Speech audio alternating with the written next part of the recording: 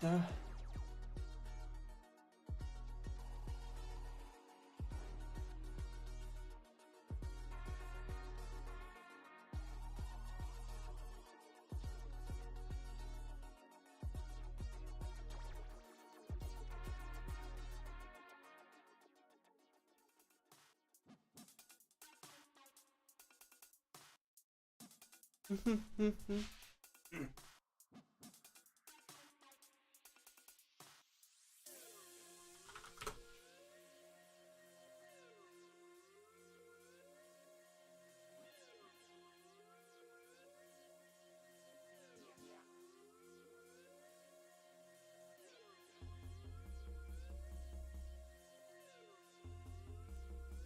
That was not supposed to open there.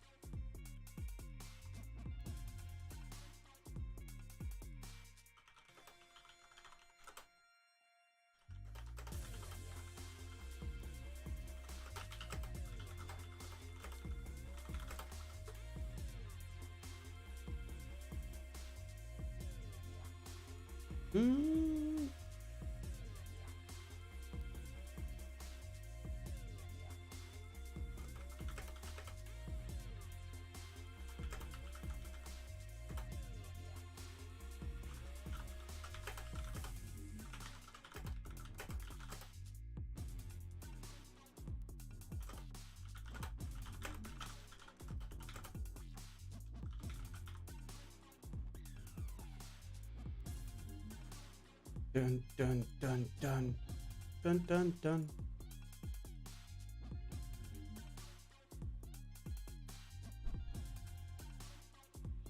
The win rate of a team during a TI, really? Which hero says the forecast calls for blood? I would assume Bloodseeker.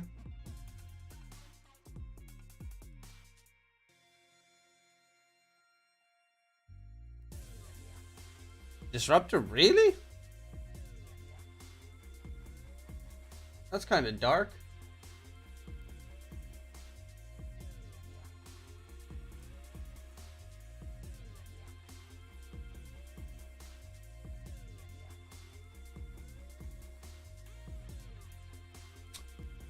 Most picked hero during TI 11. Undying?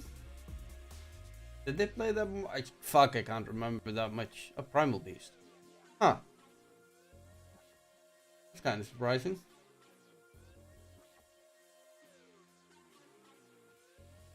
Does Faith Beyond play it a bunch or something? Probably some SynQ games. Many couriers gave their lives in line of duty of Chinese region during the last season of the DPC. Dude, these guys are just like the weirdest fucking facts.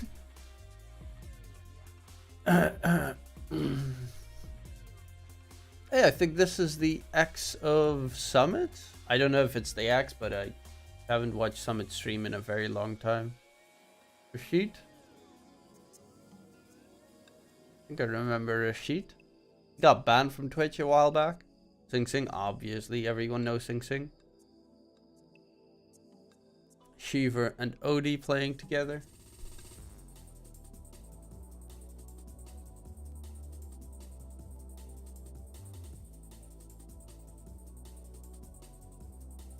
Hey, they already started with Div 2.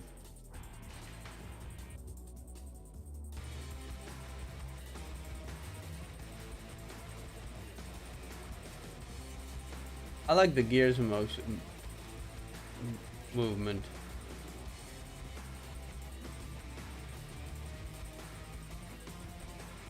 Is it like industrialism or something that's their theme? Oh, there, you delicious looking thing. I know it. I got my new bed and now I'm taking apart my old bed. I'm gonna be doing that the entire day. And also clean up underneath that bed because, oh my god, it's disgusting. Hell, I'm gonna have to clean my entire room.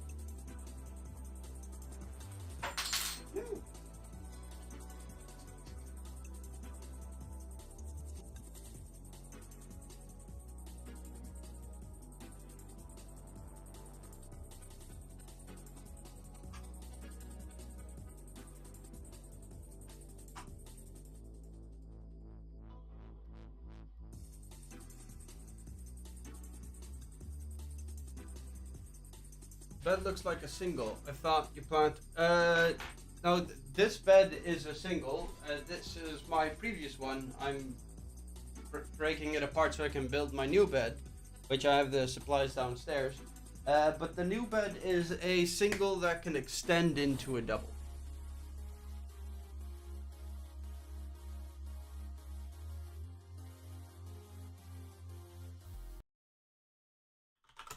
Let's see, do we have anything? I always used to watch a lot of Daily Dose. Once again, we've reached the start of a new year. Gig But before always we has say good goodbye to videos. 2022 completely, I gotta say, we got some pretty great anime, didn't we?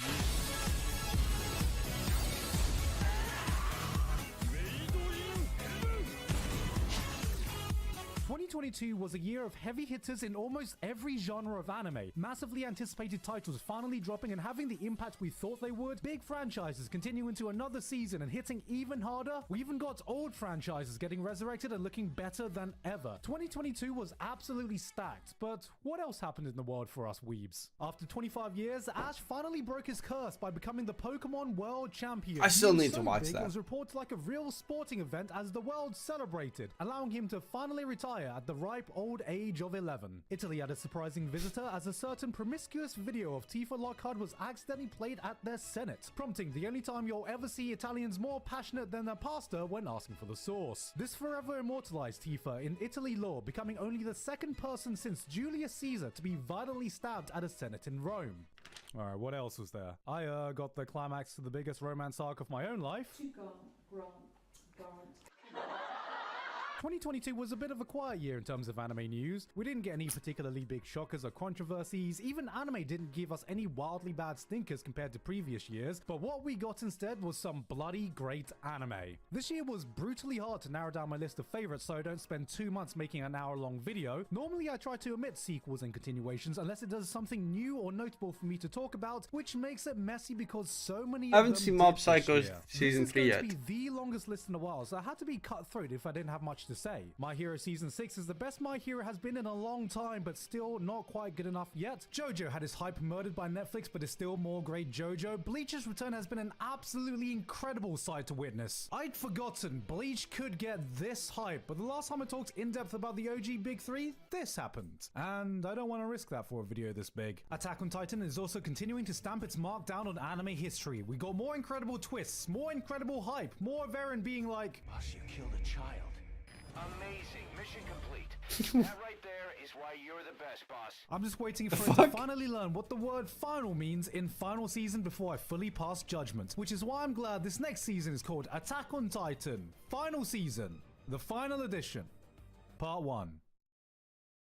Let's just get started. But before moving on to all the great shows last year, who doesn't love a good snack while watching some great anime? Well, today's sponsor has got you covered because it's Boxu. Guys, if you know anything about Japan, you know the food here is godly. And Boxu is my favorite Japanese snack box. They work with local businesses from all over the country to bring you the best Japanese snacks every single month. And as you can see, this month we're getting a super special pretty box because Sakura season is almost upon us. Yes, this month's theme is Sakura in Kyoto. I'm gonna be honest, one of the hardest parts of being sponsored by Boxu is that I have to actually wait to try out these snacks on camera instead of just opening it up and trying out straight when I receive it. Alright, let me see what looks good this month. I have not had a Sakura flavored mochi yet, so let's see what this tastes like. Ooh, that smells really good. Do not like mochi. That's pretty damn good. At I'm all. sad there's only one of those in the box. This one is the Kyoto Sable Ume. I always love the different types of biscuits they send me, and I'm excited to try this one. Ooh.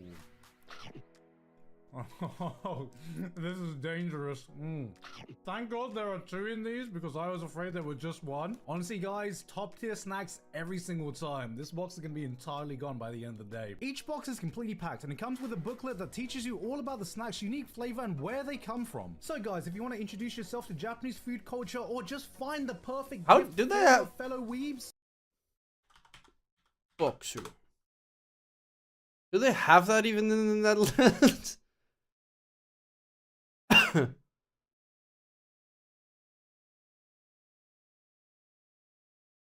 Free shipping from Japan. Really? Dude, this shit costs $46. a month. Who the fuck can just casually afford this? $50 a month. I ain't that rich. Boxu has got you covered in this. When do you watch sub versus dub? I mostly watch sub. Forget the last time watching dub. I watch sub most of the time.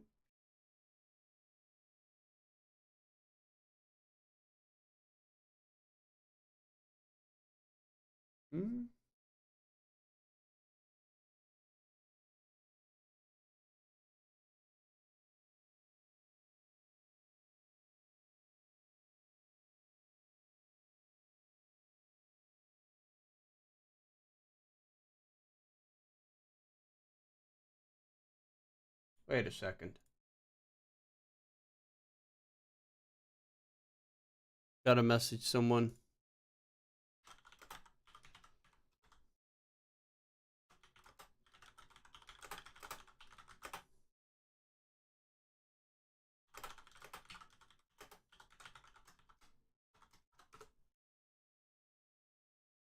This is pretty much. I watch most of the time I watch subs because mainly they have more episodes coming out at the same time. But there are some shows that I prefer watching the dub. My Hero is one of the shows that I prefer watching the dub. Konosuba, I prefer watching the dub. It's really specific to the show, and also when I watch with friends or my girlfriend, we always watch dub. She doesn't watch sub at all.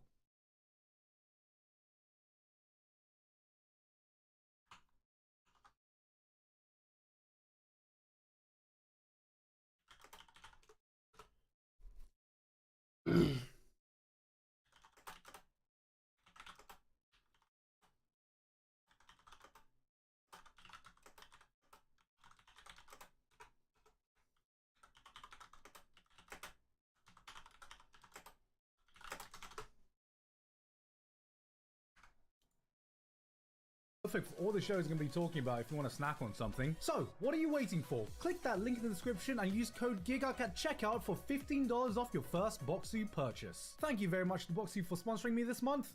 Back to the video.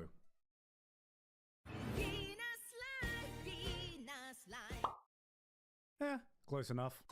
When I think about watching golf, I think golf is one of those things I love to play, but when I watch it, you'd have a better chance of waking up a coma patient. So Birdie Wing came in with the monumental task of tackling the impossible problem. How do we make golf fun to watch?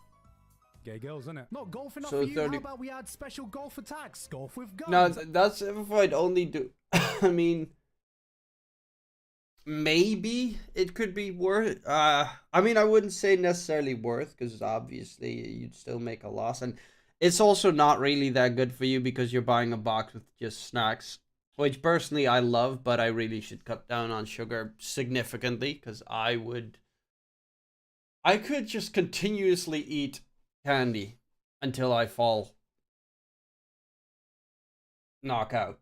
Like, I just can continue forever when it comes to candy, and I should not. An underground golf syndicate with Golf Seto Kaiba in Golf Battle City where golfers have a golf duel to the death. One moment you can be watching a girl driving a ball through a moving train, and the next a dude is being assassinated on highway via rocket launcher. Have you been there in Japan? No, I have not been to Japan. I have only been to America, a couple countries in Europe, and a couple countries in Africa in my life. It's about as anime gets, and if you're willing to give it a chance, it will golf you so hard you will be golfed into submission. This was a bloody wild ride from start to finish, and by the end of it, you'll be excitedly singing along to the catchy opening every time.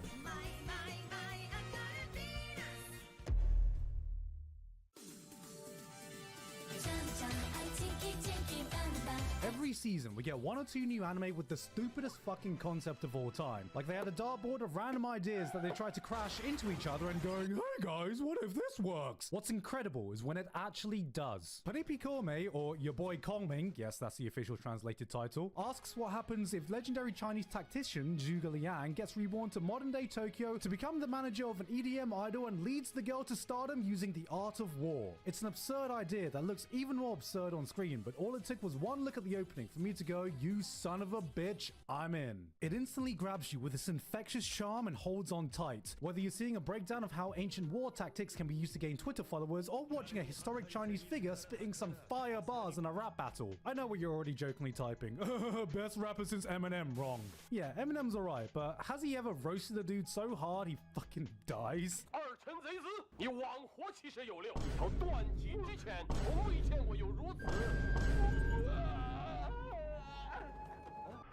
You murder with guns. Kongming murders with Emotional damage. the past. PSG, I could do this on 1 hour, on 21 hours. The bizarreness, it never forgets the beating heart behind it. Like Kongming, we're cheering for every step closer. I always every like, taste towards stardom. Giga. Her journey into music was so well done, you forget the absurdity of the premise. And that's the real heart of this show, because I can't even begin to describe the unbridled satisfaction of cheering for this girl to succeed, and by the end, seeing her move closer to achieving her dream weight. Did I just get tricked into watching an idol anime? Yeah, Keanu Reeves is cool, but have you ever sat there and asked yourself, is there anything we can possibly do to make John Wick even better?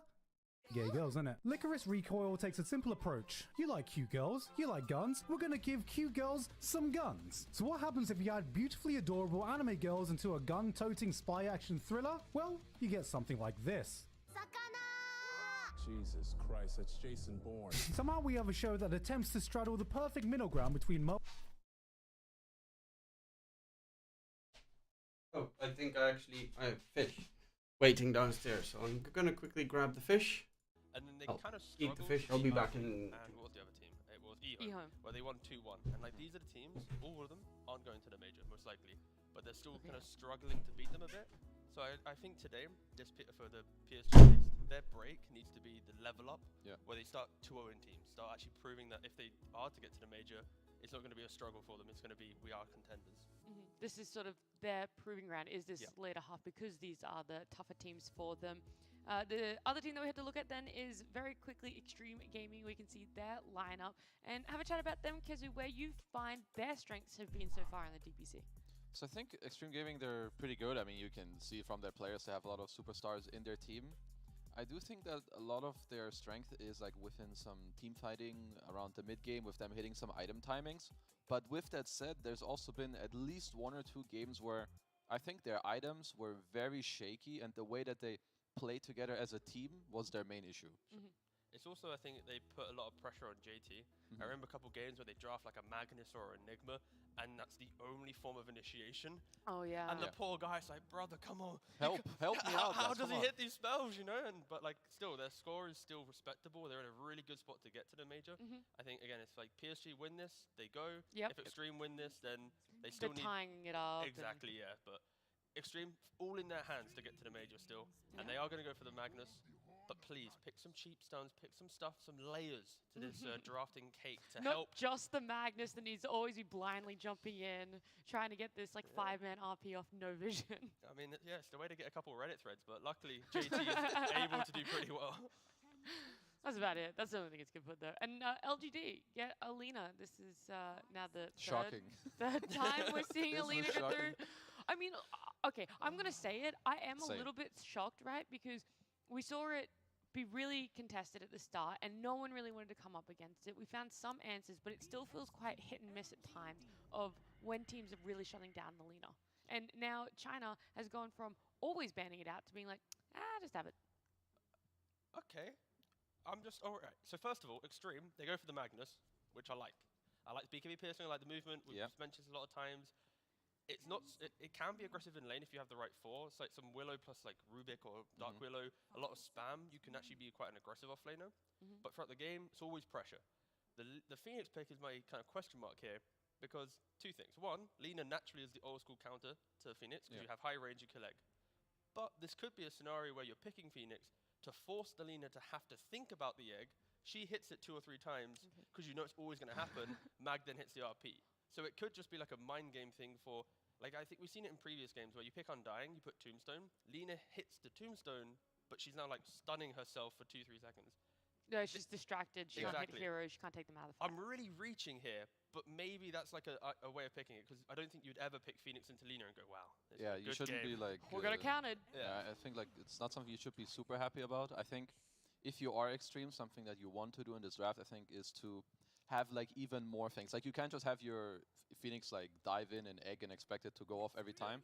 I want it to like be more, so that the Lina has to like worry about the RP, worry about the egg, maybe worry about some second phase Tiny jumping around. Yep, and for LGD, they just pick Undying. I thought their answers could have been either A, Undying, you very much double down on the lane, drop the Tombstone, or we saw some Silencer answer yesterday. I think it can always break down these Mag Phoenix lineups too, but yeah, I think LGD's first phase is very solid.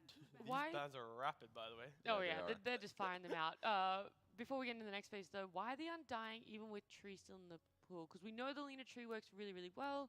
Is there just something about the Phoenix that really dissuades you? It's about the lane, like Kazu was mentioning, because Mag Strength Hero, Phoenix Strength Hero, if this is your laning combo, Mag, where you can sometimes be aggressive with your shockwave spam, you throw an Undying in there, boom, fully mitigated, and now Lina gets to enjoy her free farm. I think also like having a body against these two heroes is more nice than this Treant who's gonna hide around. And also Phoenix is generally just pretty good against Treant, so I think the adaptation of taking the zombie man over the tree is good. Okay. The zombie man over the tree? Yeah. The walking tree. You know what's so refreshing is moving from like Europe and doing some NA and then jumping back to China. It's such a reality check with like what they like to pick. Like Shaman, you don't see that in Europe or NA, anywhere in the world, but boom, in China you do. Instant Hex, again, I think these heroes that can, like the Lions, the Shamans, this stuff, it's high volatile picks, because if it goes poorly, the game's atrocious. But if you actually get to play on your own tempo, you blink Hexalina, there's literally nothing she can do here, unless there's some like Legion or something behind to really quickly purge it off. Still not too excited about Xtreme's lineup. There's a lot of things that have to go right, and team fights need to be perfect. I think PSG, the draft will play itself. You throw a Tombstone, play around it. It's like a little weight on the last 2 picks for Xtreme Gaming, whereas you already see this direction for LGD's draft. So I was going to say, I just want to say like a Beastmaster or something for PSG, something just to continue playing around, and all the quirkiness of Xtreme Gaming. It's hard to execute because they just won't ever have vision advantage, and getting the spells off, like you have to get through a layer of just stuff first. I can see the Beast. I think Beast is very annoying for Xtreme's lineup. They don't deal too well with summons. Attack speed is nice. You get the Hawk Vision as well to like see the support, see the Magnus. I wonder if they want to like just go for their mid plus support, or if they're just taking one of the just, you know, solid offlaners. Oh. I guess trying to have, I was going to say, I guess trying to have a flex in the Tusk, but a Weaver? Okay, Weaver 4. Yeah, I'm going to say, bring back the Weaver 4 with some Ags. Yeah. All this like lockdown, some RP, some Hex, it's just... Okay, first, we haven't seen a lot of support Weaver, right? But imagine... I was going to say, firstly, I think you just need to say, we haven't seen a lot of Weaver in general. We saw one yesterday. We saw one yesterday. But it was carry. And it was carry, yeah. I'm just trying to so combine... completely different sort of idea for a pose for Weaver. Potentially. I'm just combining my like PTSD of heroes, right? So back in the day, Weaver Ags, you have like flashbacks of like, we didn't kill him, he got the time lapse off, you know? And nowadays it's, Lina attack speed. Now combine the two, that could be something. I don't know if I like it or not, but if it is maybe the combo is, you put so much shit on them that they have to attack anything that's not a hero. Yeah. You have to attack the Tombstone, the Swarm. I mean, I can see, like that Phoenix, the supports aren't that good against Weaver. But, I mean, for me, it's a pick that I feel like I can't analyze too much because I don't really understand why they went for it in this specific case. I mean, we'll see. Once they pick up the players, pick up the heroes, then I think it'll make more sense. Yeah. There could also just be the argument that it's a Weaver carry. You put the Lina mid, and then they're going to play out a draft from there. Could be true. But maybe that's the beauty of it, because you could have Weaver 4 Tusk mid Lina carry, or Lina mid Weaver carry Tusk 4. Yeah, you pick up those heroes, shuffle all the possibilities. Talking about mind games, you know? You're just like, oh, where's it going? You'll never know. Yeah, on the flip side, Xtreme's like, all right, well, I don't care what you're doing here. Yeah. We're just We're going gonna to stick in our heroes. lane. But they are. We mentioned JT. He has to be the initiator. It's kind of the situation here as well. Like Morphling with items can body and like open up the engagement, but there isn't that like tiny or spirit hero right now that just gives a little bit of help to give the RP, and that makes it even harder. So if Mag can't initiate, Phoenix can't egg. If Phoenix can't egg, Shaman can't instant hex. So the layers of Xtreme's draft right now aren't really syncing up. They need that hero to tie it together right now, and that's where the chaos of PSG is going to look pretty nice. I thought that Lina was the quote-unquote counter to Morphling. That's how I first saw the hero like pop up into the meta in pubs and also in some comp games where people were like, oh yeah, Lina is really good against Morph. You have Burst, you buy a Maelstrom, so you mainly rely on magical damage against this high armor, low HP hero. So I'm a bit surprised that they did pick Morph, at least from the understanding of what I have in terms of heroes. But it is very good against all the other heroes that they see. LGD taking their time here, thinking about what they want for their last pick. They always have to reveal their lanes a lot earlier than Xtreme, and it's a Dragon Knight. Dragon Man. Ambiguity is PSG's name with this draft. I think at least 4 of their heroes could actually go in 3 different lanes. The only hero that knows where he's going is the Undying, so that's cool. But again, for Xtreme, PSG, they ban out the Ember, they ban out the Bat. Trying to think about what other mid laners that they picked up. Does Paparazzi play Timbersaw? I'm not in DPC. I'm pretty sure he's maybe played it a couple times, but it's not one of his top 10, 15. And they just go for the Furin, sure. Yeah, right. Yeah, I was wondering if the Dragon Knight was also a dissuading pick for any other sort of pokey heroes for them, but Paparazzi is going to be on the Nature's Prophet there. We have our final lineups. Do you like the layers of Xtreme Gaming's lineup now, T, or are you still very worried about who's going to be initiating in these team fights? Their initiation comes through creeps hitting towers to give vision where they have to defend. It's not a stereotypical way of initiating, so I think their type of draft is the one that the game goes 30, 40 minutes, it gets chaotic, they're splitting the map, then they're hitting. That's what they thrive off of. Yeah, like they thrive on the big stuff, but PSG, it's just nice. It's like strong lanes, aggressive, Lina, should go well. Strong lanes, aggressive Lina. Yeah. Lina's the point in itself. Okay, I kind of believe in Xtreme's lineup. I don't know what it is, but I think there's something about this early tempo against the Lina. Hopefully they can help JT to make it a bit easier, but I believe in the Morph plus tempo for them to take this game. All right, I like that you guys are split here already on game number 1 between Xtreme and LGD. Let's see where our casters are sitting with these two lineups. It's going to be Fogged and Lyrical. Thank you, thank you, thank you. We're ready for it. A big game coming up. LGD facing off Xtreme, Fogged. Both of these teams trying to play in contention to get into that last major spot. And I think a little bit more pressure on Xtreme here, considering they have that one extra loss under their belt. And eHome could maybe come up from behind and take them. But what do you think about the drafts? You saw the Lina come out again, obviously. Yeah, Kezu doesn't believe in it. What the heck? I don't know. I love crazy. this pick. I mean, I love the pick. I like their draft. I think they actually tried to get in the heads of Xtreme a little bit with this Weaver pick, just being like, yeah, we're going to kind of make this core, but we're picking it into Shaman, so it's not really the best game for it. So they swap it up, they make it a support, and their draft looks clean. I think it counters the Morphling. The Egg is probably never going to go off. They have these frontliners that are really annoying, be it the DK, the Tusk, and the Undying, to soak pressure.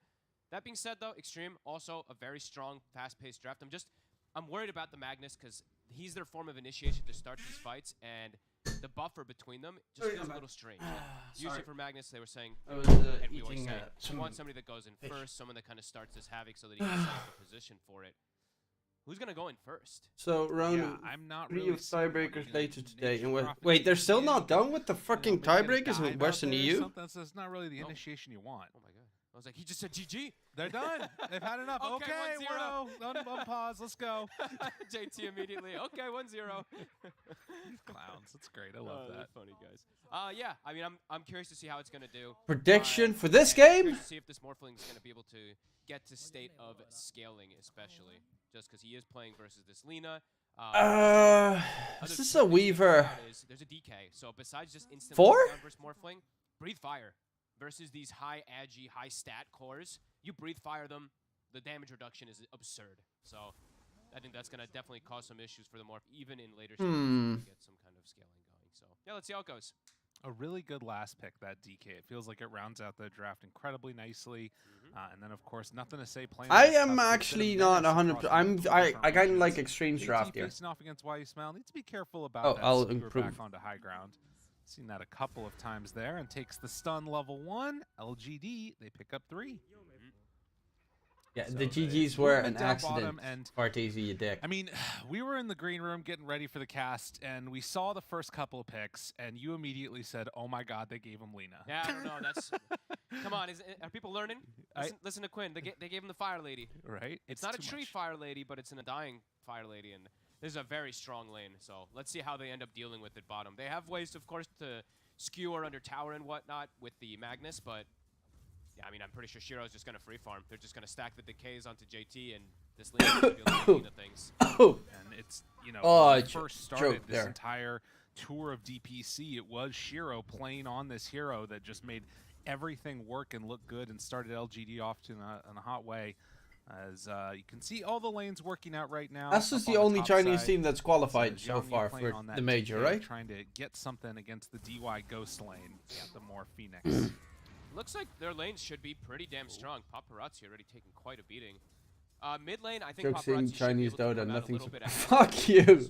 I love Chinese Dota. Versus Tusk, but I think the Tusk will still be able to farm pretty decent. I think nothing to say won't be too. I don't know what my pressured by it, favorite but I think the region key would for be, Xtreme but I is think I've making watched sure the most Paparazzi of does Chinese have a good Dota. time so that he can make early rotations and try to pressure this Lena. Yeah, and I wonder if that might even mean bringing in a couple of heroes to shut down that bottle from the Tusk. You have this Weaver playing position 4. I wouldn't hate if LGD rotated Planet in to try and contest a little bit. You know, make sure that Nothing to Say can get those runes and maybe have a bit of a better time. Yeah, I mean, they have kill threat. That's the one scary thing. NP, overall, the 1v1 matchup should win the lane, but if Paparazzi's not cautious... So from 6 p.m. bring an CT, extra hero the in, third snowball round of shards, Western strap, EU and he tiebreaks actually will can't take just go down. place. That's Well, actually kind of nuts. Paparazzi shouldn't really have a kill threat onto Nothing to Say at all. So it's a 3-way tiebreaker, and they constantly keep Very beating low. Did each stick other. around the full duration to make sure Cyber that he was Cats able to versus get that Hydra. D-ward. So placing that sentry back in I the sneaky spot in the trees. So I'm actually keep baffled right-click that him while he's Hydra going for is Sakuchis. playing. Yeah, I like it. Very nicely done. DY trying to get this pull off. Because Hydra, I think, had... Gonna let him, though. That one creep, maybe? 1 or 2? Planet's gonna be there to catch it.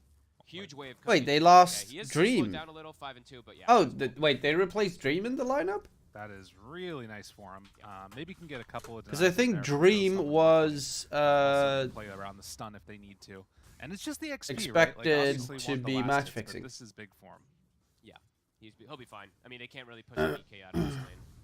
Or is Planet, if he's not careful, could die just Kami with Dream sentry or something like that. But I think as the levels come out for the Weaver, this lane does get better and better. Oh yeah, it is Kami. Trading with DY. Okay, well, that's kind of weird. The nerf onto Sakuchi a couple patches I like ago, Cybercat's draft, there. I It gets think. brought down to nothing. Has to bring I mean, out actually, I Southwards. like Hydra's draft more. I mean, that was one of the main reasons we saw This less is of Chinese this DPC, yes. Paparazzi down DPC, low yes, mid. Ernest. We'll just TP back home. He can't actually even pressure the Tusk. I thought he would maybe be ahead a little bit. It's not happening. Tusk just too strong of this mid laner.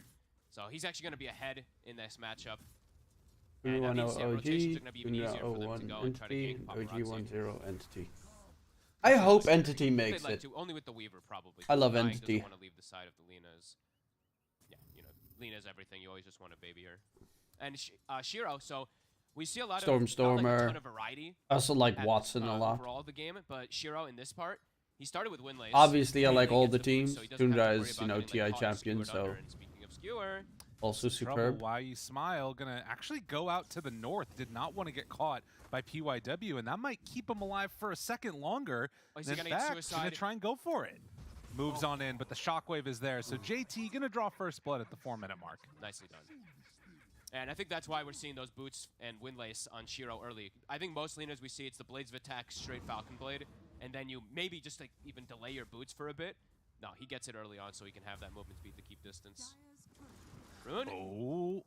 Oh, Paparazzi. Ooh. He actually canceled the right click to deny. Yeah. Oopsie. I'm gonna wipe the floor with OG in both Very series. happy boy.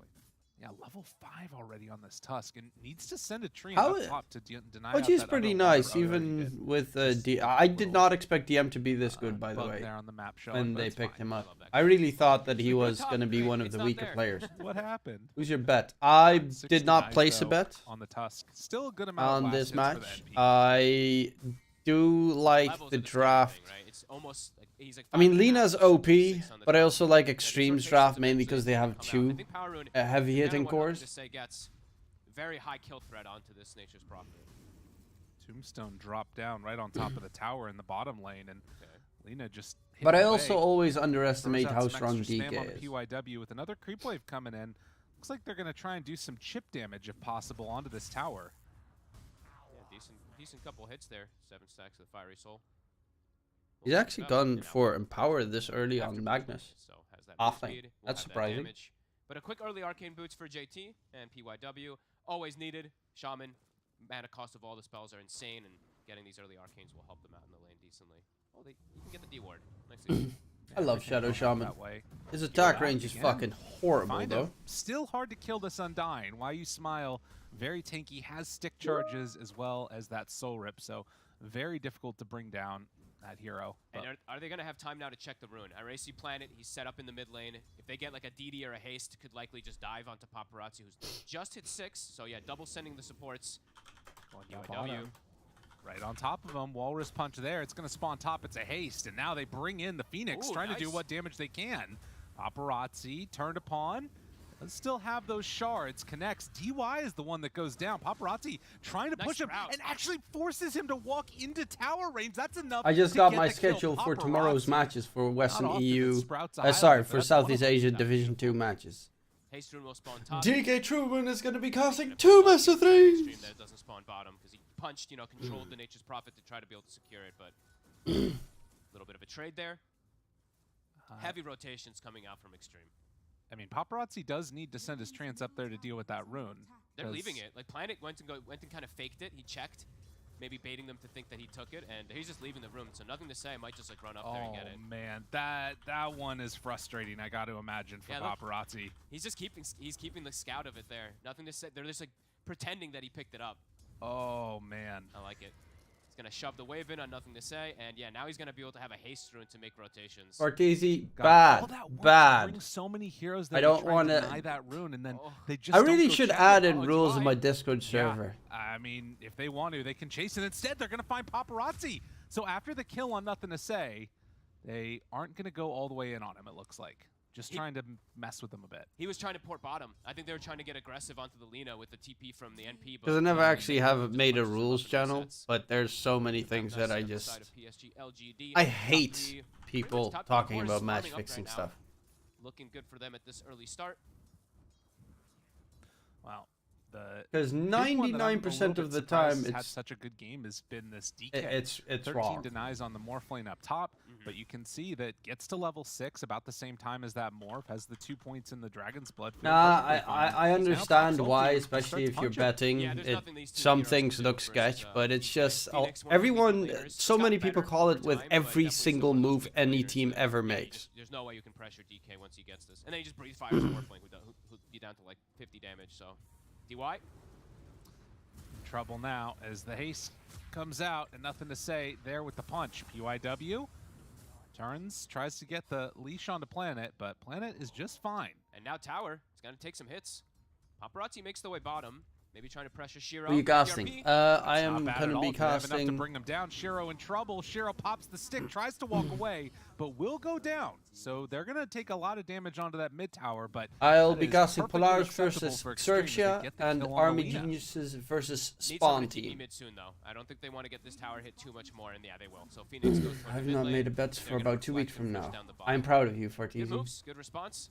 I'm proud of you. Well played.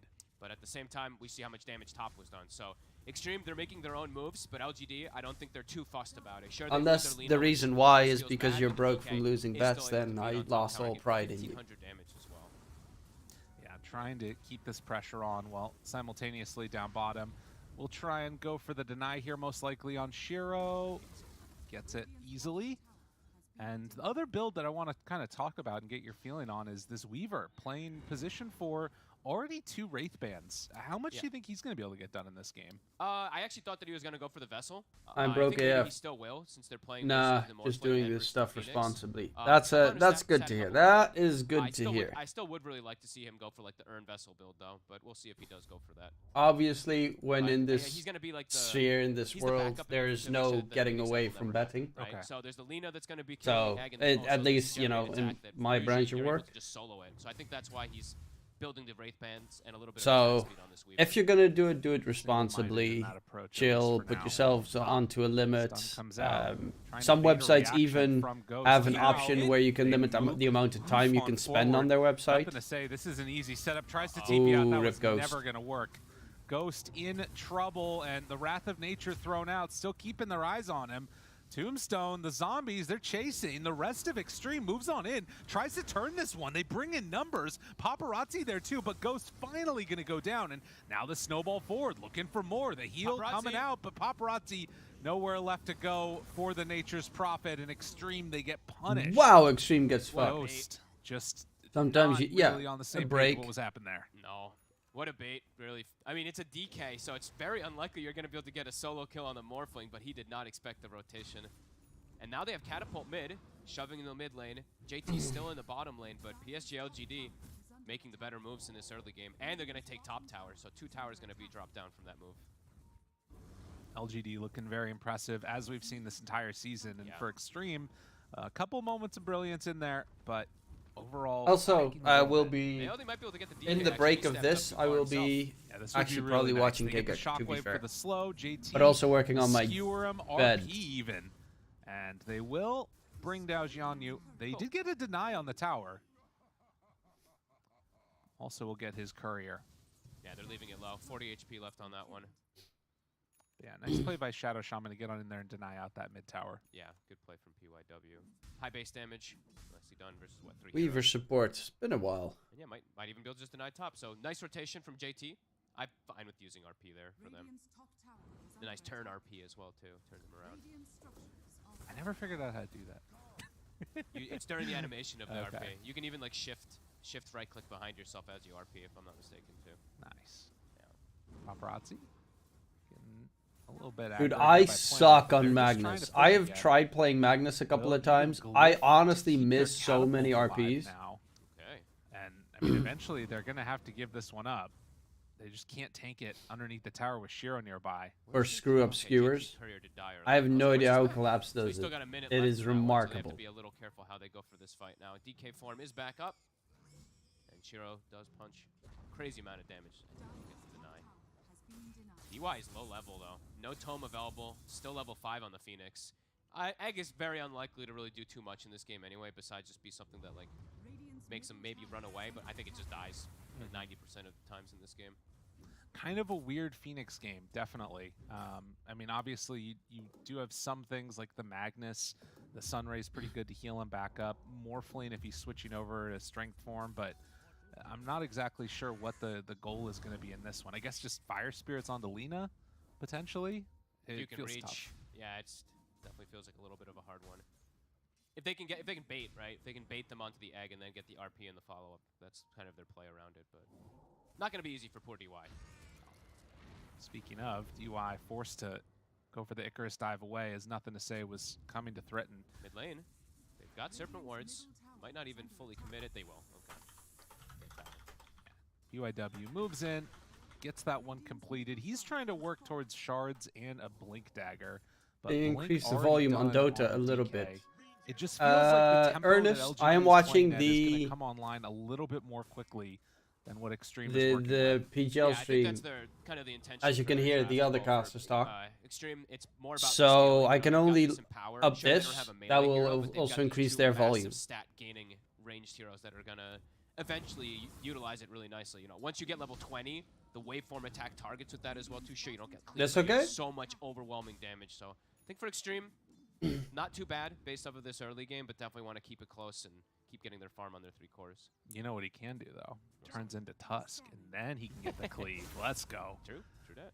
All right. Lockdown. Nicely done there. Able to catch him right as he was coming out of the time lapse, but Planet will not. That Weaver take is enough very damage tanky to because really of the be double under Wraith threat. Band. He is and the level boots. 8 on this Weaver. Yeah. He's bluffing a little bit there, right? Yeah. So he's like kind of pretending like he had a little bit more backup. JT doesn't want to throw an RP onto this Weaver who's gone all stats. He's actually not going to be going for Vessel, so looks like he's getting a little bit more control to be able to get this Morphling. He's going for an Atos himself, and PYW. Oh. Chased after, but they have him. JT, RP only connects onto one. They do get the Weaver. Nothing to say. Now going to be chased down a bit. Trying to get in range for the Sprout there. But PYW actually dies to Why You Smile. He just comes from above and gets a big decay with Tombstone. Doesn't mean they'll lose the Tombstone. That's an RP used for just the Weaver. Nothing to say, gets out scot-free. And as we've seen in a lot of games out of this region, you know, not actually a super high Weaver skill support score, for with a mech could work. But guarding Greaves is kind of what everyone wants to build these days. Now, and it's going to come down to some of these later fights, it looks like. And of course, positioning. Yeah, absolutely. I love that. I actually really like the Lincolns. This is the old school build on the Morphling. What he's playing up against, right? He's not really playing versus any of these silences. It's a DK as their stun and the very few actual targeted spells until way later on. So no Nutella pancakes. Oh, Nutella. So like those thin ones, crepes. Sure, they or just normal pancakes. I mean, crepes are really fucking hard to make on your own. I've tried it once. It really sucks because you have to have like an even spreader. Yeah, you usually don't want to get too close to the Morph. But just in general, pancakes. Just pancakes are delicious. The cleave, which is really dangerous. Just imagine the horror. So easy to make. It's so delicious. 7-6. But it also makes such a mess of your kitchen. PSG.LGD. I think Xtreme is pretty okay with this so far. Paparazzi, I believe he has Glide crepes are so good. They actually can take you go like to a fair or to that's maybe gonna be annoying for to say. However, he does have BKB. Like amusement park or some shit, and they got crepes. Oh, always delicious. Oh, paparazzi gets this area. They find paparazzi. He thought about TPing back, but decided not to, and that is gonna be a heavy punish. That ward. Finding that pick off is pretty clutch. He placed that ward about a minute before that too, on the side of Why You Smile. He literally just like walked in there and put it down. So good coverage to watch the. Bye, Papa. Bye, Papa. They have a couple of them on this side of the map. I love you, Papa. Given so much vision. That's a big kill. Shiro, that might be able to give him the blanket to finish his BKB on the Lina now. Who do you think will win? I think that what happened there too. I was expecting Xtreme to do a little bit better and so like annoy Shiro, but considering the Lina's this farmed already, I think it's going to be LGD. Just walk and farm instead. I thought that the harassment would be stronger on This is what they Lina. wanted to do just previously. Yeah, LGD, it's time to split up a little bit. They might lose on you for this though. He's playing pretty far up as this DK. Blink out. Oh, to dodge the Gleipnir. But they still are going to be able to commit for him. The rest of PSG.LGD, though, instantly bail out. DY catches sight. Icarus dive, tries to keep on him, and there it is. The RP connection, and they will bring down that DK. So they get the counter kill. Is a little bit better, but look at this. LGD wanting to make a pretty crisp move right here. They've got Tombstone and Flesh Golem with the bugs. This will die pretty fast. Tag team there. Yeah, this is gone. It's gone.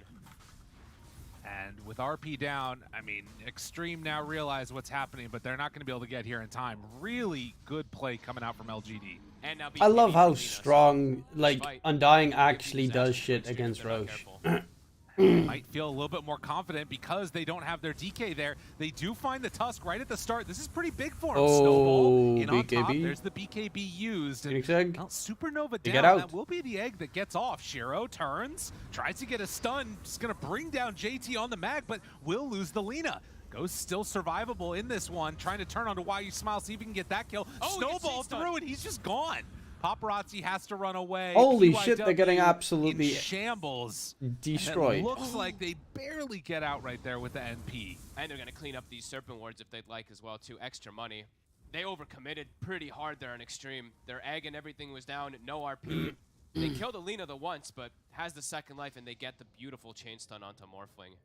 Right through the Lincolns. Yeah, getting a little bit greedy with the decision to try and go in for the next round.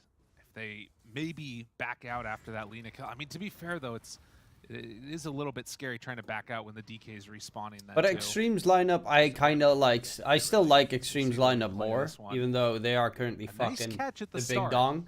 The main reason why is because they have the global presence with the Nage Prophet, so they can't split push consistently. They're gonna find Alina though. This is real big. Wait, oh what? my God, Shiro's just in no man's land. All right. Derp Shiro.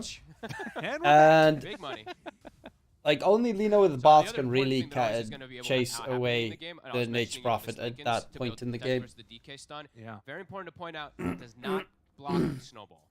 So that's always one of the big things. Plus, big fat RP is always fun. So it does have to be very careful of how he's positioning to nothing to say. I love Shiro, though. You doing that on your Both side? Shiros, Cisco and Dota. He's gliding on my screen.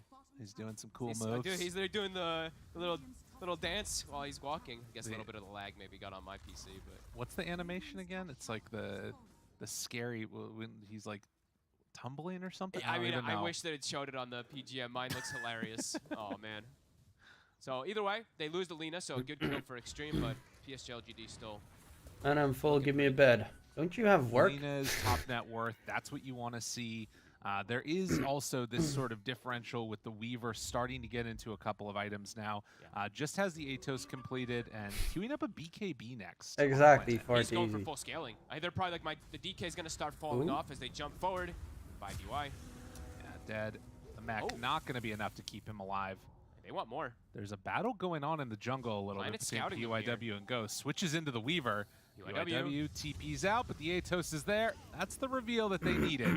And they will find a kill here on the PYW. So both supports going down for Xtreme. Yeah, you know, I'm a huge fan of the way the Planet's playing this. Rather than going for Atos or anything. He's 5-1 and 5, and yeah, their DK, you know, Shanyu keeps getting... Rather going for Atos or anything, he went for Atos. His scaling is going to slow down. He's just going to be initiator, so they want this third core, and it's going to be the Weaver. So I actually really like that. And now kicking up pace, I think they have Dragon Scale, right? Yeah, Dragon Scale Tower is going to get burnt down quick. And Tier 2 already gone. And the counterplay that was trying to be made by Paparazzi on the other side of the map is just not going to be quick enough. Sending some treants at it will do like a little bit of chip damage, but nothing to write home about. No. But BKB is soon online. There is obviously still going to be the Walrus Punch, which is hard to deal with, but at least some extra survivability against these other stuns. Yeah, he needs it. Even if they still can just go right through it if they collapse onto him. So the DK stun might be a little hard for him to avoid if he's not quick. Ags on. Take advantage of any of this downtime from PSG.LGD. Wait, let me think. Ags on Morphling. The map control, the rotations constant. I guess you'd still. I mean, playing this really clean. They're sending Planet to the top lane. They're like, okay, bottom lane, the tier 2 is getting pushed. We don't want Shiro caught in side lanes anymore because, you know, we saw him get caught in top. So let that Weaver do the side lane business. Did you steal Tusk? Shiro take then? the safe farm. Because you don't really want to steal. I mean, you steal the stats from Lina, which is pretty good. You do send in just like but you steal supports to a side lane. Spell amplification. The Weaver with this Atos can now probably kill them. Yeah, he's which is kind of super shitty. Supports, especially JT. Considering it's an Intero. Be careful. He reveals the smoke, at least with the shockwave. LGD, they're just pushing right forward for someone.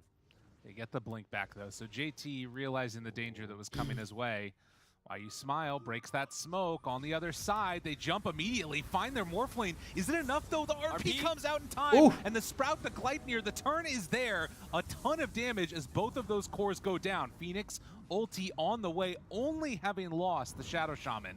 And Shiro just going to that's a big one. 2 cores up, down, but of course Shiro's still alive. Is JT, big. What a boss. Super ready for that move. Like, instantly gets that RP onto the Tusk. No BKB able to be used from nothing to say. Great control. Good read of the map. Yeah, it was hiding just behind that tree, and they made a point of showing PYW. I love that there. They used the Manta, Lincoln, Scotty walks next. In, uses Soul Rip to Tiro break also Lincoln going so Scotty. Both of them, of course, want healing reduction. Way too quick. He was almost instant with this RP, the way he was able to get the setup. Great 4-staff play. Yeah, very well played. DY there with the heals after, so Ghost was going to be fine no matter what it felt like. And as soon as that comes down, everybody else just has to run away. Oh my god, JT. He is the most expressive player. Up top, why? Find him. There's the BKB, and Paparazzi TP's out. So, yeah, they kind of a lot of BKB to get the Undying kill. Yeah, I mean, at this point, I think it's pretty okay because they don't want to take a full team fight. Their egg is down, their RP's down, so getting this pick off with it is pretty nice. Got to be careful. Look at that planet net worth on the Weaver. What the frick? Good aggressive move gets them to a pretty okay Going for spot. BKB. He's This is building just the a AC as well straight too, up so core trying to Weaver protect at this as well as stage. physical. Good for Paparazzi. I mean, these solo kills matter so much. You get so much gold out of them. 450 even for an undying. That's crazy. Yeah. So much gold. Well, Shiro and the rest of LGD gonna head up to the top Radiant or Dire jungle and try and take over this area while Planet's pushing out the lane. I mean, RP is gonna be back up, so is the egg, but they're trying to get this surround. They know the BKB's down on Paparazzi, so if they find him, he's just very likely dead. They are gonna take over this outpost. The And big jump is there. They find one already gone. DY stunned, and now the rest of the cores are going to try and TP out. JT, the bugs get on him. Atos. Oh my god. Planet was right there. So close. So close. But they do manage to escape. Yeah, big plays. PSG.LGD just swing in, just JT. full aggression. Okay, Poor cancel TP. Poor PYW just gets one-shotted from the Tusk. We'll be seeing that a lot, of course, from this. If they get any vision of the supports, they're likely just dead. And still BKB, is it back up for NP? Okay, it is back up. Okay, They have Shiro great is vision going, of I this guess, for ward. It's a Silver sneaky Edge. one. It sees the two cores. GD, they're already going for this surround. They have a ward themselves, though, so they see Shiro. I did start watching an anime. They recognize that danger. Nice. Also, Xtreme, this after season, taking that let's tier see. 2 tower bottom, have access to the outpost, but both of them held by LGD. Yeah, they had it for, what, I think they had the possession of it for like 10 seconds or 20 seconds. The reincarnation of the strongest exorcist. Even though I think I've read the manga.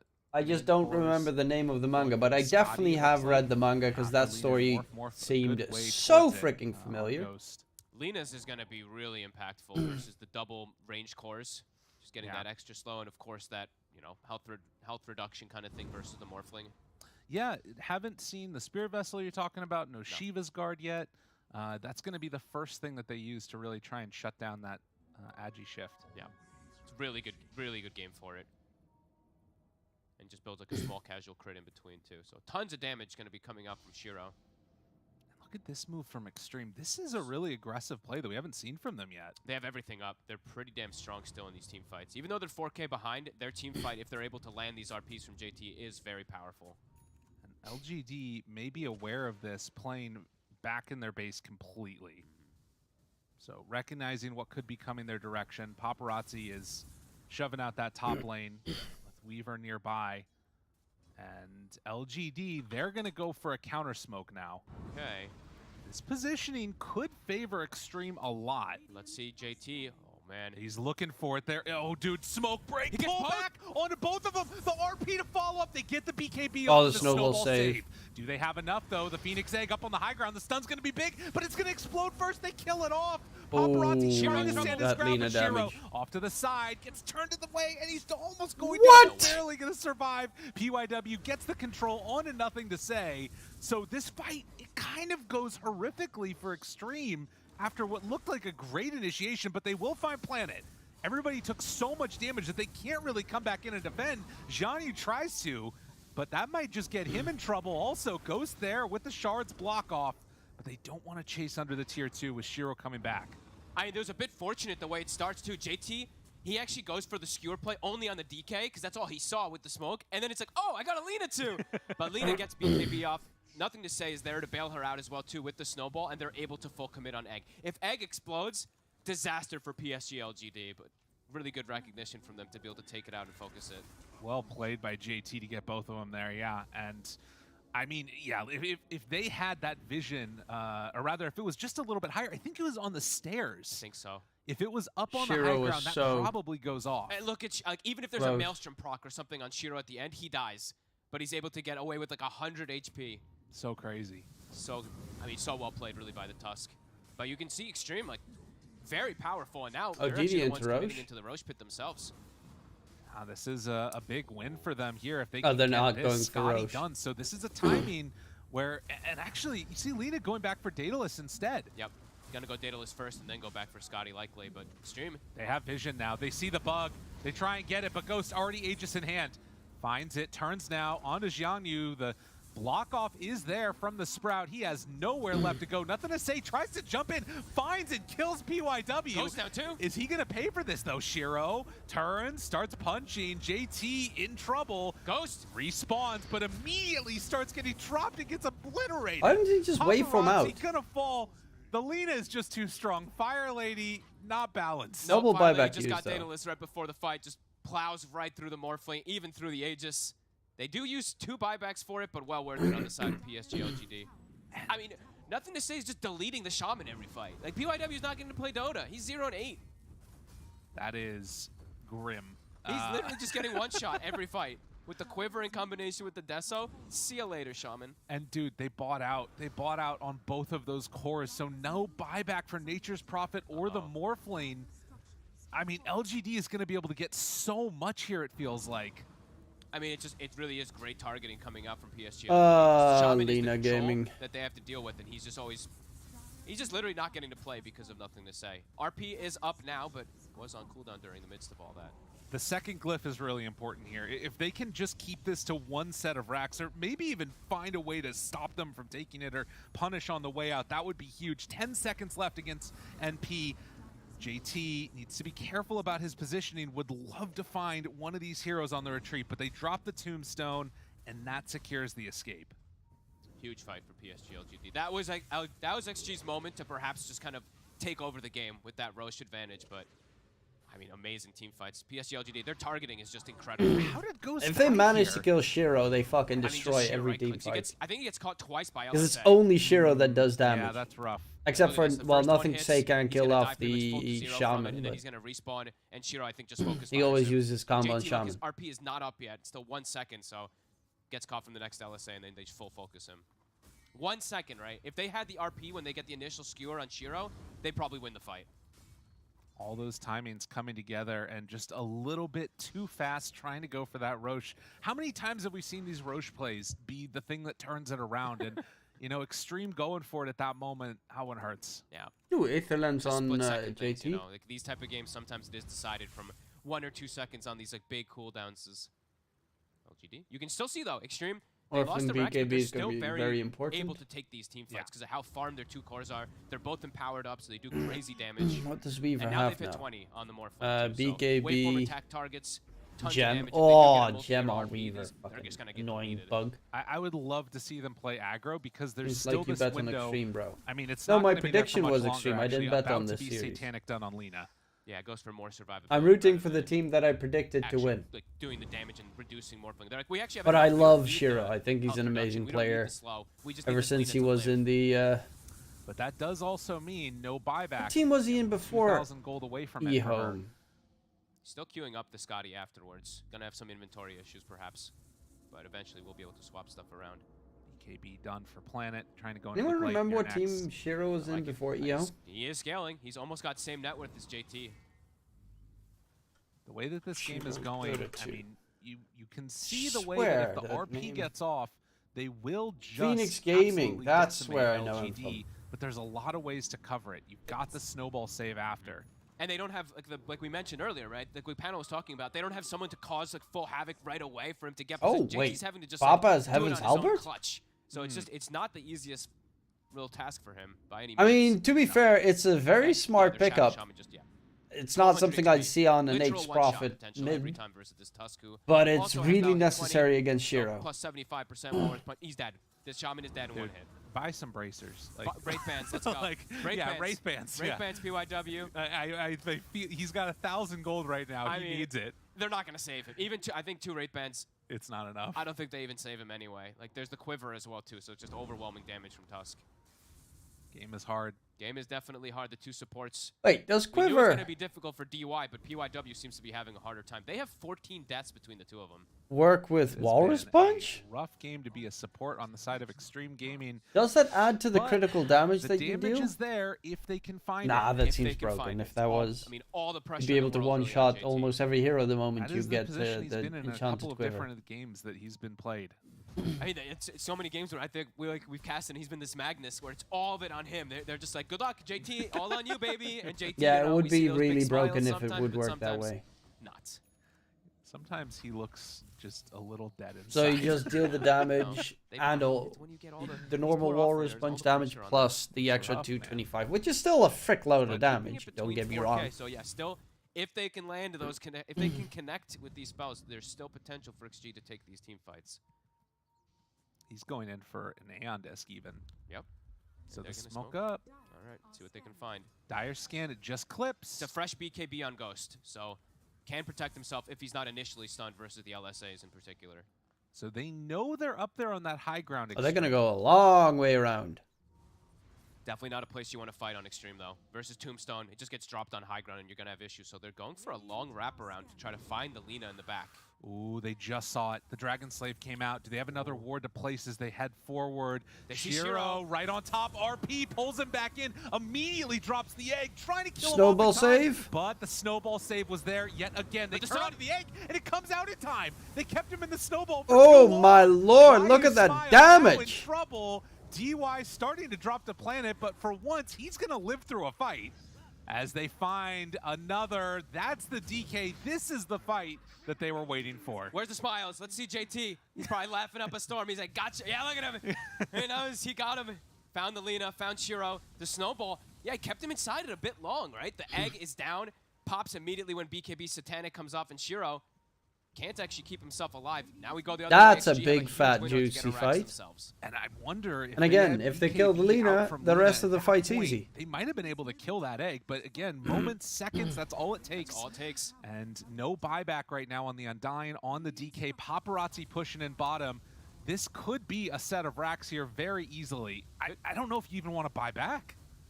I don't think so. They don't have enough buybacks. They can only buy back the two. Holy shit, that damage.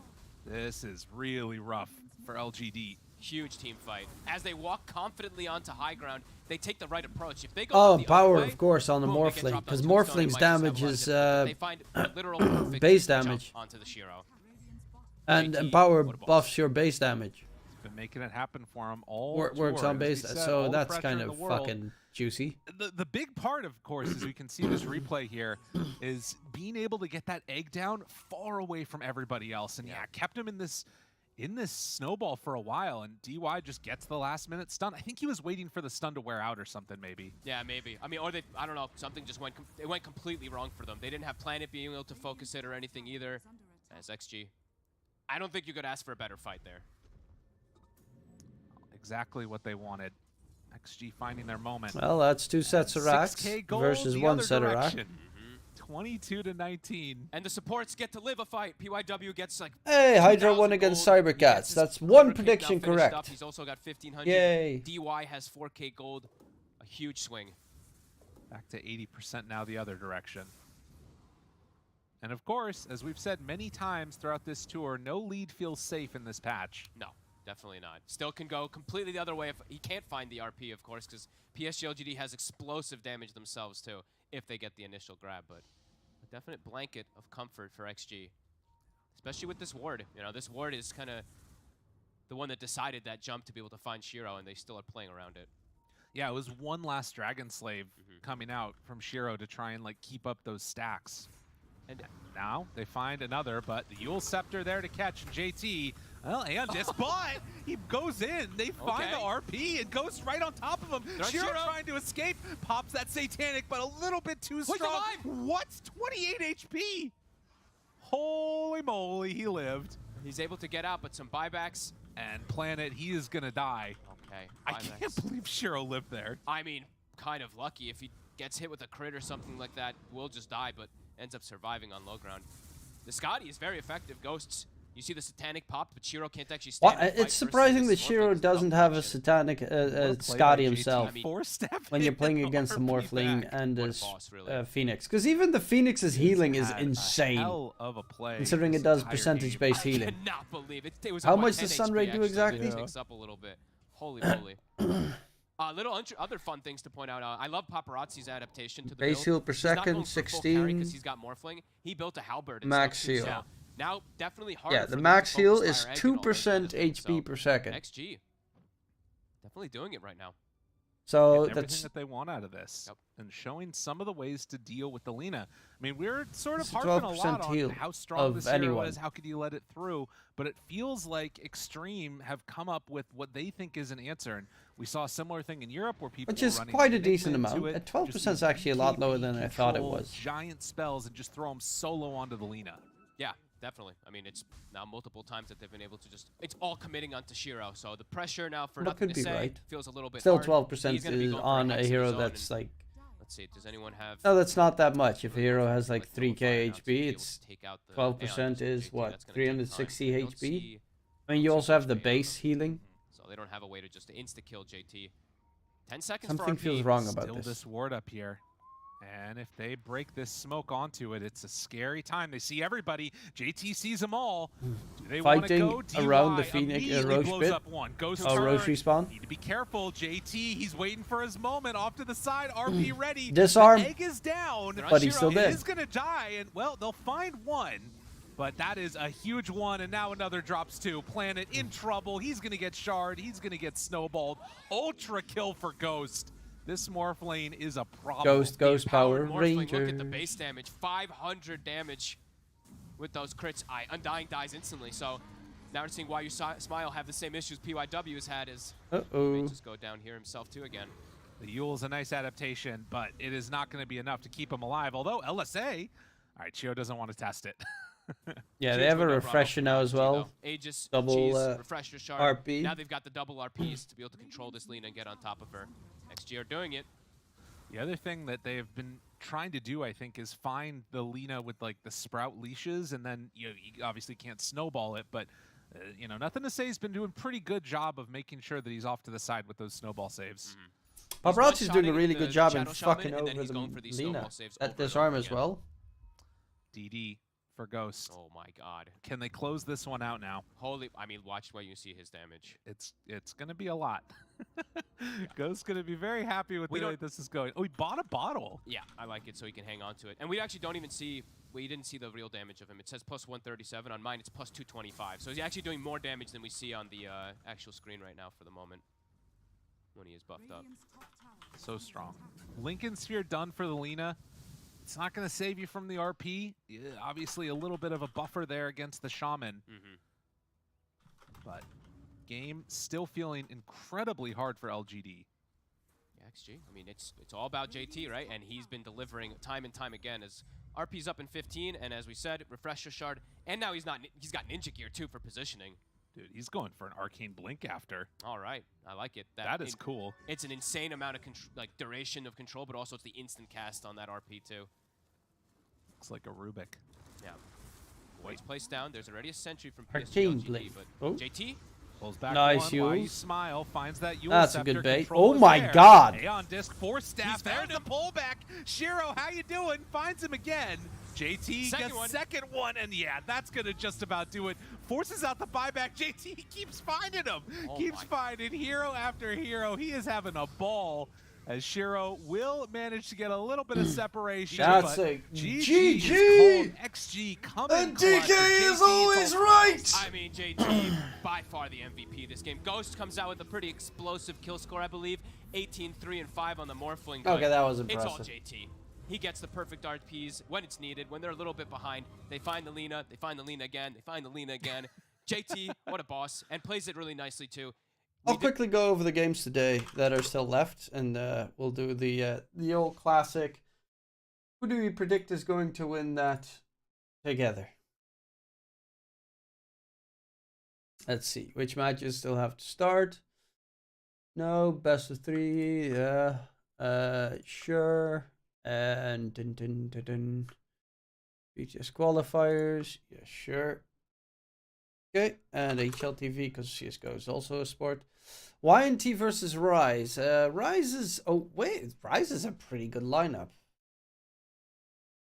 I like Rise's lineup more than I like their opponents. I mean, Dino's good, Dojin's good, Blizzy's good, Arrow isn't... Wasn't Arrow a mid? Oh well. Black Archangel. They're also not bad, but I'm going to go with Rise on this one.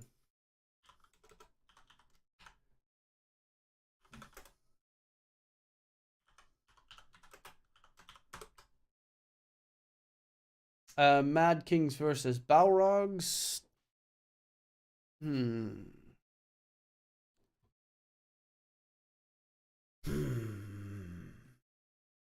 I always was a fan of Mad Kings because RM always had very wild strats.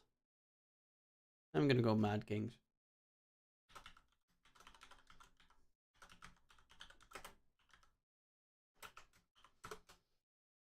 Ravens versus Infamous. Ravens, I thought they just kicked Dad from the team. If I'm not mistaken, they just kicked Dad from the team. I saw a post like yesterday.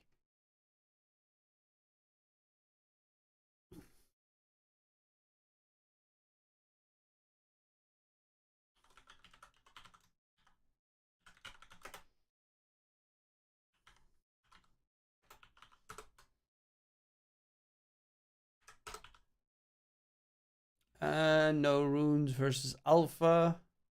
Alpha was a severe disappointment this season.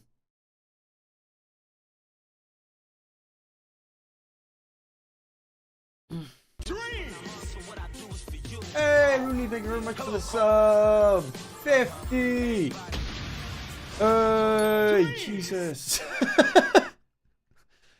50, that is 4 years and 2 months. We've known each other for so long.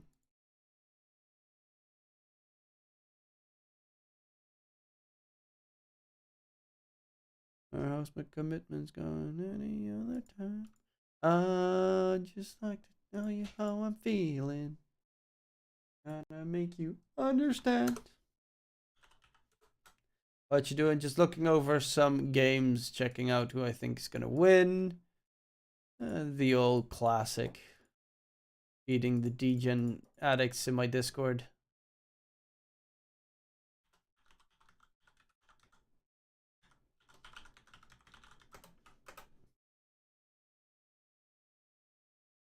I like prospects. 2.23 odds. 1 unit. And fours versus tricked. Tricked don't have a new lineup, right? Iceberg. Lucky's still pretty good. Fours is pretty nice, though. They have replaced most of their lineup. They probably will still take that one.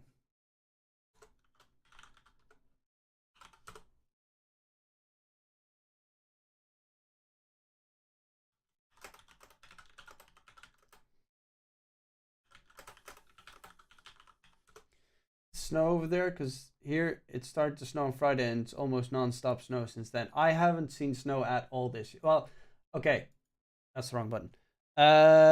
That's not necessarily true. My place has no snow, but the place where my girlfriend lives, which is about an hour and a half with the train down south, actually was completely filled with snow recently. And it was hilarious because I was like, I went to school because my school's also there. And I was just in the morning, I took the bike to the train station and then I was in the train and then I stepped out in Eindhoven and I looked around and I was like, where the fuck did all this snow come from? We haven't seen anything. And I was like, this freaking big pack of snow an hour away from me. A slice of life and hardcore action. You have a dark terrorist plotline where the stakes are high. People are getting murdered. There are intense gunfights straight out of a Max Payne game. And then we cut to a scene where the girls are like,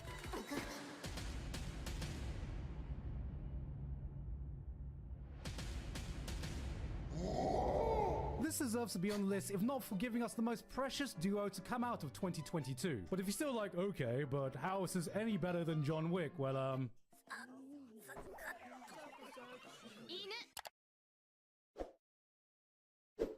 yeah. If I need your body, I'll fucking...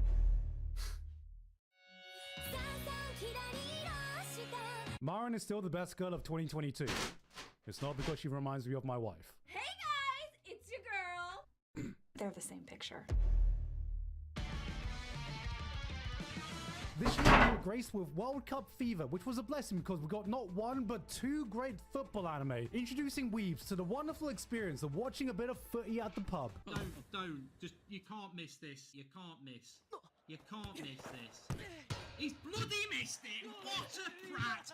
What a prat! Aowashi was probably the most overlooked sports anime this year. Production IG just kill it every freaking time they do a sports show, and this was no exception. Showcasing the high quality they've done before with Haikyuu and Kuroko and bringing that hype to football. Then Blue Lock came along and went, pfft. Look at this baby shit now. This is real football. None of that friendship bullshit. We're doing a football battle royale where the entire point is being selfish and egotistical. This broke every cardinal rule previous sports anime had set up and was some of the most fun I had all year. But you know what was more anime than both You these should see anime my this Instagram year? story. That's big The on World Sunday, Cup and I went itself, on a bit of baby. hiking. But Upset since after then, upset. I We believe had the that hype. We they had are the snow drama. We doubled. had one of the greatest World Cup finals of all time. Messi securing his status as the absolute GOAT. Mbappe carrying France. Boeing 747 carrying Belgium and Germany. England being... Harry Kane penalty is inevitable. He scores 100 times out of 100. England. Japan keeping the ball 1 millimeter in play to score the winning goal against Spain. Just what the hell were the script writers Yeah, that's thinking? Giga. Yeah, this was actually the best sports anime of the year. Fuck these other two. There is no passion, there is no vision, there is no aggression in this football club. Stellar action, compelling plot lines, interesting characters, all reasons we watch the anime we do. But I ask you, can a show be worth watching solely for vibes? Fuck, Yes. I forgot what I was doing, but it's looking up your Anyone Instagram. who's ever been a night owl in their lives. I'm talking to you. Yes, you. Come on. Actually, no, I can't open Instagram. Can I open Instagram on my phone?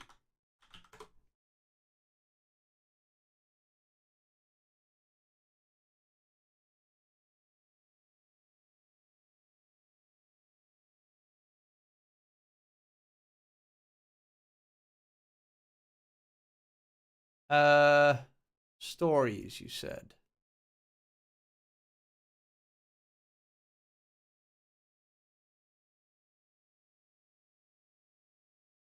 Didn't it was the first one? Am I that blind? Oh, there.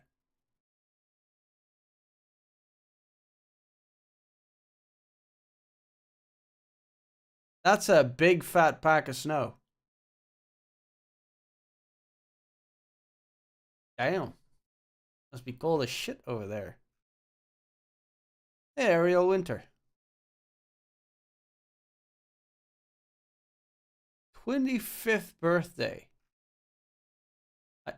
Yeah, if I go one lower, I will show the anime street, and I think I'll get banned on Twitch then. It's 3 a.m. We're in fucking D-Gen hours now. What are you still doing awake watching YouTube videos? Liam, there's just something comforting about wandering the normally bustling streets in the dead of night. Unless you're in America, and this is the feeling Call of the Night perfectly captures. Cityscapes dazzle you, the empty streets invite you in as the gentle soundtrack soothes you in to the Liam. That's enough now. It's time to go to sleep, yeah? All those people who called me a sleepwalker, I woke up. Now I'm going back to sleep. Every year, there's always a gem of an anime that gets stripped away of all the potential hype it could have had because it's in the jail of some streaming platform that doesn't promote it. And this year, there was no bigger tragedy than Summertime Render being locked behind Disney+. What do you get if you cross ReZero with a Higurashi? This show, a dude returns home on an island to attend a friend's funeral, but something's off. People are acting strange. Something doesn't quite add up to the events of his friend's death, but no one wants to talk about it. There's an air of unease that something terrifying is going on behind the scenes. Then, before you can even begin to paint a picture of what horrors are really lying underneath, he dies. That was episode 1. This is the kind of show that pulls you in from its opening episode and refuses to ever let go. It shows us the stakes and never gives us a moment to breathe. It presents you with this intriguing mystery, solves it in 2 episodes, and gives you 10 more, only to do the same thing over again. You're constantly on your toes, and just as soon as you think you've figured out the rules of the game, boom, it hits you with a new twist that changes everything. And what's the twist? Breast milk. It will keep you guessing, keep you thinking, all the way up to the final Wait, episode. what? And the only Wait, what? criticism I can lay against it is that I need to give Disney my hard-earned money to watch it. Did somebody mention the door to darkness? One thing I've learned about the anime community is the more popular a show is, the cooler you get for calling it mid. So, here you go. Demon Slayer Season 2 is mid. Way between great and bloody fantastic, and also midway up your mum. It doesn't have the most complex characters, it doesn't have the most original plots, but whatever it doesn't have, it makes up for in pure undistilled hype. If actions speak louder than words, Demon Slayer is fucking screaming. The entertainment Demon Slayer reaches an audio-visual experience few anime series could ever match, raising the bar for Studio Ufotable already insanely high standards. When you tell Ufotable that your amp goes up to 11, they go, yeah, that's cute, and turns theirs up to 30. An adaptation like this shows that even people at the top of their field can strive to improve their craft. Because what they've delivered is an anime with the highest level of spectacle it can get. You hold your breath, waiting for that one climactic moment. It builds and builds, and you're on the edge of your seat, anticipating when that peak's gonna come. And just when you think the hype can't get even higher, it smashes past it to a point you ever thought it could go. Your mind goes blank, taking in one of the most jaw-dropping visual spectacles anime has ever seen. And only then, when everything is said and done, do you remember to take a breath again.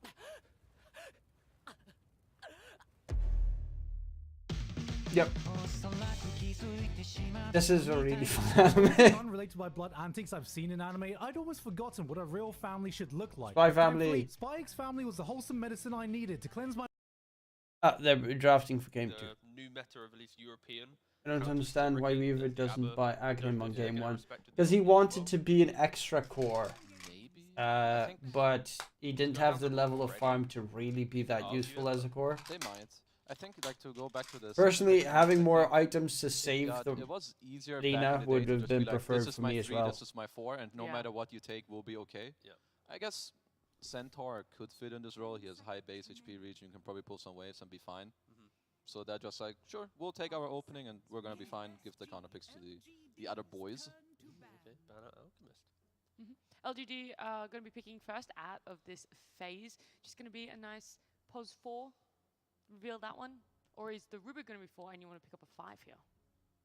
I'd probably say 5. I don't think we've seen Y play Rubik in DPC so far. What is available? I mean, they could go for a tree still available. They could go for... Oh yeah, tree is just again like some random CM. I think realistically, you want a support that can actually find farm on the map to be able to buy a 4 stuff.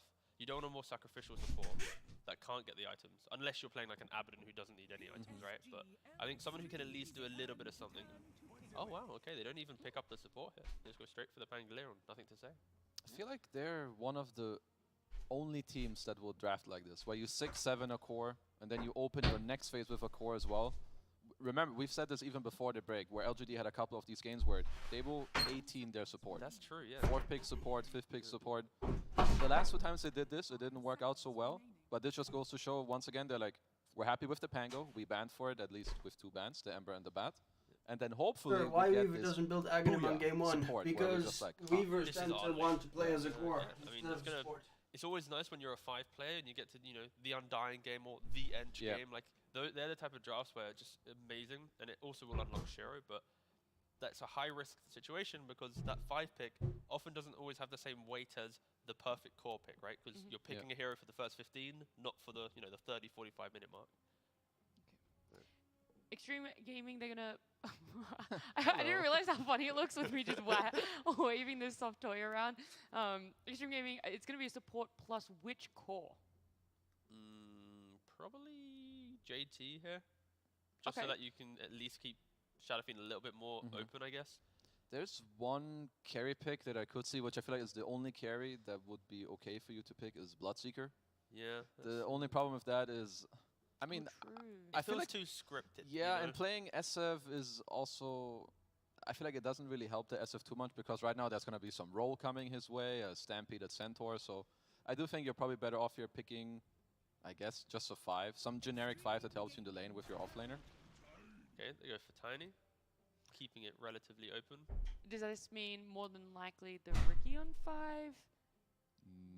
Not yet, No? as Not it yet, could yeah. be tiny mid with a SFK. I do think Ricky 5 does not look particularly good Yeah. unless you give it a kill partner in the lane. Because Ricky in a slow lane against Centaur Rubik won't do shit. Yeah, you're Yeah. conceding. You're Yeah. playing on the fringe. So you think like a SF lane just would never? I think it What? will not do well in this Okay. lane. Into Centaur Rubik. I think in Yeah. other Of course, scenarios... of course. Yeah. Yeah. We're Could talking do about well. this one specifically. Yeah, this is matchup. rough. Yeah. Because Ricky, either if he's a 5, I think the only benefit he gives you is that he can usually trade okay, because he has like HP regen. But against Centaur, that doesn't work. And if you play against Rubik, then sometimes you can maybe look to get kills, but they protect each other too well. What year is it, lads? I love Grimstroke, just saying. I've been this like guy who I love Nestor, Grimstroke. I okay, think so the Ags main is reason very why strong. Weaver Yeah, didn't it's buy like Ags, I mean, to it, he no one probably cares should have about bought Ags regardless. But one of the main reasons why he didn't is because he wanted to get a BKB to make sure that the Phoenix Egg always died. That was like the primary reason. Whew, I'm tired. But a Ags plus Aether Lens would have been amazing to keep the Lina alive as well. Or other support items. So yeah, I definitely do agree. He probably should have gone for a slightly different build, especially with the amount of farm he got. Because normally, when Is Grim it just gets me, or is second it a good it sign that needs the to be Western EU the carry tiebreakers just has to ended be up the one creating man 2 sets of the who same kills off 3-way the Ags tie? version. No one on PSG It's can actually kill it hilarious. other than this That's carry, what it so is. It's going to be a good game for that no matter what. And Let's add an we extra go team the to the 80s major. big Ench Easy. that we were saying, it's the Undying or the Ench or something. Yeah, there aren't that many options, so... Sure, I guess you get the Eng. What value does she add to their lineup over something like the Undying? Ench can All about the purge lane. off. Like I mentioned, Grimstroke being good on the lane, Grim. pushing it out. If there's an Ench creep plus the Ench, Grim can't ever really get to the lane to apply that pressure, and it's just going to be a little bit harder for them. And now bans for PSG. I mean, some of these most importantly, the Ench can purge off the Ink Swell buff. Yeah. I think, But like Ench is I don't think usually it's just mainly, necessarily as that T was saying, super. about the lane and some early game tempo, which is probably what LGD are playing for. You did pick Yeah, this it would be Pango out of Nestor, phase, but you know, pick the center early, you have a it's lot of what vision, happens and when once you run in and run think into you're enemies, that far ahead Ench that kind you of can fits build the script anything if you do and be well in the okay. lane, which you should when you pick it this late in a draft. So And like, it kind of checks out. they're even banning out the JT Enigma. I was thinking like maybe they don't even need to ban Enigma because you have the Ench, you take the Eidolon, you just crush the lane. But they don't even want to deal with some JT big teamfight hero. Like with how powerful he was in the previous game, just ban it out. What else would they actually need to ban out for JT? What has he played so far? His Tidehunter is pretty boss. Tide, yeah. Ban Spectre. Team fight potentially. LGD's carry, do you want it to be just as active, or are you okay with these 4 heroes sort of being that kill potential, having the tempo in the earlier phase, and having a carry that's more than willing to stall the game out and be able to have that win condition when it comes to the 30-minute mark? I'd like to see a little bit of laning pressure as well, because right now when you have Centaur Rubik and Ench, if you get like some Monkey King style hero and all your side lanes are just dominant, it will make Nothing to Say's Pangolier feel infinitely better. And Xtreme, they don't really have too much damage early on. Like they have a Stroke of Fate, a Avatos, and then SF needs farm. So I think there's going to be a big disparity in the entry to the game, and PSG will be the leaders in that. Yeah, I think like when you also consider the fact that they did pick the Ench late, all I want them to do is have a last pick that semi-scales in the game. Doesn't have to do anything super crazy, but more importantly, I think you want to double down on the counter pick in the lane. It will also help the Ench. It will free up the Ench later to then move around the map, and it just kind of makes. I mean, LGD need a Anything else at the last pick that has on the damage. side of Xtreme? Because they have no Or are you pretty damage happy between with their team heroes. fight, Yeah, Jack Pango a team bit, team, but still it's not and great. how they're going to scale? I think they need like an They have anchor. good They need this guy who lockdown, will either though. give auras to help Tiny go in, or this like fat guy in the front. So you're really lacking Tide then? Yeah, Oh, it's going to be Doom. Grim Doom. Oh wow, we You seem so skeptical there, Kazu. The thing is, like when I see Doom, my auto response is just like sus. Win rate bad. Yes, and like looks hard to make work, but I need to see the last pick to truly make up my mind. Yeah, we've heard a lot in interviews that the players and teams in the China region still have so much faith in Doom. I mean, they have Soulbind Doom, double Doom. That's still really fucking good. Right now for PSG, It's a super shitty Pango game because they have into Grim. Soulbind. But that's the issue. Like against the Doom, you want some like laning dominator, but then the Grim with the potential Ags could always threaten them. But I like Monkey King. I like Luna. I think Luna works. I think Monkey works too. Yeah. I think anything that is aggressive in the lane with the Eng, good against the Doom, Maybe you get like some mid-game BKB, like some 18-minute timing would be very good against Xtreme. So I think both these picks work. Soulbind and Doom are both really good against Pango. Versus a hero. Kind of screws over the hero Still in its entirety. That can work. Just they all kind of fit the build. They play aggressive with ENG. What about they Hydra? follow up with their team later. They slow down the Doom. Because I think it's very important that this Doom is slowed down in this game. Yeah. I'll focus on it. Hydra vs Cybercat, game number 2. But like in a cool, it's like I was like weird, bad, weird, cool, no, like weird, weird interesting. cool. 'Cause like their previous game, they're doing like Phoenix into Lena. They're winning the game. Oh. Hydra looks like it's the easier draft to run. So They've got so many team fight cooldowns. Say weird, it's more like they have holes in their draft. Yeah, I'm liking Hydra's draft a lot more. Lone Druid for Shira, okay. Because their ability to win in lanes and play the map. That's not bad. An Xtreme's eventual timing. Like you can't really entertain the idea of Soulbind and Doom because it's like it takes a lot of time to come online. It doesn't do the damage. I'm a bit worried for Xtreme that this isn't going to be the same WoW draft to have those big comeback fights that they relied on in the previous game. Game 3 is coming this game. Yeah? Yeah, I think so. I think the lone pick is very good. It's a hero I definitely forgot. You don't really care about Doom. You do well against him in the game. It fits with all the others. You have Centaur against the Doom as well defensively. Is there more leniency in LGD's draft as well? I mean, if they have those misplays that we saw in game 1? 100%. Like Xtreme, they won't be able to find the same initiations because Tiny, who's he really going to be killing in this game? He can't kill Centaur. He can't kill Lone Druid. It's going to be a lot harder for Xtreme to execute. So you guys have hyped me up for this game. Let's go. We're all in for LGD on this panel, but let's see which team Lyrical and Fogged favor as we jump into game 2. What you can do with the current pet for it? Let's find with out. The new one coming. I'm gonna give it to I like the Lone Druid. A thrift store. I thought you were just giving a thumbs up. Like they're both good. No, I like they're awesome. I like the Lone Druid pick. However, I will go back and say if this is Xtreme Gaming and this is their old Vici draft. Like when they were all Vici Gaming, they literally loved Grimstroke. Even when the hero was like losing a bunch, it was more popular back then, the Grim Doom. PYW loves Grim. So picks it for himself. They've got this kind of combo coming out, and they've got the way to control that Pango, right? If they can get the Soulbind and stuff on it. That being said, though, they do have great matchups versus this Doom. So a lot of pressure being put onto the side of Xtreme Gaming, it feels like. I like Xtreme Gaming's draft. Tough for Paparazzi. He's not a Nature's Prophet who's going to be able to get this insane scaling. And ganking some of these lanes is, as they said, it's going to be hard. Bursting a Lone Druid, bursting Centaur, pretty difficult. But, hey, they played so damn well last game, even at a deficit. So, definitely some faith in them. And I wanted to sort of, I think that they see them right on that ward there. That was the Dire ward placed down. And now everybody walks in to the Radiant ward. Why You Smile immediately runs away. Looks like they're going to secure both of these runes most likely. Or maybe they head up top and try and get those ones. But what I was going to mention is that we were kind of talking during the draft, and you had said they might just Magnus again. What do you think it was that made them decide to go for this Doom? Was it just the double Doom potential with the Grim? They still like the hero a lot, too, but I think that's more than anything just that double Doom. They can just remove like the Pango from the game even more. And maybe just thinking they were going to be able to just take out most of the carry heroes, but Lone Druid is one of the better ones, of course, versus the Doom, because, you just stand there and hit them with your bear, and you're going to be healing from your Spirit Link constantly. So, we'll see how it all kicks off, and see how these lanes end up going.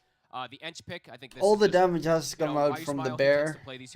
The bear is definitely killable with SF on the other side. So he's going to be able to always remove these Ink Swells versus with the enchant constantly inside the laning phase and perhaps in the game, and try to secure the lane for Shiro. Yeah, that one is going to be super annoying. And later on, there is still going to be like the Avatos into Inkswell combo, which, I mean, even if that one, you're probably not going to be able to enchant it off in the amount of time it takes to blow somebody up. No. But like which targets, right? They have to get really ideal targets that they get for those type of setups. Like they have to 100 to 0 the Lone Druid in most situations if they want to go for Shiro. So is this one of those Pango games where the Pango leans more into damage? As well, and he's playing his Shadow Fiend, and they have. He kind of has to. Shadow Fiend. Usually otherwise, I really think that they're gonna lack in damage. They're good at playing it all around. Absolutely. Especially if they, because you can also soulbind the bear. Connect onto it. And let's see So if you soulbind, I mean, you gotta be fucking perfect on the money there. If you get the soulbind on the bear, plus you've got the smokes constantly coming out from the from POW on the Ricky. Didn't really do much of anything. He wasn't able to focus fire egg at all. Really, honestly, that is the sleeping dart is gonna be a pain. The smoke cloud is fucking hell because it's what a yeah. We'll see what Planet's gonna be able to do this time around. 11-second cooldown. It gets reduced by, if I'm not mistaken, 4 seconds. Yeah, it gets reduced by 4 seconds, so it's gonna be. I don't know why it's lagging.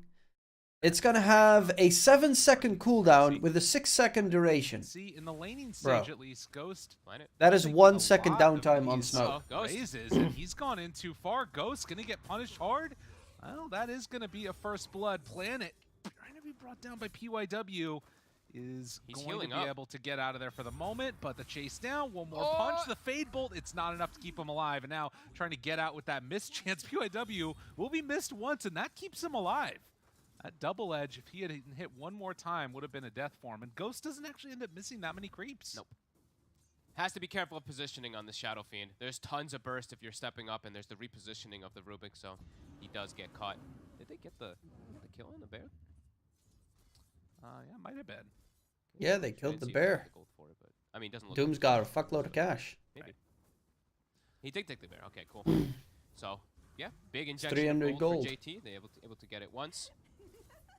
Big money. After a good game number 1, coming out of the laning stage is already looking pretty hot. I mean, obviously, losing Ghost is bad, but the fact that he basically gets all those other creeps uncontested now, souls all filled up, he's happy as a clam. Yep, he's level 3 now too, so level 2 raises. They can even post kill threat constantly onto the Centaur if he's not careful. Yeah, has to step back immediately there, but the raise will push the lane a little bit. As I think the dream is to doom Pango before roll. Yes, that's 100% the dream. But even if the Pango gets his roll off, if you get a soulbind on the Pango, it still fucks up his entire ulti. So it's not the most important thing that you get the doom off on. I mean, preferred you'd get the doom off onto the Lone Druid before he pops his ulti. A potential dangerous spot for PYW. Centaur's also a really good target to doom, to be fair. So you don't have stat, because that's the thing. Centaur almost always gets picked up as a counter to the doom because you doom someone and then stampede and they run away. Yeah, that's an interesting one. So I think dooming the Centaur is probably the most important this game. Centaur there, as you can see all the damage coming in from those skeletons spawned, and that Ink's rather Stroke of Fate doing a lot of damage. Because even if you soulbind an enemy bear at some point soon. with the doom, if they have stampede, they can just dip. It's definitely starting to add up, and it didn't get to point that out too. It is DY. Dooming Rubik takes out their save for Lone Druid. Not the norm that we used to see. Is the only one that you would not doom is the Enchantress because it's a fucking waste. And the Lone Druid Bear. But a Soulbind double doom is just almost always going to be valued this game. And all of the lanes looking pretty good. The only one that's struggling a little bit is that Centaur, but of course he got first blood, so he's still okay. He's still doing quite well. Yeah, he's same net worth as the Doom, who got a bear kill. That bear kill is definitely significant. The Arcane Boots and the Wraith Band already finished up on Did he GT, fuck up the Vulture he's tanky, and they have drag? constant spam onto this bear. And now, rotation onto mid lane, they want to try to... Immediately they try to go aggro onto the Lone Druid because of this pressure that's coming out from the Ench, and he just fears them away. This is a lot of damage on tower for just a Wild Wing. Yeah, that was really nicely played. He tried to get the Hurricane back, but I think he caught onto a creep instead. But now, Paparazzi moving in Planet, trying to make a move. But DY makes the rotation in, and well, will even pass over a Tango. Throws out another, but the net's there. Planet, no mana, but still gets the kill. I'd get super tilted if I was a mid player right now. TP. I mean, why you in my pubs, they definitely get super tilted. Why are the enemies all here? The Wild Wing and then just that little net coming. What are my supports doing? Kill yourself. Yeah, showing why they picked this hero at the place that they did. They can put so much pressure on to this mid lane, playing together with that Pango. And well, I mean, you're not really getting a counter pressure onto the other side lanes that you would want from all these rotations mid. No, Lone Druid is self-sufficient, especially versus something like Doom. He just holds his ground. If they ever try to go aggro with the Grimstroke Inkswell, he just fears them away. So can't actually connect onto him. So good move. That being said, though, the farm still good for JT. He's not really getting pressured at all either down here. True. And he's actually Going for an adaptation. Whoa. He's not going Midas. He's just going straight Arcane Boot Met at the moment. So trying to join his team and just fight a little bit earlier. Neat. I wonder if they're going to try and play for a faster timing even. Feels like it. Honestly, doing That ENG is could make sense super interesting. specifically because LGD is say, probably going to build like 2 onto him, Lincolns the and a Phantom's Lotus on Embrace, Centaur. the damage, couple more hits, the toss is there. I Nothing mean, to if you say, use the jumps on Soulbind, you could PYW, probably use it will that get way. that kill. Oh, and he's gonna get the rune as well too. The bounty up here. He's able to snag it because they have that ward to be able to watch if anyone else is there. Nicely done. So how much does this change the way this game looks if JT's going for these early Greaves? I'm not sure if I kind of like. Why that is enough. JT not But, I mean, going for we'll see, Midas? JT was such a boss last time, and it will let them fight earlier before like the BKBs and stuff like that for the SF. So yeah, I'm not sure. It's a bit of an interesting one. Yeah. He's like 1, 3, and 1, so it's literally just full fighting. It's not a farm build at all yet. It feels like JT wants to just get involved early, and maybe this is an adaptation. Especially because of considering how he's quickly playing against LGD are gonna Enchantress, come you'd online expect him too, to just get that, you know, they're just concerned Midas. about their ability to deal with the pressure, because it's an ENG, it's a lone druid. Like, these towers will drop. And yeah. You can see already moving in. DY in trouble as gets ran down by Nothing to Say. Why You Smiling? Shiro's Bear. Like, I mean, can they get are that gonna the come Midas online can be a super little bit quickly for slow, LGD. but you're in a game Especially against with them Enchantress. babysitting It and literally keeping up has a with this amazing value to go stuff in Midas. the mid lane. Sure, you see Paparazzi's decent on network, but he wants to be ahead of this Pango off of this start. So, yeah, I mean, it must be something along the lines of just I want to fight around these towers that LGD is going to look to pressure really early with the Ancient Lone Druid. So, yeah, cool. We'll see if it does work. To be fair, you know, Midas has been losing a lot. So, Yep. let's see if he can make it work. Yeah, pretty cool. Hood done. You're paired with a Ricky Centaur. that wants He's to so wait tanky until now 15 versus minutes the SF anyway. versus the tiny Yeah, ones. We that said is very the true. Paparazzi, he's going to have some struggles. Like, he because doesn't want to do rotate shit and make until any he moves has on the map Sleepy against Dart. these tanky side laners. Sleepy Dart. This move by him. He comes up top and wants to find Jianyu, but he's already away. Oh, and man. they see him on the ward. Yeah, that one hurts. Free lane for Shiro. He's like, okay, time to hit the tower. Jeez. Oh, that's painful. So now pressuring bottom, pressuring mid. Dude, this is looking rough for Xtreme Gaming. LGD, this Lone Druid pick has worked out perfectly for them. I think it was I can't even think of a better pick. Like, it was the absolute perfect pick versus this Doom. And yeah, the Paparazzi, he has to stay mid because the push is happening and because he can't gank the side lanes.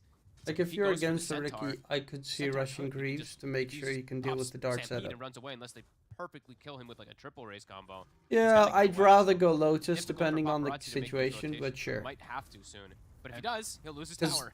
And they're Greaves already does losing that nothing tower against the bottom, Dart too, setup. So, I mean, to be honest, He hits you even with if he darts, doesn't- you're even asleep, if and he you stays can't dead, pop I don't know Greaves if when they you're keep the asleep. tower alive. Yeah. But Lotus He's would be a getting good choice then. Accelerated quickly here from PSG.LGD with their setup. A little bit out of hand. And they're going to smoke up with 2 now, try and make the move up top.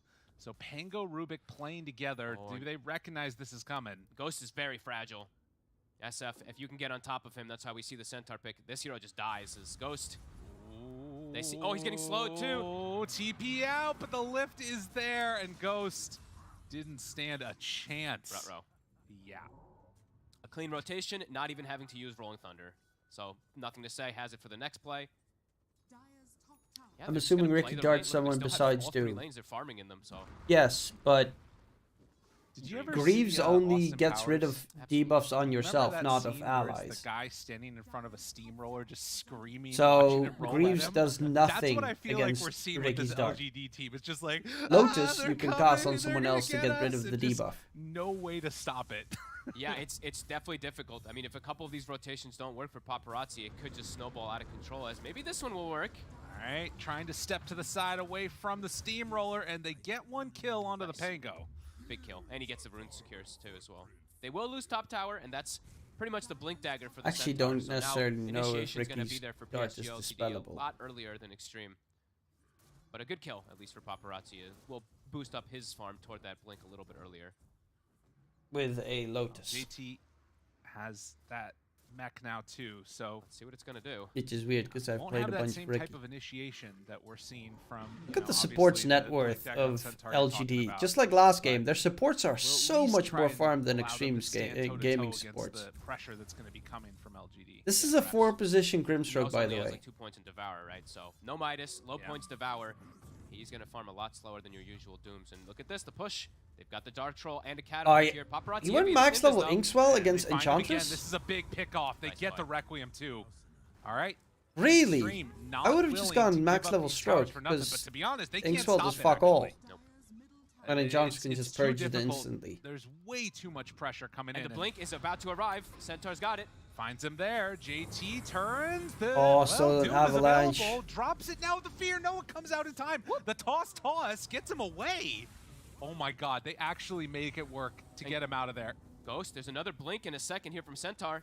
Yeah, and Gets well, both. the jump, the stun, they have a silence, but it comes too late. JT, he can't stop this pressure. The steamroller is coming. They move in. They find another kill, and they didn't get the double. Okay, Doom in LGD time. is The just Fear gonna came run out. away with this game. The fear comes out, and also Planet Stole Avalanche. So he just throws it right on top of him and kind of stops it with these little mini stuns. This game for Xtreme already looking at extremely difficult. The Grimstroke, 900 net. Oh my good, 900 net worth. It is DY's in Struggle City. He's got a win lace and a dream. I mean, because they've been forced to rotate so much because of the way the ENG has been playing, right? Like, they didn't get to play bottom to pressure the Lone Druid at all. They kept having to react to mid because of the way YU Smile just kept sending creeps there. This is looking very difficult for them to try to salvage things. I mean, the thing that's the most scary to me about this LG lineup right now is that we haven't even really seen a role, right? No. Like, obviously they have answers for it, but in this game with Stampede, with the rundown from the Lone His Chinese Druid Bear, builds is very there's questionable. just Why so Doom many does not things buy that Midas, interrupt bro? Xtreme's ability to try and play Dota. Yeah, Because like they won't be able to Midas get, like, Soulbind has and stuff like Midas that, Doom has control lost the role nearly and every be able game to- in he Chinese just he needs to use DPC. it. They've killed him a couple times, but it doesn't matter because of the timings that everyone else has, and just how early the blink really. It has such a They're low smoked win bottom. rate They're that he expecting decided this not to rotation go of for that Shiro. build. Does this work though? Oh, DY. He gets found, does have that Soulbind, wants to get it off, but nope, is just gonna get dropped. So immediately preempting that move, and LGD, they take another fight win, and now YU Smile running in. Look how confident. He is not at all afraid. He's just doesn't even have like a casual cloak or anything. He's just running into the high ground versus this Tiny, who does have blink, but as we mentioned, it's tough for them to set up on side lanes. Lone Druid's so damn tanky, Centaur as well. I mean, this feels like it has to be the play here. They need to get something. And defending a tier 2 tower, Avalanche toss back, finds the Enchantress. The jump comes in. She's gonna heal. She's fine. They can't bring her down, and now Doom, JT in trouble. Planet stole Devour. There, wants to try and stop it with the Soulbind, but they already lose the Doom. And now the fight, I don't know if you can take this one. Avalanche tries to get the kill. It's not there. They didn't buy back on the Doom. They don't have the damage. This fight has gone horrifically. They're all dead. For Xtreme, the whole game has gone horrifically. And LGD, they're just going to take this tier 2 tower. Plan is stealing that last kill. It's Classic how do they Rubik fight? style. SF needs so much time. Even when he gets Dragonlance, he can't show up to fights. He'll just die and from all the burst damage that's coming out from LGD. He needs a BKB to be able to join anything. And the game is accelerating just way too fast. Blink reveal from Tiny. Actually throws the stun out, I believe, when the Rolling Thunder is still active too, so it doesn't even get the connection onto nothing to say. They don't even get a trade kill. Yeah, and that is, you can see here, rough It's way probably to a make it GG. go. Paparazzi tries to I would make say that there's move not on much the more edge, left but it in was this just game to never gonna witness. be enough. Just gets the heal off, and then they're able to just click away. And yeah, we'll see the Soulbind catch, nothing to say. But yeah, I think the Avalanche came just a little too early. So they can't even get one kill out of it. I think if he does get the connection on the stun, maybe they at least get nothing to say. But yeah, not even the case. That one hurts. Well, and, you know, as a testament to the current Lone state Druid of the last game pick as was we pretty get good, back though into I the don't think live DY feed. should not have gone Take a Inkswell look at JT's on queued up Grimstroke. items. I think that He's was a going very back for it. stupid mistake. He's like, screw it. Considering Inkswell does very little in the laning stage against an Enchantress. You can't do anything against Lone Druid with Inkswell. If you go Stroke of Fate, you can harass the Lone Druid back, and with the Doom's Scorched Earth, you can actually harass a Doom out, Lone Druid out of the lane. Wait, what the? He fade bolted a creep, it looks like. That was whoopsie. That happens. A bit interesting. Maybe, I mean, they don't. I think that's true. They have a lot of information. They did see almost everyone else. So missing out on a free kill, perhaps. But either way, 9K gold lead. They're fine with it. His lane went way better than. I mean, it obviously his lane should go good, well, but it went a little bit insanely well. This is the saddest Grimstroke I've ever seen. You know, there's a reason that this hero might not have been picked. Was he even picked at TI? I'm trying to remember. I feel like it might have been one of the unpicked ones. I think it might have been. I know it has like I saw it picked in SEA during DPC now, but I think it lost the games that I saw there too. As pace continuing to accelerate, PSG.LGD into Roche. Wait, now Doom's buying Midas? Yeah, no way for Xtreme to be able to fight there. They need it. So I think for them, they'll just have to buy time, which... Yeah, no, that's a fat GG. Much, but buy time to try to have Ghost finish BKB so he can try to have some type of hope to be able to fight. But yeah, the map control that LGD is going to be able to get out of this, it's tremendous. Right, and you know, you can imagine a world in which Ghost, you know, whether that's fighting because you can have the BKB Requiem play and maybe like Tiny can find a toss back onto him or something like that, or even just the ability to just stand and punch people, right? The right clicks from this hero can be strong, but they're just losing out so much. There's no supporting cast, even if they do get him to that BKB, because Paparazzi, he's going to die again. Stolen Avalanche for Rubik. And the bear is going to demolish the buildings. Yeah, one of the rougher ones. They have 3 kills on the dire side. Yeah, I think they knew exactly. Does Ricky have his shard? Just shut down the Tiny, take the towers early, let Lone Druid do yes, his he own does. down bottom. They lost the bear once. They have sleeping darts, so now the game starts. 17 minutes. Yeah, they can Ricky shard to try and slow this down, but it feels like an inevitability as Ghost still very far away from finishing off that BKB. People need to like sort of, I don't know. I feel like this Lone Druid is incredibly strong. We've seen it across multiple regions just look really good. It's like the perfect pick versus Doom, really. There's nothing you do versus hero as Doom. There's tower quickly falling. Thinking about trying to slow this down as JT. And, well, Hurricane in, some damage done. It was a decent try, and, well, Requiem. That didn't do enough. It was not nearly enough. Okay, that's a wild engagement. By the Rubik. And actually where it pulls out Shiro a little bit. Okay. That was a big commitment, though. That was the Requiem. Unable to even kill the If Lone Druid dies of age, just doesn't. So why you smile? Does Bear die too? No, Bear stays alive until he dies the second Requiem time. kind of pushed them into separate directions when they were linked up, so they couldn't run the same direction, but there's no damage. They can't actually commit forward on Xtreme as LGD. Might just look to continue this siege up top. If someone shows, they're just going to jump. Look at that. Paparazzi is the same net worth as the Enchantress. That could be a pretty big problem. Yeah, and the Sentry's not going to catch it either. Well, they see Does he actually have? Do they want to go he doesn't even have Go Echo Saber done yet on Tiny. Shiro saying if we can take that top True Volley's going to take quite some time. By going through this, but see you later. Well, that's going to be no, a they killed Ricky. Has the Brigand's You Blade now also bastards. on the Bear too, on top of the Deso and that Mask of Madness. Yeah, towers drop so fast to this. Wonder if back to top. If he's switching or chasing down here, if he switches into Lance of Pursuit. I don't think so. The damage is too good. The Doom comes down, but the Hurricane, and now the heals. Oh, Nature's Attendants. They're going to keep him alive. Oh, that feels bad. Stolen Hurricane, baby. It's too good. And they have, of course, that lift. Well, they have the shard if he would need it to use it, but 4 stabs and whatnot. Keep nothing to stay alive. Yeah, GG. Dude, I got to imagine that there's more bugs for like stolen Rubik spells from Doom, from creeps than like any other thing in the world. I feel like I mean, already Rubik has a ton of bugs, but then on top of that, it's like there's so many of these new spells that come out on the heroes. Ghost. Almost has BKB, but feels like it's going to be coming out just far too late. Let's see if it makes any difference. Yeah, it is not looking like they're going to be able to close this one out in 2 games for Xtreme, barring some type of a miracle here, because the pressure keeps on being mounted, and Aegis in hand for another minute and a half. Curious what LGD want to do with that. If they, I mean, they have the type of lineup that can go high ground, but we've seen that throughout this tour, there's been a lot of just sit back, try and play the map, you know, wait for the enemy team to leave the base, and then you go for the high ground push.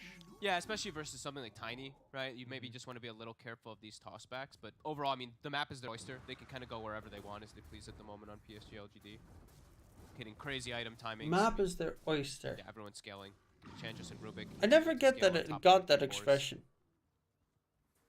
No the world is my oyster, so it's disgusting and salty. Rubik illusion. Oh, they won't even go. That's not disgusting. It tastes like snot. It feels like snot, But and it it's does gain salty. some good vision at least, that Rubik illusion up in the jungle. As, well, they're going to try and force people back now. If you leave the base, the bear will start to bring down some good damage there. The toss back onto it. Maybe they kill it. Okay, okay. Hurricane back in. A nice The little world is my chunky change. oyster, therefore I will get the pearl. JT will take that. Except 99.9% of oysters don't have a pearl. Still ages 20 seconds. Yeah. All 3 lanes being shoved in. So very likely your oyster is not easy going to have a Xtreme. pearl, and you're fucked. No, it feels very difficult, in fact. But do kind of need to, at some point, make a move, it feels like. The Spear Vessel is online for Why You Smile. Everyone's just so farmed. Just like they yeah. I What's mean, the they'll have to entire commit with world the gotta whole be a BKB pearl to kill one of somewhere. these targets, but they're Yeah, not but squishy, as we if keep it's reiterating. an- You know, they might be the able world to is kill my one of the oyster. cores, maybe It's the Pango, one but oyster. Yeah, just so tough for them to get the grab. But let's say And someone else has their world, which is their oyster, but that oyster feels has like a pearl. kind Your of a oyster does not have desperation a play, but pearl, also the only play because that they can make. With obviously this mid tower still up, it is the world's a really cruel difficult place. to make those big wraparound movements. and they're still just they're playing between the positioning where they can catch the lone druid. You see, Why You Smile was playing an enemy jungle, Rubik right behind him too. So if they do get an aggressive grab, and even onto Shiro, they're gonna like get the lift off and save. PSG.LGD, they're covering themselves perfectly. They realized what was happening too. They saw the Doom eat a creep mid, and that gives them the vision and understanding of where they're at. Ricky Dart goes out. Why You Smile wants to chase. Can't quite catch though on a PYW, even though the dust was there. He's like, haha, made you wait to smash the dust. Now DY, uh-oh. Gotta run. Hits onto both of them. They have a Ricky Dart to connect, but DY Chop, chop, gets chop, says the gobbled lone up by druid. the bear man, and oh, they spotted him. I think that was the dust wearing out. Yeah, this is rough. Poor DY. Poor Grimstroke. 1900 net worth, 22 minutes. I mean, unable to get anything. Dude, Less than imagine 100 PYW gold in the per draft is minute. Like, dude, I've played this hero so often. It's great. Trust me. Uh-oh, bottom. JT. Oh, no. Tries to hurricane away. BKB, TP out. Okay. It's like, yeah, I promise you, DY, it's going to be wonderful. Just I mean, play it. they've done this a lot. They did this so much in... don't think they have a gem yet. God, my ears are confusing myself. Whatever. Anyway, when they were Vici Gaming, when they were No. playing tons in this matchup, yeah, they used it a lot. They had some success with it, but some of these games it did look like this, where things just crumbled very quickly because they couldn't actually put pressure. And yeah, this is one of those games. Yeah, they haven't got the double Doom off once. No, they haven't gotten. They literally haven't done like anything. They got some damage. They killed the bottom tower, but look at the other towers. They're like full HP. So all 3 lanes quite disastrous, and the whole entire game after that has been exactly the same. Pango gets the BKB completed after the Aeon disc even? Wait, is that right? No. No. Oh, That was somebody else's BKB. Well, BKB was used for the Doom. They do have it on Shadow Fiend. Oh, now they have a gem on Echo Saber Ench. completed for Paparazzi. Look at that scan right on top of Xtreme. Yeah. PSG LGD all ready. And get the find grab. him right at the start. Big ulti though, and the Doom Dooms? down onto 2. This Okay. is the best that they could possibly hope for. So they do find both of them, and the bear gonna start to get dropped. Paparazzi finds the kill onto it. They do lose Doom after though.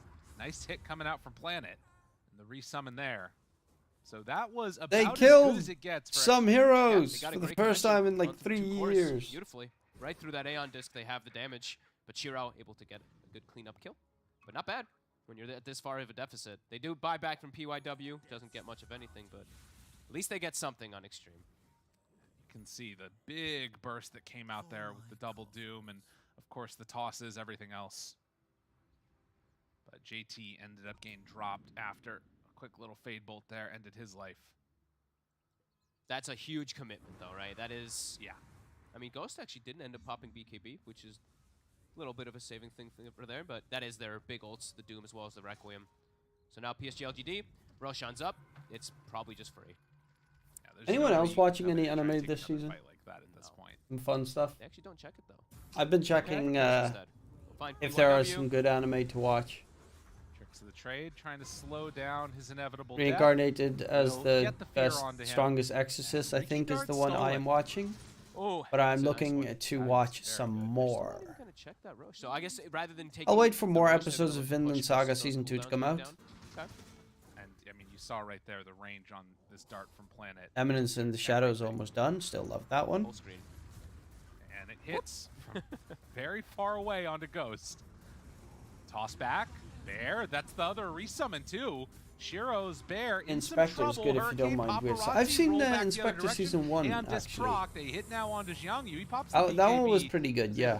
It was weird shit. Ghost not wanting to pop that BKB. Leash to the Bear. 10 seconds for the resummon. They'll back it up. Yeah, keeping them alive.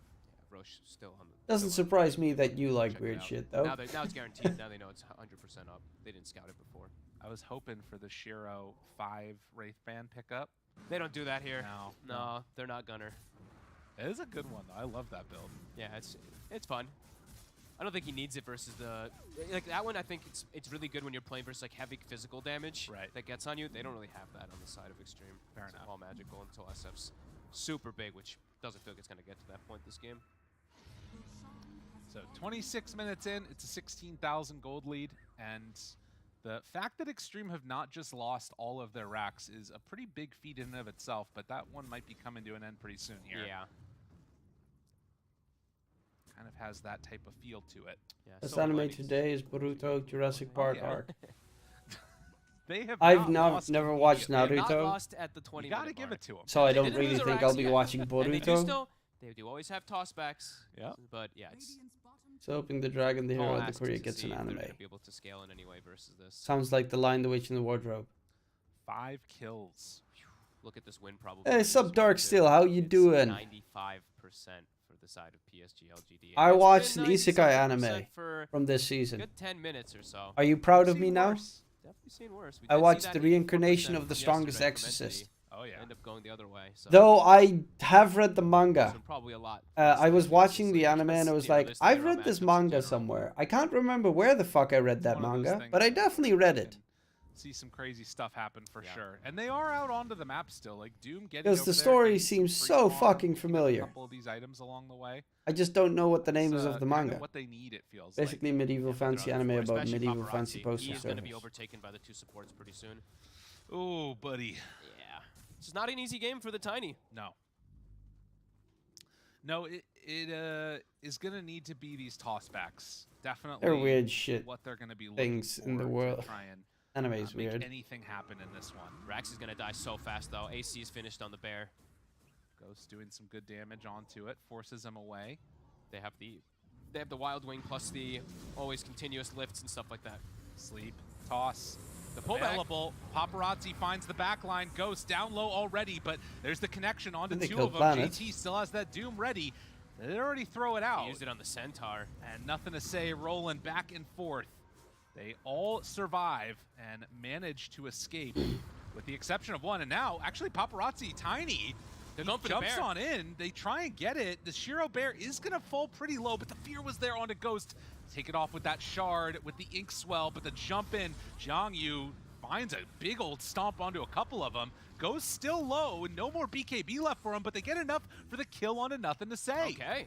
So they bait these ones out, make it work. It Oh. did cost the buyback of PYW. Paparazzi, but Planet also bought back. PYW tries to jump out of there, will get Oh. sniped by Planet. Oh and my then lord. Shiro starts to go to work. Angry Bear Paparazzi, Gaming. Toss gets the kill. That's a dieback on the Rubik.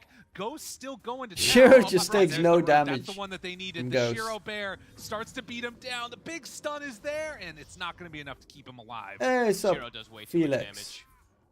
They end up having like ignore him because they have to put so much attention onto the Pango and everything as he's able to just rip them to shreds with it. That Hold the was- racks though. I mean, For now. that's what's crazy. Decent holds coming out. It does require buybacks, especially from Paparazzi, who look at his net worth. Of Basically, course, imagine some random Exactly. schmuck who's got a Yeah, ended club, up low-level dying back in government that one salary, too. and slightly better I mean, you running can speed still than do normal, what you trying want to him to deliver do in less terms in a of, month, you know, infested getting forest, those tossbacks. scale giant eagle my infested God, cliffs Planet to has the deliver most legal damage in the notices and game. dodge dark mages while He's got delivering some really postcards nice in a steals so far. slime-infested He city. had the stroke, I believe, a couple I mean, it targets sounds there. He kinda- bought back also and died. Don't get me wrong, I'd But probably he's getting watch some it. really nice steals, It's nice just, connections. I think multiple times. if you'd make a Avalanche movie out of that shit, It's the building damage. that would be weird. But because it's anime, it's okay.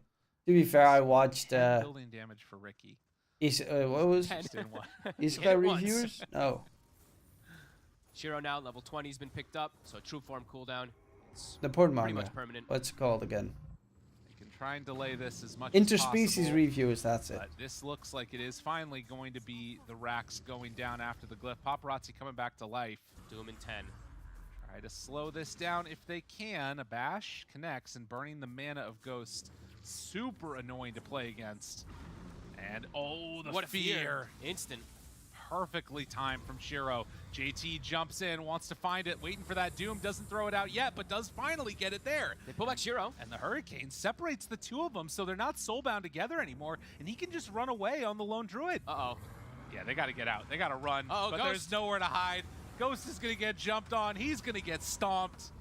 Was expecting some voice lines, also, but it's regardless, got an it is oddly going to good be a bit of route world there building on because he offers to a massive Doom. medieval Try and turn, history do what there. damage they can, and they are bringing that bear down low. That But was with like Ghost good world already building. dead, the continued damage is not going to be I enough. mean, who the fuck would say I Paparazzi hate in good the world found, building? But the stomp comes out again. Shiro starts gobbling him up.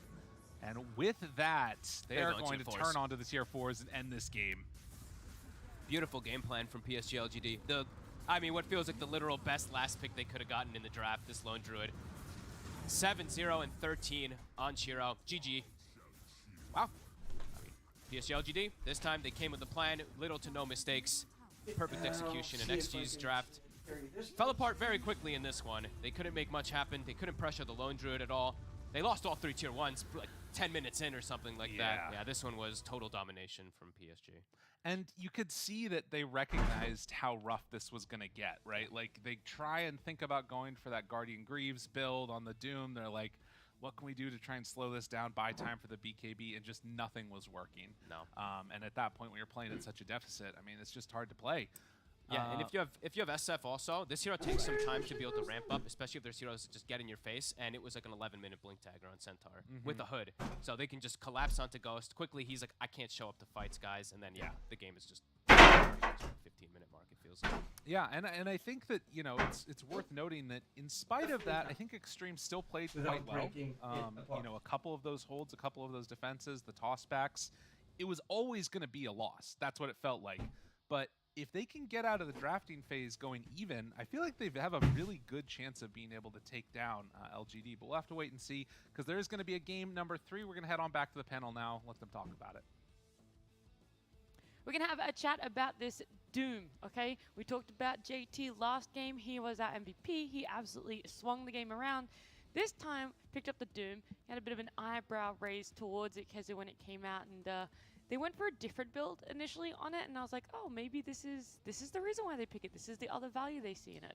I can respect him wanting to change the build, because I think the only way you will ever get into this game and be able to play is if sometime between the 15 and 20 minute mark you find a way to fight back. Yep. But I still think Doom is not the correct pick. You're playing into super high tempo, low cooldown heroes that want to run at you and abuse. I think there's other problems in the draft already before. I think Shadow Fiend is not a good response to Centaur.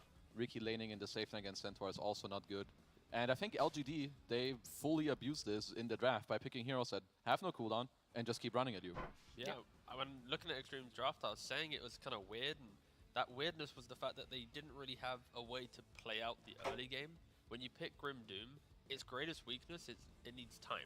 So that's where you might argue the Tiny could be that time enabler. But when Tiny's looking into this game, he's going against a Pango mid. Sure, that's a little moment for him to maybe get a kill, but he's never going to kill off an Engi side lane. He's never going to kill a Centaur or a Lone Druid. So it's not an explosive Tiny game that can maybe buy time for Xtreme to come online. So I think it was a really rough draft for them to execute. This Grimstroke as well. I personally, it was the first time we saw it in the region.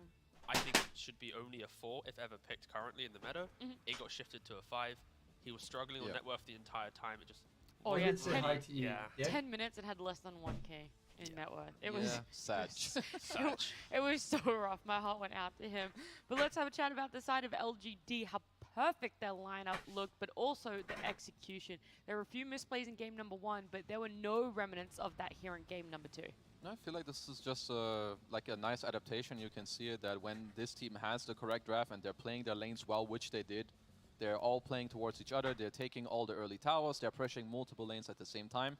And I think really just playing their draft to near perfection and abusing the enemies at the same time. The perfect lone druid last pick. Yeah, I mean, Yeah. I feel like for PSG, if you ignore the lone druid for a second, those four heroes, it screams PSG.LGD. I feel like you can pick any carry, and they're going to know how to expertly run this strat, because Centaur, Rubik, ENG, even like Nothing Saying Pangolier, they're all specialties, and they put them in combination so many times. So I think PSG, in this slot, they'll always be able to pick the correct carry. This time it was lone druid. You don't care about the Doom, you don't care about this potential Ags from Grim down the line, you don't care about Shadow Fiend until way later, but again, that never really happened. So this was just PSG in their comfort zone, cleanly taking game 2.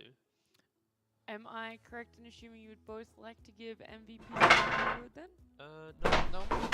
Okay. Alright, Russian, you're on. Quickly change it. Change it. I think we may have. No, I'm disassembling the bed. That's Is one of them planet? Actually, no. Must know Anata 2 year Because yours was planet, wasn't it? I've got a this split season. decision right now. And I Probably can't was decide between first planet season because or without Y. a lot of Because I think stuff this might be X hard to build, follow. going for the I will 0-4-0 never watch an anime sorry, at a later 0-4-4. season No, than he didn't skip hill. Going for the this Unless build, maybe it's going like for Pokemon. staff, just being at the front of every fight. He can't get 100 to 0 because they don't have like a break or anything to really kill him off. He's also playing with the Wildering Ripper, using that Hurricane, the Tornado, sorry, to move heroes. Then Doom took it, then Rubik took it. So I think we saw some neutral creep spell be like one of the biggest used spells at like 20 minutes, which was kind of weird, but I kind of think, you know what? Y should have been the MVP. Yeah, he was one of my 2 candidates, so I think it's either Y or Nothing to Say. Okay, well then we pick the one that's the overlap, you know? Yeah, you know, it happens. I think like they both just set up their early game so much, which then just made it very easy for the rest, not to take any credit away. I think they all played near perfect. And I also think the itemization, both from the ENG he was mentioning, but also the Rubik, like they have so much dispositioning again, Rubik to save from the Doom, and because Xtreme Gaming only have one way to fight. You jump with Tiny with Inkswell, you try to Doom. If that doesn't work, there's always a Stampede, a 4-staff, or a Rubik lift, and what do you know? It's too hard. Too hard. We also just haven't even really talked about the Ricky at all on this. I was gonna lie, I actually kind of forgot that it was in the lineup for a while. It feels weird to say that this Ricky did nothing. It feels like it wasn't even really on the map. Because we actually had a game where a team drafted a lineup that it's not a snowball lineup, but they could play with the essence of grouping, right? And Ricky hates that. Ricky also didn't have a lane. If Grim's sub 1k net worth, Ricky's not gonna have any net worth, and then you don't have a shard. And whoop-de-woo, I shard a guy, he's asleep, but no one else can do damage, so yeah. No one said a follow-up either. Exactly. Alrighty, well that was game number 2. LGD took it, and in fantastic execution, which means that game number 3 will be coming up after this break.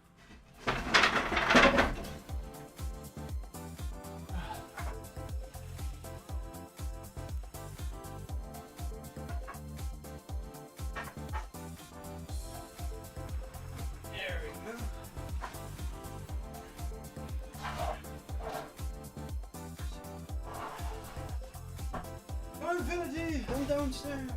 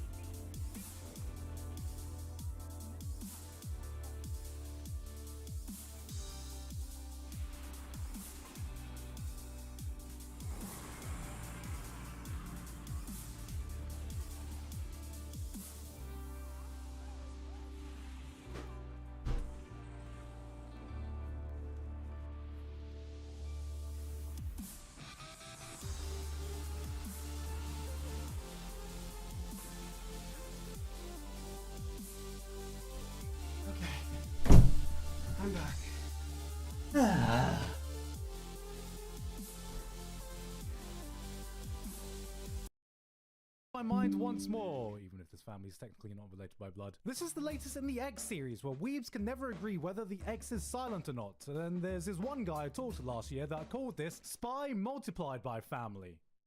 That's not a joke, just Sulaf, if you're watching this, what the fuck, mate? Next time you do that, I'm actually calling the cops. Going in, the show was touted to me as a gag anime, and I'm gonna be honest, I didn't actually find it that funny. But that didn't matter because every episode left the biggest smile on my face regardless. Watching Spy X Family reminded me of the types of old school shows I'd watch with my mum and dad on a Sunday evening when we'd spend time with each other. The type of show you'd put on at Christmas that helps bring everyone together. Sometimes it's not about having a super deep interconnected plot line, but a simple story that'll brighten up your day no matter what and help you appreciate the family you have around you.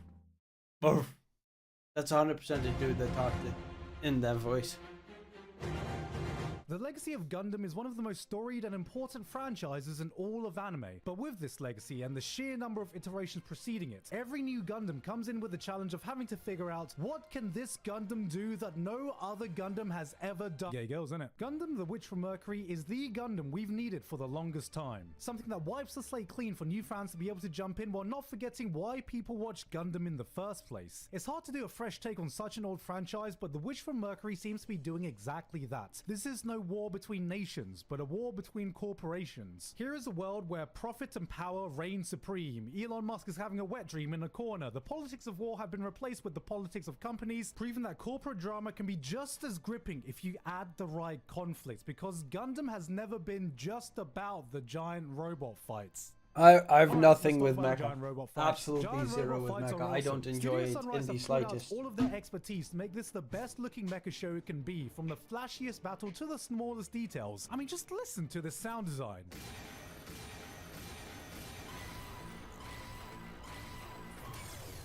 Now, I could have shown you some of its incredible animation or its orgasmic music, but nobody ever thinks about sound design. And if it can get us to notice small things like this, extrapolate that to what that means for the rest of the production values. Let's just forget about the fact that there's no sounds in space, though. This is a AAA production from top to bottom, and it isn't afraid to flaunt it every episode. The Witch from Mercury isn't just here to compete with other Gundams. It isn't just here to compete with other mechas. It's here to stand toe-to-toe with the best things out right now. If you're new to anime here, if you've never seen a mecha in your life and you need a reason to get into giant robots, this is it.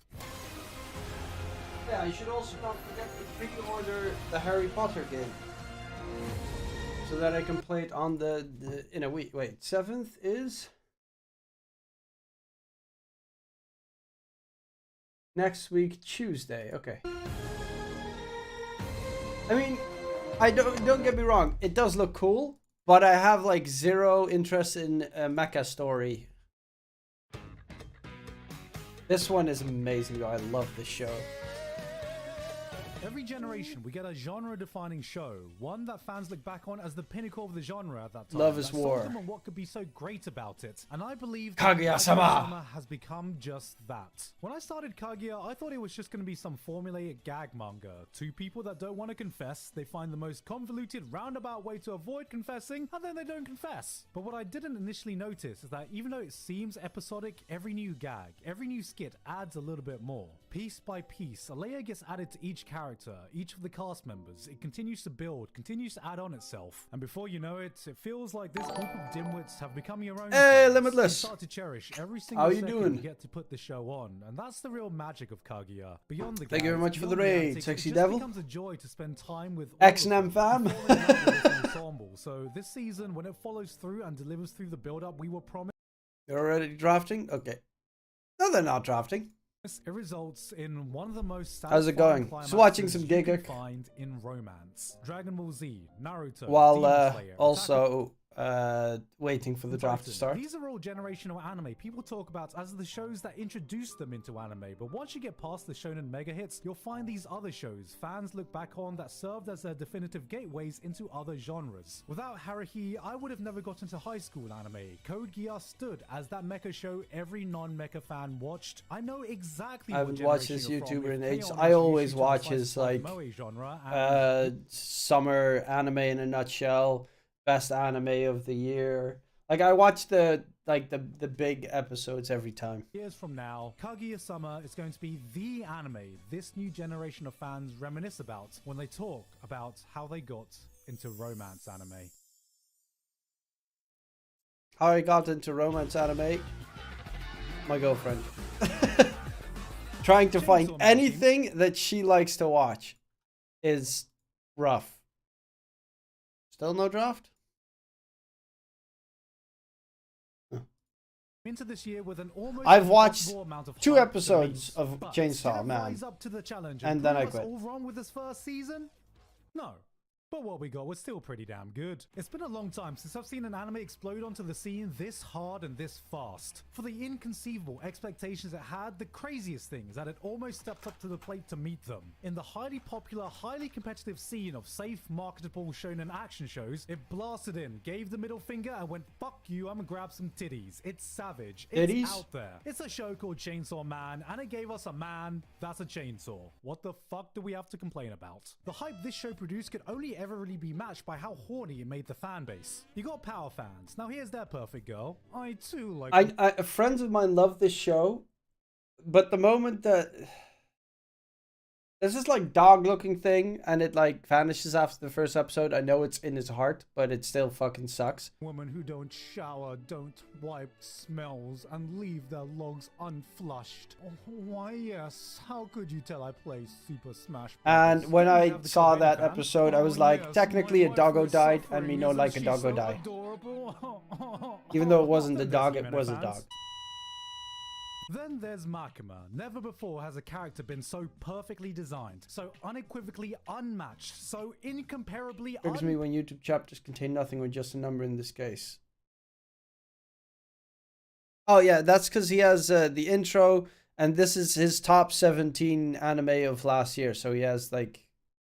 paralleled at eliciting the horny. If No Nut November was an impossible dungeon, she would be the final boss standing at the end of it. Every word, every action, every line she utters got you going like, my mind's telling me my body's telling me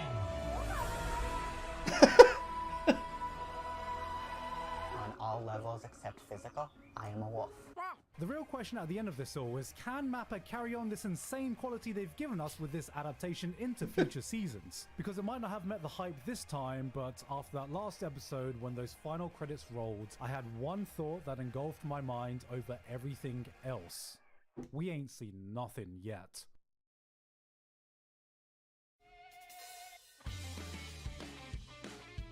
If you know me, you know I don't like slice of life. I don't like moe shows. I don't like cute girls doing cute things. So believe me when That's I a say... fucking lie. He loves cute girls doing cute things.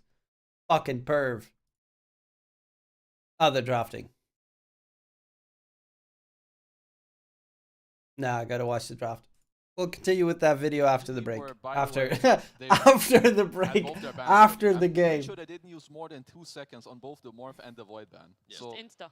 Just I will Spectre to predict finish that it. I thought, didn't you already buy a new one, Felix? Or that's my prediction. or Oh, don't oh, forget, okay. Felix. So not a You hero, should but- try out Linux. Spectre. That's my guess. Oh, so you're gonna say within 2 seconds it's gonna be a Spectre ban for LGD? Yep. There You we guys go. are teaming up. There you go. Come on. All right. Well, we have to wait for an extreme game banning. Whoa, Extreme that was game banning. extreme A game limitless. banning. If you wait, I forgot that. have you It's seen? Spectre or Ursa. They're always the against Lena. It's Void, Spectre. etc. We just listed them. I don't need to say it again, but I mean, Man's 3 for 3 on predictions. okay, I'm dying. No. Okay. No. Can you go What full This throttle? one? Yeah. Let's The see. Eminence in This Shadow? time. Need a LGD pick. This? I mean, they'll pick Massive some boobs. subs here, most This likely. is so good. I've read the manga, and the anime is so good. And the manga is so good. What does sports need to do in your eyes? How do we help the Lena? Same, I'm waiting for it, Right but now, it the only one comes song out is on definitely, Wednesday. enable the Lina in the, Sorry, in the tomorrow. lane and has like a body for you. I think there's some teams that would maybe want to go like some Sven to give armor to the Lina. Thank you, but not Tree is in the RIP. pool. I hate using that NVMe brand.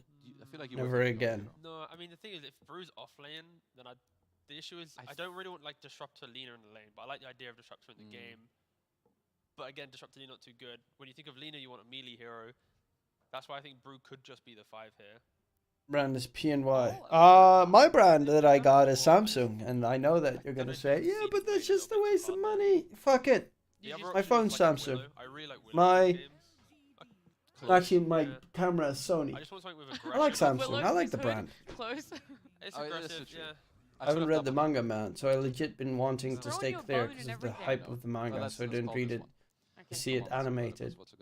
I like being held in suspense. What's he saying? He's whispering. He said Raw Ranger, but I couldn't say it out loud. Yeah, I get that. In the anime as well, like everything where he's like thinking about, you know, I have to create a backstory for myself, the Diabolos cult, the evil cult, and then everything tends to be real. They do that a little bit more in like the manga. So it's a little bit more thick on the nose that everything that he randomly thinks, you know, just spouting out some bullshit, and he thinks that everyone's just making up the story to entertain him. It's fucking hilarious. He's essentially a fucking god, but he, especially like the episode where he takes a beating, is a mob foo. We're gonna have a blind mid lane matchup for them to pick into. That was a lot of words to just say. Pango still available? Where he's like, I can still continue. Pango is a good choice for sure. I'm deviating whether to buy Crucial, Samsung, or Kingston, and I can only afford 500 gig for the first two brands. Kingston's a good brand. I've had, I still have a Crucial and a Kingston in my PC at this very stage that I've had there for like 6. I think the Kingston for 6 years and the Crucial for 8. It's not NVMe, but it's like the SATA ones. Those never had any problems for me. Which two did you say? Pango and? Pango, Void Spirit. Yeah, Pango, Void, maybe... Ember's already banned, so yeah, never mind. I do think with their bans, it looks kind of like a potential Pangolier. Let's see, Lina for Shiro. Oh, there you go. Tree and Lina, obviously a good lane. Tinker? We get to see the Nothing to Say Tinker. Bro, you have been hyping this one up, Tinker, Finally! for so long, for weeks. Finally! This is where the screams come. Oh, I mean, okay, there's a Storm ban now. Okay, they have a lot of time. So, okay, you need a mid hero that really just finds heroes. If you rely on JT to be your only initiator against Tinker with a Brute and Lina, GG, thank you, PSG have won the game. They just go... Oh, damn. I mean, Zeus is good against Tinker, but the problem is it's not like, sure, you find him with the ult, but your follow-up is not really that good. No. And Paparazzi, he hasn't played a lot of these jumping heroes so far, other than Tiny Pangolier, which of course they've banned out themselves. Do they... again, Voice Spirit also doesn't have the damage once you find him. It's I wouldn't know and what?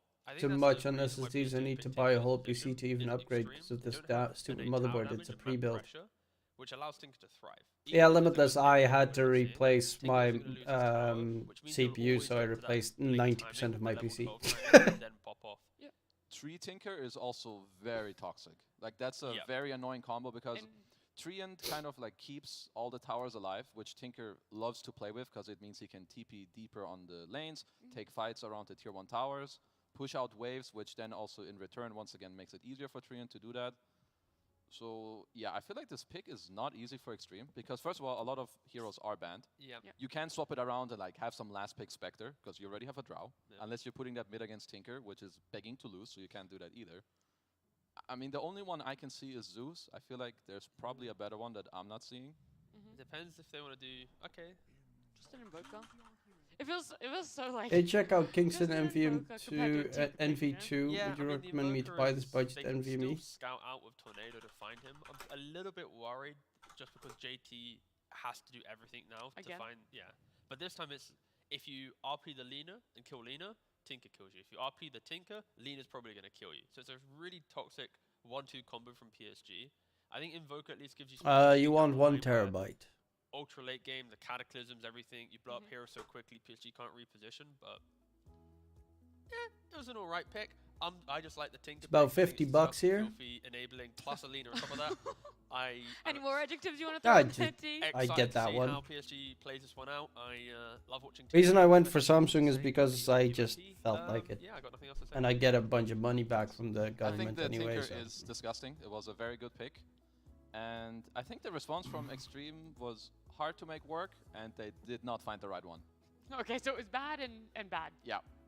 I mean, if they hit some timings, I can see some. You get a pipe with the Soul Rip, your Alacrity, your Drow, okay. But I think it's very hard to get there. Can't collapse the map. You have the Platypus said that LGD so will win. I was going to say, where is your prediction that you can just pass it all the way back down to me? LGD. LGD. Okay, the Platypus is clearly just persuading everyone to go LGD. I'm going to go with LGD too. I'm also going to run into the casting room. I'm going to go throw this at Lyrical and Fog to hit their predictions as we jump into game number 3. Platypus. There we go. LGD across the board. I think that means if LGD lose, we have to kill the Platypus. No, yeah, that's terrible. Stab, it's not stab, the Platypus's stab. fault. It's stab, it's, stab, it's, stab. It's T's fault. Stab. What? I don't know. I don't know. Just kidding. Oh wait, here we go. Oh, let me stab it. Oh, it's a lot heavier than I expected. I thought it was gonna be all. All right. Well, what do you think? Yeah, I mean Tinker, LGD. I think they've answered. I think they've fixed what went wrong in the game before, where they had this Lina versus Magnus. I think Xtreme, they tried to cover the heroes that we saw, especially at TI, that were the problem for Magnus, the Undying and Rubik. That was the response that Team Spirit did, or that that PSG.LGD did to deal with that Magnus versus Team Spirit. But I think that LGD, they've covered themselves having a secondary kind of hero that pops off and goes absolutely crazy, that isn't as volatile as perhaps a Tusk that can scale super hard. But we'll see how it all goes down, because I think if things get a little crazy towards late game, wait a second for that. This is what you were talking about earlier. If you send all of the heroes down bottom to try and cut trees, and they show up before you. When you're playing versus Tree and Protector, this is the specialty. People look at your pubs. You see Tree in the safe lane, everyone go down, 5-man net lane. It's never going to work because people don't listen in pubs. But, you know, you want to cut down these trees. You want to try to set yourself up for the successful laning phase versus it. But going back to what I was saying, I think if they can cause enough havoc and, like, just get to, like, super late game, then perhaps that's where this Invoker and Magnus and Drow can scale really hard, but then you're also playing versus Tinker in these late games and is super scaling Lina. And I like the point that T made about the repositioning. Drow, not the same as a Morphling where it's like RP hits and the Morphling is just on top of the target already, right? Drow is a lot more difficult to be able to who has the better draft? The bans from LGD. They took out Void. I mean, Tinker's really hard to catch, but I also think that they have. It's. I like Xtreme's draft more. I think LGD have fixed the little bit of a problem that they had in that first game that we saw Xtreme Gaming take. But let's see how it all goes, because JT, he was a boss on the Magnus. Can he do it again? That's going to be the question. Right, and like you're saying, he maybe can do it again in terms of finding those perfect initiations, but it might not be the team there to back him up with it. That is also somewhere where, you know, kind of the Invoker can catch back up in the late game as well, because if you find a big RP, if maybe he has a refresher even on the mag, then you're starting to think about Cataclysm plays, things like that. But, I mean, there's just something about nothing to say Tinker, you know? Yeah. Think back to Game 3 of TI-10 and how much he was able to get done. They even made a little special SFM about him, hitting some PA. This guy is something special when it comes to this hero. And he's got great tools around himself with it. The Brewmaster in particular, you're able to just like pour down these Brewlings at, you know, I think level 2, the level 2 ults. So you're able to put so much pressure on map, but let's see how the lane goes as well, too. This can sometimes be a pretty difficult one for the Invoker. So let's see how Paparazzi does. Yeah, it's going to be interesting to watch because, you know, this is the thing that's interesting, right? Is in these Game 3s, obviously not as high stakes as like the matches that we saw last night out of Europe, where it's if you lose, you're not going to the major. But it could be one of those things for this team. We sometimes see these games go in later, and so we're thinking about like, okay, what's the late game fight's going to look like and all the rest of that. But if LGD just kind of stomp coming out of the lanes, it might not matter anyways. Yeah, they might not be able to get to that point. And I'm going to keep looking at mid because the reason I'm talking about this Invoker versus Tinker matchup is a lot of these heroes you pick when you have the when you see the Tinker, you're able to CS and last hit with like some type of spell when you get lasered. Invoker can't do that. Your mana pool is quite limited. You can't just spam Tornado every single time. So I think it gets kind of difficult for this Invoker as levels come out. Right, they can get the constant spam coming in. And of course, they will have. Okay, there. bottom Sorry, red I had to do paparazzi something gonna quickly. Try and do some rune control. Game 3, I think maybe Xtreme. some help from his teammates, but yeah, already the denies coming out. Nothing to say. Ready to take full advantage. Yeah, I mean, you just laser him and then just go for denies. And there's, you have to use Tornado to get last hits, but look at the mana pool from Paparazzi. So completely nothing to say. He's got his bottle already, and I think he's going to start pulling quite ahead in the lane. Unless we see a lot of help coming out for Paparazzi. Like, God, yeah, this is really tough already. 8-4 versus 7-0, and those levels so important for Invoker playing this Quas Wex. He's going to need to make stuff happen. Yep. So looking at these side lanes also, I mean, Shiro is crushing it down bottom already. 12-5 versus this Rubik and Mag. I mean, personally, I like LGD more as a team Be repositioning because under tower and I'm a stuff big like that, but LGD fan. they've gone for more type of scaling coming out even from their 5 position. I'm a big LGD in general, but also I really love Shiro. He's amazing. Best. The Undying is still good to be able to scale because how strong Tombstone is, but on the other hand, JT is playing for Xtreme, and you know, I got him in my friends list. Also, give armor to the Lina, you have so much protection, and you have late. They have more Malaysians, I think. And of course, if you're standing how does still, Spell Steal work with the new Brew Axe? Do you just get whatever Lina, panda would Tinker, have been they will summoned rip you at to this shreds, and already sitting top of those CS charts? We're gonna have to see at the point some of time you movements sold around it, whatever eventually, panda brew like would he summon talked them, about, or does the movements in spell towards just break? mid, it could be a little bit tough If I'm because not you've got the mistaken, Undying, right? Like, what's he gonna if do? you're Maybe drop Rubik and you Tombstone? I spell don't know, steal, but there was something it's really gonna be an strange issue. about spell stealing. It's gonna have to be Rubik who kind of like looks You to make stole- moves around the mid lane to help secure some of these. I think you're still Drunken Brawler if you steal Primal Split. There was something weird about this. I played Rubik and I spell stole a Brewmaster, and I think if you steal Primal Split, you also get Drunken Brawler. Getting better for the Brew. They're playing versus Undying, so the first levels is always. I'm gonna hop off. I'm gonna take a shower, eat some food, and decide if I want to stay up all night, all day, or sleep. Nothing but love to y'all. Good night, Limitless. Last hits is the Brewmaster. Sweet dreams. Feeling like that hero could even scale a little bit, to be honest. Position 4 Planet, he's been able to have pretty good impact. Game number 1 was obviously a little bit off the mark with the Weaver, but definitely set up for some amount of success here. Yep. Paparazzi getting some nice little denies here. Yeah, he's actually been able to recover from that early tough start pretty well. Yep, 16-5 to 16. I mean, EMP is pretty good against Tinker. And Laser comes out. We'll get the denies immediately, but we'll be able to save that Tornado for the range creep. Doesn't even need it there. Need it. Yeah, just gets Nah, he's waiting with the Tornado for a good EMP so he can drain the mana and refill his own mana. Yes. One of the heroes he's very well known for. Tinker's good dispatch, not necessarily, but I mean, Tinker is also is good in most patches because you have multiple builds you can go for. You've got the Shiva's build that is stupid. Shiva's with an overwhelming blink. It's so dumb. Still not easy. It's not necessarily good in pro matches, but in pubs it fucking destroys.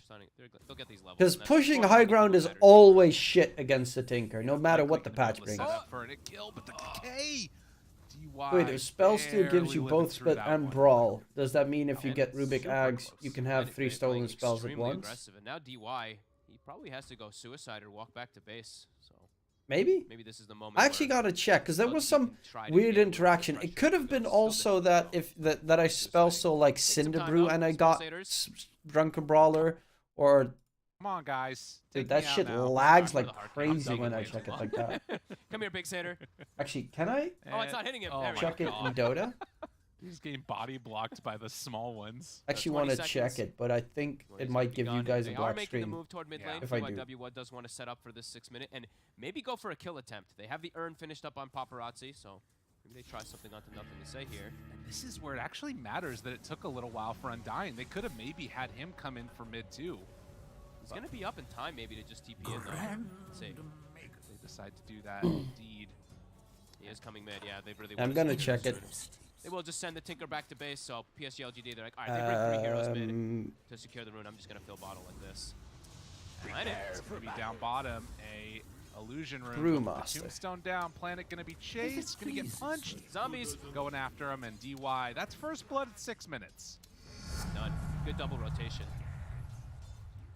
Still standing tall in that bottom lane. Shiro has been able to get away with another Lina pick, which we talked about, but nice pull GT behind the tower to secure some last hits for himself. Yeah. And getting the earn charge, very important. So Paparazzi, they have potential for rotation, potential for kill threat. But still top of network, he's Lina and Tinker.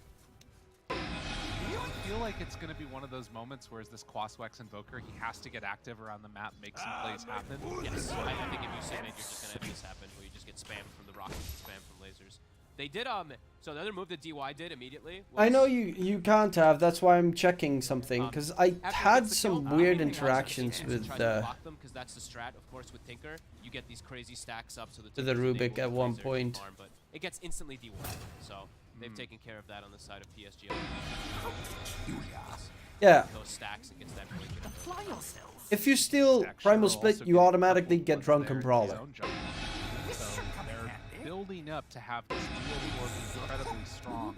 And you have to imagine. So you can't get the Panda from from the Brewmaster Ags. That they're going to probably get some vision down there and try and contest with the Invoker when Tinker does go to try and take them. Yeah, absolutely. Level 6 on Ghost. Gonna be able to do a great amount of damage. Well, you can if you steal, I guess specifically that spell. No. Tree. And pull back. So this rotation for Paparazzi, that's going to be another earn charge picked up for him. This is the way he's got to play. He's got to be pretty active. He's queued up the Midas, so wants to be able to get that scaling potential. As we know, Xtreme is trying to take the game to later stages. Is that going to work? No, you can't steal the one Panda spell. You can. It's duo scaling of PSG. It's weird.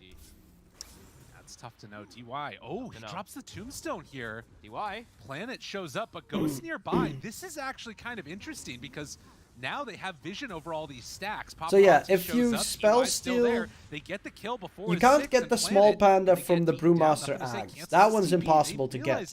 But if you would steal Primal Split, you automatically steal the Drunken Brawler as well. Huge moment for XG. Nothing to say. Tries to TP out of there, but it's And I not still gonna don't get happen. why. They kill off DY, But yeah. But now they have a pretty nice little window here. Xtreme game. Why the fuck do you? Great moves. I mean, putting so much When you emphasis steal on just Primal making Split, sure that why do you Paparazzi steal has Drunken explosive Brawler start. automatically?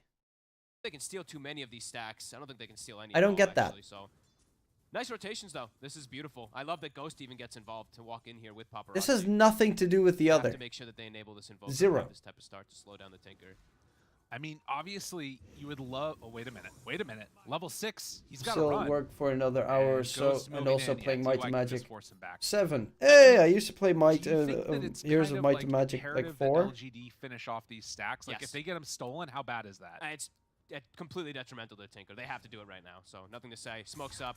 The strat, smoke plus just laser it. Doesn't pull aggro, of course. They'll finish that off in no time. And that's going to be his blink. Okay. We'll have that protection, but a really good early game for Xtreme. 5-1. Magnus is farming bottom. Drow's having free farm, and Invoker's getting these successful kills, so really nice plays. They're trying to show up, and it looks like they are going to be a little bit late to make this play onto the Ancients, but they drop another tombstone. They're going to be able to take the hard camp, though, Yeah, perhaps. this is really good. This So is huge. XG, they don't manage to shut down the Ancients, but they do move on in, take this hard camp. Blink Dagger's done for Tinker, but this would have been another huge boon for him. This is massive, though. This is huge deny away from that Tinker. And there's still no level 6 on Brewmaster, so PSG.LGD can't contest just yet to go for it. I mean, this is the thing, right? It's a scary strat from Ghost. LGD as Ghost gets the TP out of there. Nice TP. Shiro's pretty farmed. Panda sucks. Instantly TP's out. Really well played. But every single game so far, the LGD supports are Well, always that's what I was gonna say, is that it out-farming the feels Xtreme like supports by obviously quite a LGD's decent strat margin. is incredibly Every strong. game. It's got a ton of damage potential for it in like early DY scaling and PIW potential, late game tend scaling to just be potential, super but it shitty at also, farming. You know what they're going to do. You know those stacks are going to be there, and Xtreme Maybe I have should just put roll a forward the three-way perfect face answers. dice to and buy there's- which brand of there's just gonna be a bit NVMe more because I execution on literally the side can't of decide. SG, but we Just saw get the JT one, able the to 1 get that terabyte execution one. last time with his key RPs, so It'll be just fine. I mean, looking good for them. Still, even though it's 6-1, we are seeing with the way that PSG.LGD has set up the lanes, they still actually are slightly ahead in the gold. Yeah. Well, this catapult just does to some get the extra King. Kingston's a damage good as brand. DY tries to keep I've never had problems with Kingston. damage off of his tier 1, but it won't happen. And in fact, with Planet moving in and having level 6. Oh, he missed the bushwhack, though. Oh, DY gets the TP out of there. Beautiful. Sneaky, sneaky. Very nicely done. Bottom. Trying to get some push of their own on XG, but their reverse Tinker tree. HyperX. Not easy. God, this is going to be so annoying to Yeah. play against. They've done these great moves early game, though, so they've set themselves up to success to be able to try to catch Tinker and get the scaling. I love this headset. The HyperX Cloud the threat of them 2? scaling, getting that No, the cataclysm HyperX is definitely real. He fights. Cloud that is Alpha huge. No wireless. mana, and This thing has like JT, he legit has that mech, but already using the skewer. See you later. That was such a big 200 moment to 300 for them. hours Like of it's end up, well, salvaging charge okay. time. The RP to survive. Like this, I barely ever have to charge my headset. Okay. Fucking amazing. They decide to come back in with more. I mean, Tinker went mid, so yeah, they're just going to be able to get that lift up and then retreat away again. That's cool. Okay. He's like, you brew ult IRP. Sure. Okay. Thought he was going to go down and just not use it, but nicely done, JT. Can't believe how close that was to killing the Tinker. Yeah, that was very. If he catches the shockwave, perhaps he does. That Brew Moss is fucking broke. Oh no, run Brew! He also doesn't have DY has been getting so split much no more. Yep. And they get that tornado secure. DY gets the last hit. Great aggressive moves though, continuing to make these early rotations, making space for the Drow. 3 cores, 5k net worth. Brewmaster far behind, not able to get a kill with that first Brew ult, so pretty damn good so far. And Rooney, have you seen any of the PGL talent? Game, it feels like at the They're very all least in it's Romania. not going to be decided in that not early seen timing Snare that we were swag walk talking about. Where you could maybe just get rolled over by the early aggression coming out from that Tinker, but probably around this next set of items we're going to see some more fighting going on. JT has already finished off the mech like we talked about and almost has that Blink Dagger completed. Yeah, he's huge. They had stacks also set up for him, and yeah, they're going to start finishing them off themselves. So I think they have like a triple ancient stack still to go back if he wants to be the one to clear it with Drow. Pushing towers, though, is going to be the difficult part. They can look to By the way, guys, on, I know who Blink, all the talent is going to be Tinker at the next major. They have to get the Tinker if they want to go for them. But still, 7-1, and now they've gotten the position to. Not going to say anything, but I know who all the talent is going to be. These kills and then go for who all got invited and shit. I mean, the problem is still going to be how do you find that Tinker in the mid game, and I mean, it's sort of weird. It feels like at some point you might even like try and build into that Cataclysm and just use it for vision, potentially, even if you know that Tinker is somewhere, but he's so quick at being able to blink out after that it might not even matter. It's about the... It's That's mostly Romania about workman's just the tornado, lunch. right? He has to land the tornado to be able to find I mean, could you really call Rooney a workman? With this Blink Dagger on JT, they want to try to get a kill and push into this tower. Will they find something, though? A deep ward over here spots Planet. Okay. Whoop. You used to work for... Managed to get him on there with the vision. I think you used to work for Microsoft, Shiro, right? And now for Oracle? Oh, big something? find. Ooh. And Shiro in some trouble. The shockwave pulls him back in. Couple more punches. Tornado lift up, dispelling the armor. Isn't enough damage. He gets it off, and yeah, will drop. And they probably are based with the rest in Bucharest, which is like 2.5 hours away from me. Now, to be honest, I would go there just to meet Natty, but not for anyone else. I would also love to meet Sheepstick. God. The Rubik Snipe. She seems like a lot of fun. Planet almost hitting the Tinker. Every country has their own flavor of place that looks like an unsanitary murder shack, but has amazing food. It's gonna get taken away, but worth it. That is literally every free tent in the Netherlands, and most of them are owned by Turkish people. You can feel the sort of but it is delicious. It is deep fried goodness. And that's all it is. I used to work for Microsoft, then went to AOL, now back with Microsoft for the last 3.5 years or so. That could make that runaway potential, and shutting down her farm. Did I know that you went back to Microsoft? Just continue getting a little bit. How long did you work for AOL? Almost the same net worth, which is impressive to say for a Drow versus Lina. Great moves. I mean, XG they have a great idea, and they definitely have like planned out this timings in the early game in their heads, and they're executing it very nicely so far. The Snare doing a vlog of the world's sketchy yet delicious food would be amazing content. Yeah, but you know, you go into the wrong area and you're thinking, oh, this is a sketchy but amazing place, and then you get murdered. So, I mean, the story remains Xtreme winnable. I think Xtreme is looking pretty good. The fact the Panda has no farm is sublime for them. As farmed as he can possibly get. Yeah, taking objectives is still going to be the question, at least for me, for XG, is how they're going to be able to take any of these towers. It's going to have to be out of some big fights. Paparazzi, I mean, Boots of Travel, Bots, Bots Midas, he's going to be able to move around the map and follow this Tinker constantly. So set up on him, maybe. Wards no, down DY! Trying to drop the tombstone. In some trouble, drops his tombstone, and that sets up for Maybe some fights coming out the other way. Planet drops. Ghost the one that gets the last touch. DY. Oh, yeah, that Tinker is going to be a scary one all game. Yeah, especially if there's any vision always. Panda just had a super shitty lane. Right away. Be safe. I mean, they're Kind of moving that as a unit, simple. but still keeping themselves up with this farm. It's impressive. Yeah. I mean, you're still It's seeing that it was a top of the network Brewmaster with versus an Jockey undying with the Drow drought. lane. There's like fucking nothing you can do. Brew that just He steals hasn't all been your able to strength. find any She place in slows this you game, it down. feels He like. drops a tombstone while you're It's slowed not the down. easiest one You for get him. When he extra gets slowed in, you because see of the now how much they're tombstone able to and of disengage her from it, right? They the can drought. Just screwed. pop an RP even on it to get that disengage. To be fair, I've also wasted a lot of money like Could be buying a ridiculously pricey big case fans. storyline for this Of course, game they look is, good as fuck. Can Jiangyu make the plays happen on this Brew? Can he get Everyone into some more wastes gold? money on Wondering stuff what that he's they gonna find try and get to interesting. scale. Hell, I waste most of plus my side, money. of course, is that you're going to still see Tree probably have a Crap! on this sort of split out the map, try and keep towers No. alive type of play. They've given him so much farm. I power. have to He's do chill about all his the blink. freaking So this could be point pretty big for them to get calculations the of the jumps forward, DPC detach from again. this Drow's Oh, position. He's fuck. Hunting, finding, They'll find him. and yeah, PYW. That's gonna be a get lot of dropped in work. a moment. Well, China's not done yet, Find technically. another So. kill defending their tower. And Tinker getting closer and closer to these big explosive items, the Shivas. He now has level 2 rearm too. The so fact that I did Bruce all Blake 6 regions keep is on just in, so constantly much look more these work plays for me. around the map also as DY. Actually, spotted. for They a wanted to go uni for class, I paparazzi, was but planning on Blake making a so lucky website DY. where I can And automate that does get system, Tombstone where on the everyone set can of the just high fill in ground, their staying alive shit and there. then Tinker should Baba, be the able to winner shoot him is down to pointed death, out but at the maybe end. not. I still might actually work Have on the that vision. idea, The cloak. but then I I'm mean, gonna this have to casual cloak from DY has rechange now saved him the entire twice premise versus of this it. magic damage. Really nicely done. He broke the smoke too, right? They were actually Just so looking at that I can paparazzi make mid this lane. They were gonna press automated smoke and not around have him, to and fucking DY's do going this tanks it. manually myself. Well, it is still, I think, LGD feeling very comfortable with their positioning, but now So defense maker James I'll write Shiro is gonna create a take that website mid that tower. takes So they're 17 times staying up longer on the than objectives, obviously, for making this shit Xtreme. work, but at Can't least take any I'll have it unless you're finding automated. a fight. Yeah. But this defense matrix is going to also be super annoying to deal with. That status resistance against the mag. Also later stages too. It's once you get that. I mean, this is later on, of course, and we're probably gonna get to this point though in this game. It's level 20, right, on the Tinker. The defense matrix cooldown reduction, one of the more insane talents in my opinion.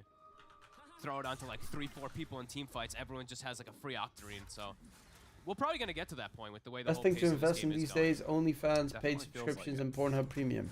So That nothing is to say, 100% true. Spamming out these lasers. Going to clear out another stack of Ancients. And the smoke up for Xtreme. They want to make a move. Ooh. They want to try and get some type of objective, and They're it's gonna go Roche. This is nice. I mean, everyone wants to Wow. see what It's gonna Belle die too Delphine is fast, I think, doing for and LGD Hannah to make it Owo. over there. Yeah, they buy even the shard on the I Drow don't too know those early. names, by the way. They move It's just in. a There joke. is already I have the no idea scan, what and their Planet content is. checking it out, but can they get it in time? Why you smile? Oh. Overgrowth's nothing. Primal what split the- nothing. They're not there, sirs.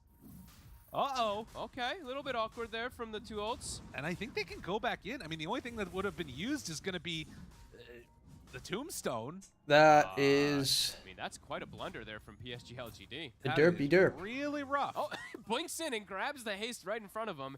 But yeah, I actually, mean, just walk back JT in, probably 2 ults shouldn't be in the wasted. pit. All right, can they fight this, though, after? JT, he doesn't want to be the first one get jumped on. They're still scared of the spam. Yeah, it's really spooky. Getting Okay, in so Romania, we be a still little have reluctant torrent here. Still websites have to stick in working the area. on a semi-legal fashion. Finishing up the Shivas. I mean, we think back again to that Roche fight that we saw. Cheap I ass think it was bastards. game I number mean, 2 or we what still have you, use where torrent. it Everyone was uses XG torrent. Most, finding I the still win, use but torrents then at least. I don't think LGD coming out on everybody top uses them, but I afterwards. still use them. It can happen My so cousin's quickly. trying to make Yeah, you his have to own be careful. There's gasoline still- from I- plastic. The the fact that science you're not gonna checks be able to out, take but his advantage of the world metalworking shield, though, is skills quite- leave something to be quite nice, I desired. would So say, far, for he's lost PSG.LGD. Like, completely chickens whipping it to the and not getting fumes. punished. And now Shivas is done. So explosive damage going to be coming What? from nothing to say. If they're able to like keep the distance, and swear, he just gets like a couple of these. Keep off an the eye on your pockets, cousin heroes because he are just might gonna be detonate. interested. If he No buys hype a yet lot done, of manure, online for any of these he's probably heroes. creating a bomb. And it's going to be a while before anything like that comes up. You can see that Yeah. PYW and DY both trying to build into Glimmer Capes. They do have a protective tool though for Ghost now. He's got Hurricane Pike already done. Keeping up with the net worth of the Lina. Yep. It's really good. Very close game here. Neck and neck. 2K lead now for XG. doing just a little bit better farming across the map and keeping these 3 cores looking good. Yeah, and getting themselves a lot of defensive items, right? They have the 4-staff, the mech on JT. As Artisanal bombs, best toys for adult men. They have We have something in the Netherlands. I'll show you a video later. That's called Carbide Schieten, which we always do with New Year's. Until Brult is back New Year's Eve. Be careful with his positioning here. It's they run into one. Okay, he blinked in right as they're going for it. Which now is like literally DY is already thrown out. Shoot a metal plate through a now, field. Get out okay on LGD? It's actually to chase this down a bit. a Dutch tradition. It makes very little sense, but it's hilarious. In trouble. Sunstrike. That's going to be enough for the kill. Can they go for more? Look at JT. They're already getting the flank position I on this know he's Magnus already in down below. militia, but he lives on the Russian border, so it's socially acceptable since Russia. Oh, they're probably going to expecting invade they're Poland expecting soon. to run into perhaps like the Lena or Tinker right here. Yeah. Okay, I don't know. I saw that someone say that on like the Joe Rogan show, but there is literally 0% chance that Russia is going to invade Poland. There's minus 50% chance needs to get out of there. BKB run that they're going to invade LSA Poland. Stolen, but PYW in trouble trying to get out. Ghost 4-staff up to the high ground. It's evacuate. Russia invading a fucking NATO country is the dumbest like, and in the end, they're prediction only you could lose make. 2 supports. Ooh, a little bit of anti-synergy. RP plus Tornado. Whoopsie. JT laughs Hello, anyway. we all just want to die. He's like, whoopsie. But we got the rush. We got the Aegis, and we got out, you know, just losing the supports. Yeah, there, no. so Joe Rogan's show. Pretty decent there for XG.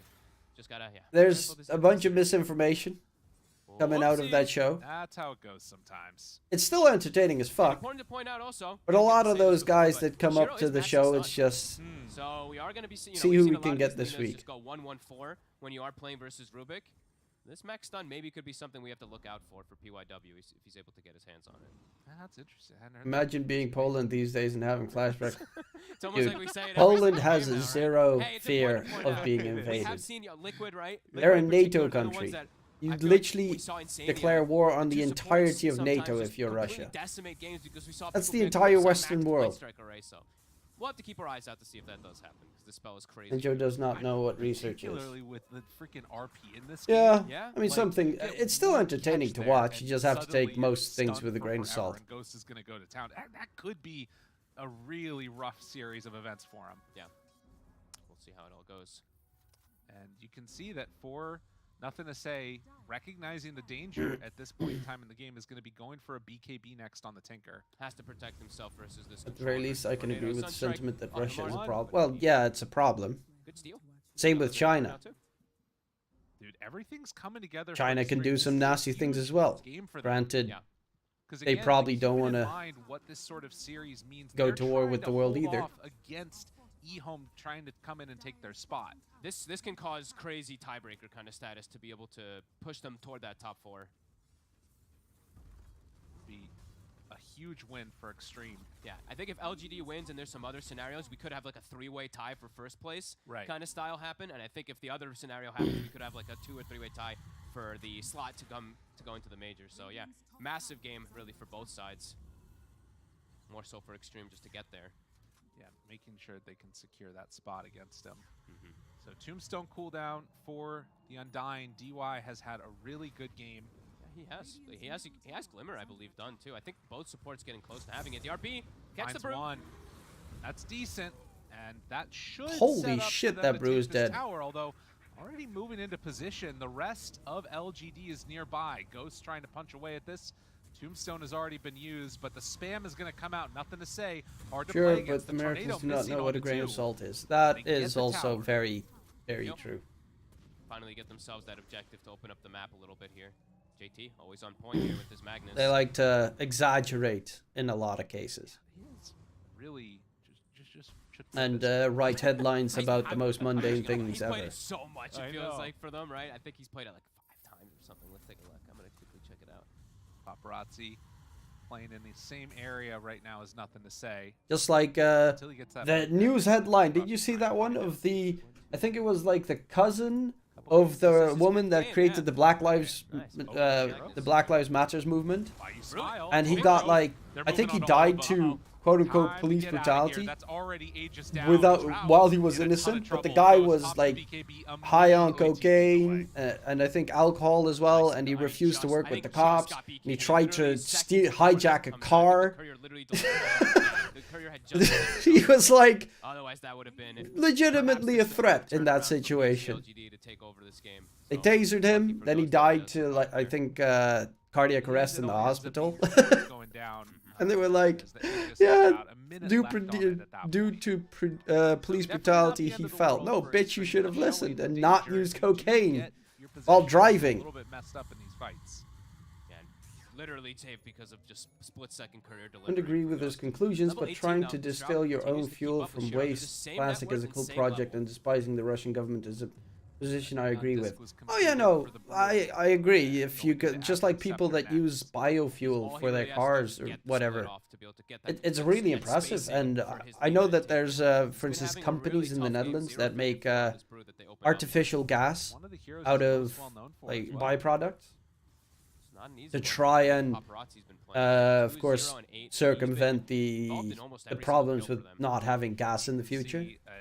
Just create your own. Obviously, you need to do it on a stupidly gigantic scale, and it all needs to be improved upon. But the fact that there are companies that are doing it is pretty impressively remarkable. Still fine with Hex like Refresher or Hex Aghanims if he wants to go something along that line. He's got a lot of variety he can go for, but Hex I think is amazing versus Tinker. You catch pre-BKB and he's just dead. Any type of control. That is Aeon Disc procced. Okay. So they have a window now where they can punish this brew. God, that feels so bad for him. He's gonna have one of his other. He's gonna have the tree just jump in and start the fight so that he can get the split off. Otherwise, very likely to just die. JT. Tinker is still scary as frick though. For a second here. XG. Yeah, they throw it down and immediately blinks back. Does he have marked up what he wants to go next? No. JT on Even if it's not profitable to just sell the gas, you're still providing a service by getting rid of garbage. Yes. Tornado with the gust. And honestly, it is all about also improvement. It's research that they put in. It's Ghost that's about to die. They won't be able to BKB TP out of there. Ghost gets away for a moment, but the overgrowth is there. Where's the Lina? Comes out. GA. Lina's not coming. Ghost is going to go down. And yeah, the turn was there. They were. Look how fast they all got there. All 5 heroes from XG immediately to help out their buddy. And now they'll get the brew. Oh, man. That one is frustrating. JT moved in, had that mech for They had such a good start to the fight, but they just missed the damage necessary to finish it off. Pull back onto planet. That's because Shiro was top. There are 3 heroes going down. How did... Holy moly. They are so quick with how they rotated. Bitch, move. And the way they like protected each other too. Ghost was patient. I was like, oh, they actually are going to win a big fight. And then Shiro's not even fucking there. Okay, never mind. And then they steal it. So PYW for next fight also has overgrowth to control through these BKBs. XG is playing out of their minds. That movement is insane how quick they got on top of helping out their buddy. Ready to push down this bottom lane now with the double force. Oh, Felix, by the way, tomorrow I'll be casting Southeast Asia Division 2 matches, bro. First game I'll be casting with Adam. Second game I'll be casting with Winter. Play doesn't look like it. Actually, I'm casting the second and third series. The first series is going to be casted by Seekanava. The one thing that I will say is that when XG show up with numbers, we've been seeing LGD pull their 2 cores out of the fight. You know, Lina, Tinker, they're not sticking around. I wonder what I'm looking so forward towards those matches because the first one I'm casting. Wait, I quickly will. In the fight because she's getting close to Satanic. I'll be casting Polaris versus Xerxia and Army Geniuses versus Spawn Team tomorrow, and then on Thursday, Friday, I'll be casting UD Vesuan versus Polaris and Army Geniuses versus Atlantis. Pretty much what opened up the opportunity to make sure that they can protect that drought. Yeah, nothing to say. Trying to play down here and push out these waves as quickly as possible. Already gave praise to E-Pulse for Div 1. You're gonna undo it all. 100%. the TP out before it becomes too much of an issue. This overgrowth could cause problems. They're gonna be like, who the fuck's this bald bitch? Where's Peacock? And now we see Paparazzi. Fuck this guy. We want Peacock. I mean, his damage is insane as well too. If those BKBs aren't active, we have level 20 Chaos Meteor with max Exort. He is a monster. Yeah, nothing to say. very aggressive jump forward. Tombstone down, breaking blinks, and XG keeping themselves Or alive. the old classic, this is Southeast Asia, where's MLP and Jonix Fire? Ulti gets it off, TP in from Tinker, but the BKB has to run away. Oh, Finds nothing JT, to say. Breaking his blink dagger again. Is it backing off? He does have that. Bruce Split's been used. Roche is up in They're 50. not finding anything though. That's a Bruce Split forced again, and XG able to disengage perfectly. It's been the story of the game for them, perfectly choosing every single I battle. need to go fall asleep in time It has been tonight. really impressive to watch I Xtreme need to gaming make sure year. that this bed. They have looked incredibly good at various points. JT is just a beast, really. Yeah. Like, he's got RP ready too for this next fight, and there's no Bruce Split. Lotus done too, so even if they do go into that sheep stick, eventually for the Tinker, it's not going to be easy pickings. But Probably not even be here there watching. I'm only interested in watching Suspicious Team Flow, Atlantis and Myth Avenue Gaming. So you'll be watching on Friday then.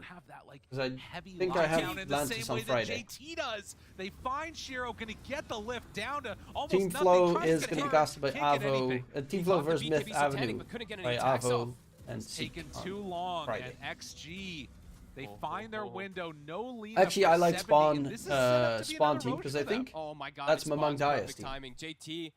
Mamang Daya is a pretty cool player. Unreal.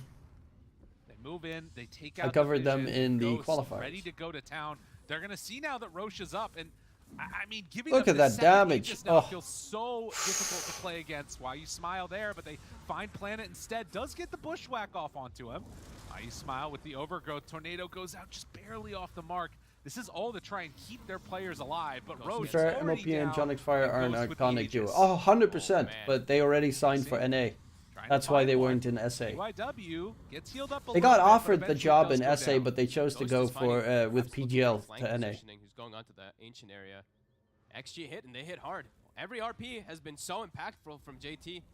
All these team fights, 8K gold lead. They're picking and choosing their battles perfectly. Nothing gonna Right? happen It's to just Mercury of XG. Team Flow. Valve has the last say in that. I mean, in this one, it's not the same We type of 4 protect there's a one as message sent Paparazzi. to Valve about that, Now has to and just back Valve away has there. to come Ghost up walk with back up an and answer gets to the that. Look at Ghost, though. Looking for the For flank. a moment, finds him right away. Silence Ghost Scepter, though. That'll be enough to keep him alive. Yeah, it's fine. Yeah, and it's not a 4 protect 1. They have this Invoker who's scaling like crazy, who's always going to be a big element of damage. And yeah, eventually can go for like Aghanim, so if they do land multi-hero RPs, everyone's just going to get deleted. So far, the game plan for Xtreme, it's working out again. Let's try to take the Tries to step Gust out reveal and talent manages here. to get the TP away. Last Nah, second before I don't that think so. bushwhack came out. Although, good chunk of damage now onto the Rubik. He's Yeah, in no. trouble, but Multi-shot W, he's in cooldown. deep. 8 seconds is a very big cooldown Tries to reduction. get out of there, but the Meteor just barely away to keep him Barely, alive. bitch, The that's pushback like there onto 3 two. heroes XG, separation. Maybe they've gone a bit too far. Force the BKB. Oh. Shiro up on the high ground finds the kill. Now Ghost trying to turn on Shiro. They're kind of going in 1 by 1 on Xtreme. Yeah, and I think, was that the gem now finally taken? I think it was. Yeah, Planet, he's able to take that gem away from the supports. So, XG, this time, a little bit of some mistakes gets punished. LGD, level 21 on Lina. Tinker about to hit 20. Does have that E-Blade done. And that's another interesting one, right? Because that's going to do so much damage against the Drow that based upon her stat damage could really decimate her. And he's got 20 now, so we'll be able to have the talents picked up. He takes the Keen Convoyance. Oh, okay. okay. So, I mean, it's. I guess he just doesn't feel like the other one's going to have as much. I always think that other one's broken. But this one makes his power much better. He's able to just constantly spam much harder, so. More interested in that. Looking on those back lines here. See if he can find anybody. Ghost runs in. No man's land. Ghost completely isolated. That's Aegis down. There's still a route available, too, for the BKB. Need to be careful. DY moving into position. The BKB, RP. it's already been used. The RP connection on That drag Ghost back. trying to get a little bit of separation. Shiro's still living, but Ghost right on top of him. A couple more hits. The disarm is out, and they find the JT kill. is so fucking Tinker good. gone as well.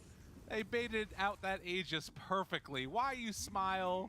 JT is just really good. JT, again, JT and Ghost pairing together, and Paparazzi, the disarm comes in during the Satanic.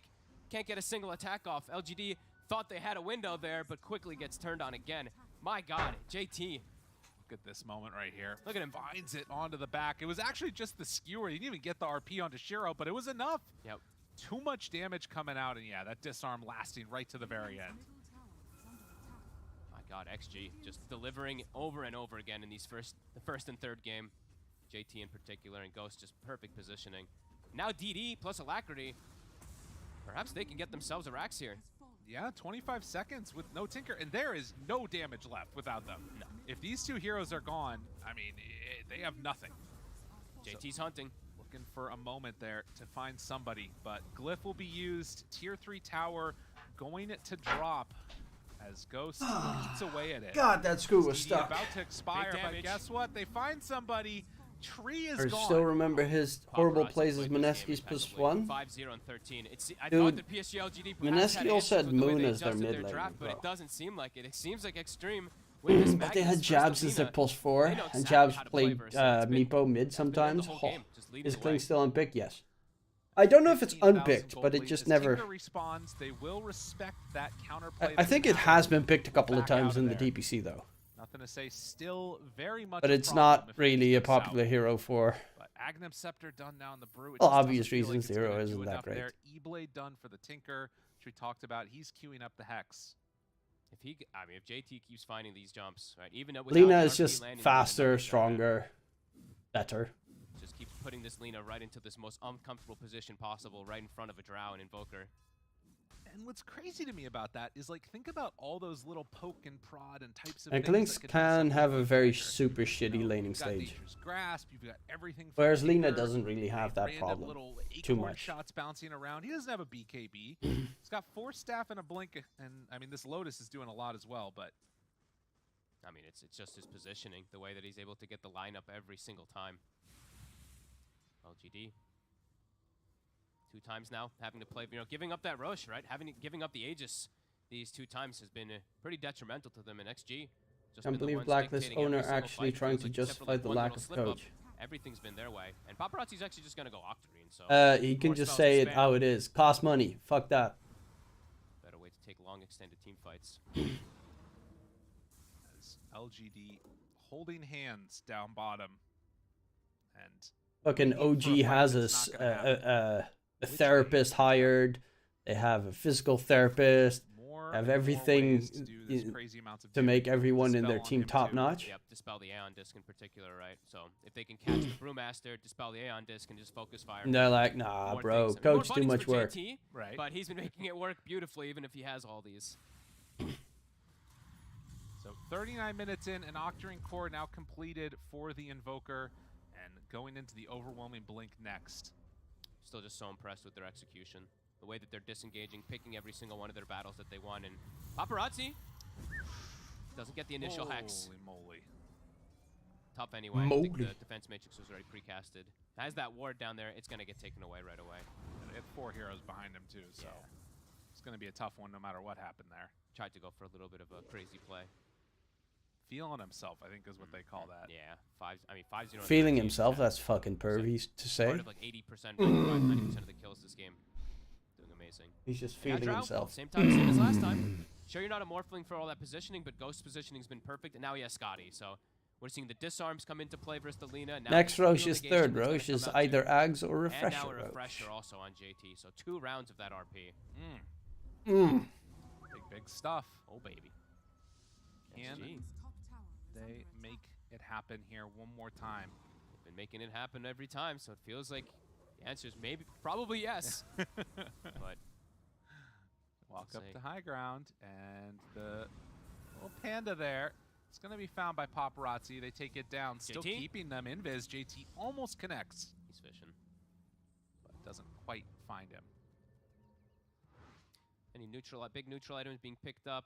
We saw Timeless Relic for the Tinker, so a lot more damage. If Timeless Relic is able to actually ever stand his ground and cast these spells constantly, but XG's not giving them the chances to. 20% debuff duration, 15% spell damage, 15% on a Tinker. On JT for protection. PIW, he's found out. But JT! Oh, the RP connects onto both of them. And that Tinker, in a world of hurt, JT just brings him down to death. But income Shiro, double buyback? They will, but the buyback. Ghost right there needs to get away from Shiro. I mean, nothing to say. There's no more RPs left.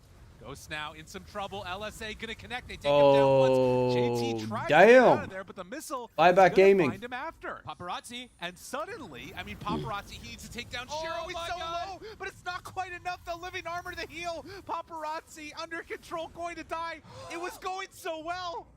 Oh my Jesus. God. Oh God, Roche is up, and they don't have buybacks. None of them have That's buybacks. an instant Roche respawn as well. Oh, this is Gaben has a fucking hard boner for LGD. That's Roche is actually instant respawn. They find a perfect opportunity with these buybacks. That is devastating. Oh, we got to see this again. Look, when this fight starts, 15 seconds to Roche respawn. Use the refresher for the kill. It is Those two die with 10 seconds to possibly Roche could respawn. Yeah, let's see. Look at Roche respawn. BKB starts wearing out, and he's like, "Oh my God, I gotta run." 20 seconds Roche respawn timer it and had. we'll watch on the left side. Yeah, Shiro versus Paparazzi, the battle that's going on in the meantime. Shiro drops to what, 100 HP or so, and then gets defense matrixed up, blocks, I believe, the Sunstrike damage. Even E-bladed afterwards, so he can't get hit by zombies. Yeah, that second RP kind of fucked him. Oh, that was so good by nothing to say. What a boss. Runs completely out of mana by the end of it. And now, Refresher Lina. Yeah, and they have Aegis on Tinker. I mean, fuck the me, swing they in just gold got and the experience in luck. everything. Game's back to even. I can't believe that just happened. I mean, nothing to say. Sometimes on his Tinker, right? He just does these type of plays that's unbelievable. Like the literal perfect way that he can protect his Lina, right? The E-Blade to block zombie damage, defense matrix to block Sunstrike. What a boss. And now he's got this next explosive item too. Supports can't play. You've got this overwhelming blink Shivas. Your supports just actually die in seconds. I mean, you could see the Dota plus win probability switching as we are getting further and further into it. I think the big thing right now is Xtreme have to avoid a fight. Like, they need 2 RPs to make this work. And they have to be pretty good ones, I feel like. I don't know. This is tough. It's all on JT, and he's been able to deliver, right? So well, maybe he can continue to do it, but yeah, he's got to be cautious about these buybacks, and especially now versus Aegis too. And now, so I was actually wondering if Shiro would do this last time when he was playing versus the Magnus and stuff, buying this Aeon disc. Right. He does it this time around, so now he has a way to at least protect himself since he doesn't have Aegis' supports. Oh, PYW, they can't get into this fight right now. They're trying to make this work. Paparazzi pops his BKB. Planet in trouble. Starts to die. Sunstrike. It's not on the mark. Oh, he dodges that Sunstrike as well. Rattled here. They're making it happen. Everything is starting to go super shitty. JT needs to be very careful. Here to help him. He's like, get me out of here. Dude, I swear, like, these next couple of minutes, it's incredibly scary. Because obviously, Tinker doesn't have buyback, but there's this window where Xtreme, if they take a bad fight, it could all come crumbling down. The game could just end. Yeah, they could just lose the game immediately. And they're playing into Aegis, so for JT, it's very difficult for him to get the catch-up. I feel like we've had some of the most exciting games in the last, like, 12 hours. Jesus Christ. We have the EU tiebreakers that are crazy 70-minute games. Now we get this delivery from both these teams. Yeah, it was the Dawn Knights one. That was a nail-biter, too. Hey, come on, no bullying. No, this is fantastic. I mean, there's nothing more you can ask for in these type of games. Super back and forth. XG leading they actually every went perfect there. fight until one moment where LGD finds the moment to strike. And now they have double Aeon disc, triple Aeon disc on the cores, and they have this Aegis as a blanket. We'll switch that in as soon as the Aegis Overwhelming Blink Shivas is still the dumbest fucking Tinker build. But Xtreme in their base now. And we've swung back and forth and back and forth. I actually played with a friend of mine. Feeling like LGD have a foot in the door. Can they close this one out? For them, this would he played Tinker with a heart and for Xtreme, keeping their hopes alive and forcing things towards what was it? Heart and scenarios. But Bloodstone. Look in it, but immediately blink back. Can't find Planet. And he had like Blink dagger in the tree line. 5k HP. Used one of his spells, was full HP, full mana every single fight. Status resistance though, nothing to say on the low ground, and JT in trouble. E-Blade hits him. They've got the Acorn shot. DY, PYW already gone. JT is out of there. This is the perfect fight for LGD. They take down 4 in a matter of seconds. Welcome to Tinker late game. His prime. He's level 26. The overwhelming blink to Shivas. He sees this Magnus for a second, full spell usage onto him, LGD have. I Totally still turned hate game. this Stinker build so much. They do have buybacks on the Mag and the Invoker. They would love to not have to use it, but if they jump onto Ghost, I mean, he could get dropped. They literally jump onto him. E-Blade now, the mass buybacks, trying to get there. JT, he's TPing in, but immediately Bushwhack comes out Planet to break it. They do take down Stinker's so dumb. But it's 3 buybacks. And now looking for more. They can't So find it. dumb. JT, he can't find his moment. They're putting too much pressure onto him. They're jumping in his face, forcing him to use these weird RPs and stuff. BKB on cooldown still for Drow. This fight. Look at JT's positioning, right? He Hate gets because caught it's over too here on the good. left side, you'll see in a second. Hate because it's Nothing to say with dumb. overwhelming blink, it's just causing absolute The havoc. fact that when you pop Shivas, you can have multiple Shivas going off at the same time. You blink in, the person gets hit by 2 Shiva AoEs instead of the 1. And they take the double damage from that shit. And you have the overwhelming blink as well on top. It's stupid how fucking strong it is. As a support specifically, there's nothing you can do. There's no item you can build, no nothing you can do to keep yourself alive. Wrap around. JT tried to find somebody. Things getting weird again. You need They a find BKB, Planet otherwise finally. you're screwed. UIW, Paparazzi, they're on top of them. So they do get that pick off. Okay. That feels like the first thing that's gone good for Xtreme Gaming in the past 10 minutes. Just about. They recovered their gem too, so it's a pretty big pickoff. Vision could be crucial, especially to protect poor JT, who needs to have everything go in his favor, it feels like, for them to now have his chance to take these next fights. You know, with Tinker, it almost feels like you're playing a fighting game or something in terms of like the momentum swing, because you can always be on the map. They give you no space to sort of settle down and reset and try and get the game back to neutral again. But they will find one here. So the Hex comes out, the Aeon Disc prop pops the ulti. Do they want to come in and take this fight after? No, just to get away. Yeah, it's so hard versus the Tinker, and nothing to say soon. He's going to have Bloodstone, so even if they catch him, he's going to BKB and turn. He's going to get so much spell lifesteal, so much damage onto these supports. And playing without BKB at this point now, I'm wondering if JT maybe wants to switch his build. Yeah, He immediately does. Okay.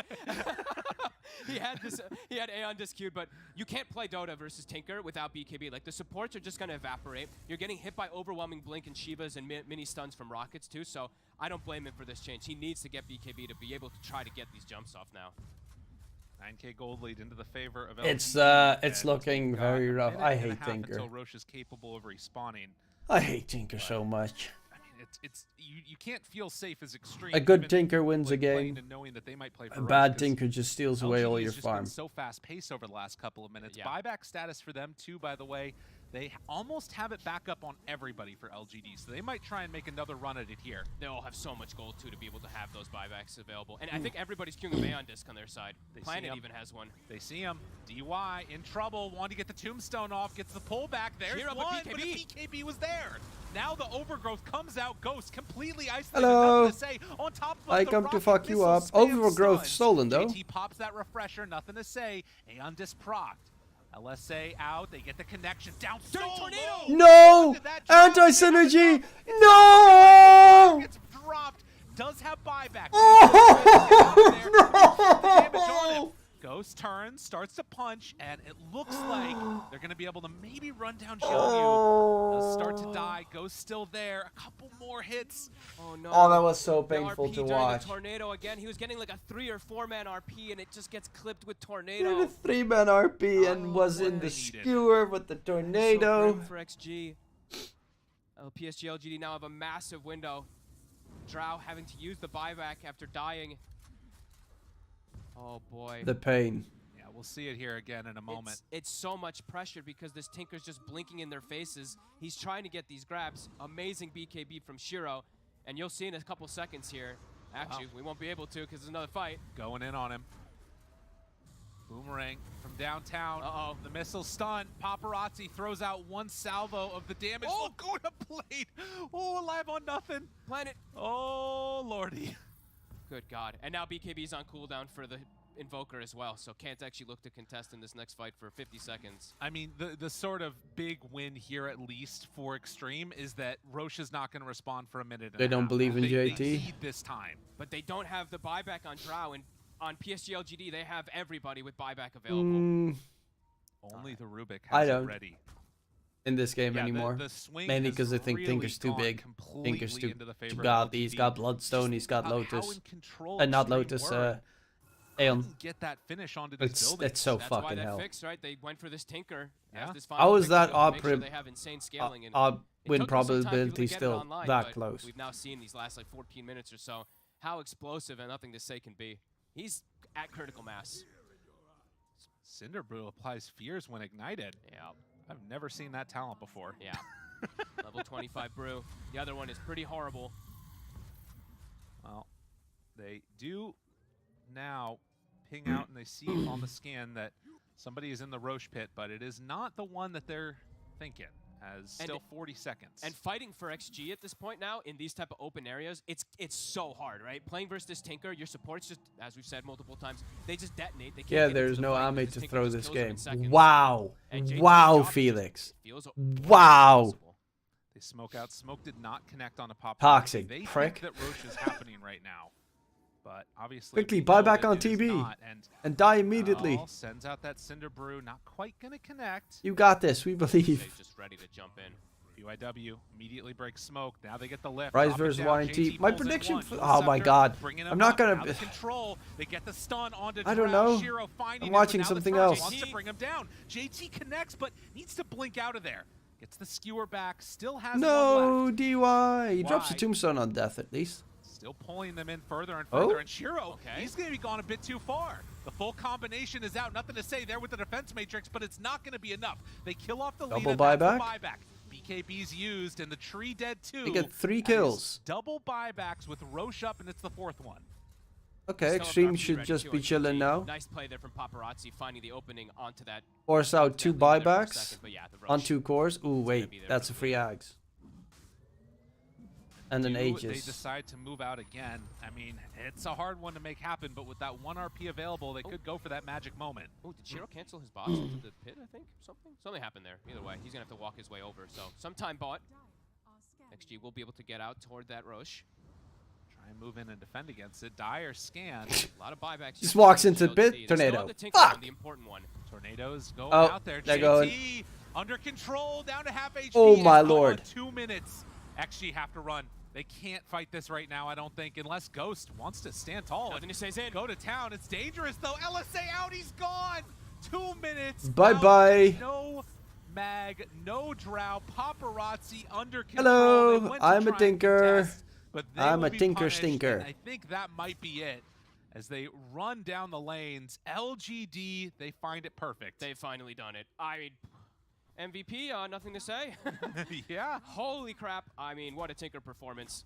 I mean, when we can in a second, of course, when they're getting this push, we should bring up those damage numbers again, because he's done everything for this team. It's insane. By just also protecting his Lina in that top fight, but look at the damage. 71k. This was the last pick that they needed. And yeah, they'll be able to close it out here. Buyback on Mag. Okay, Invoker's 300 don't have gold damage. away. So close to having it done. In 60 seconds, the Yule Scepter precast. They find the mag. He didn't stand a chance. XG, they're gonna go down to LGD. They reign supreme in China. Maybe not with the other teams that are sitting up there on top, but they'll at least take down Xtreme. Whew. So that can cause now some first place tiebreakers perhaps that could come out here. They did well until have they done it. didn't. They You fixed their have draft the a little perfect bit. Getting this analytical last pick brain. Tinker, it was beautiful. Supports could do nothing as game They did progressed. so well I can't until believe they how quick didn't. that turned.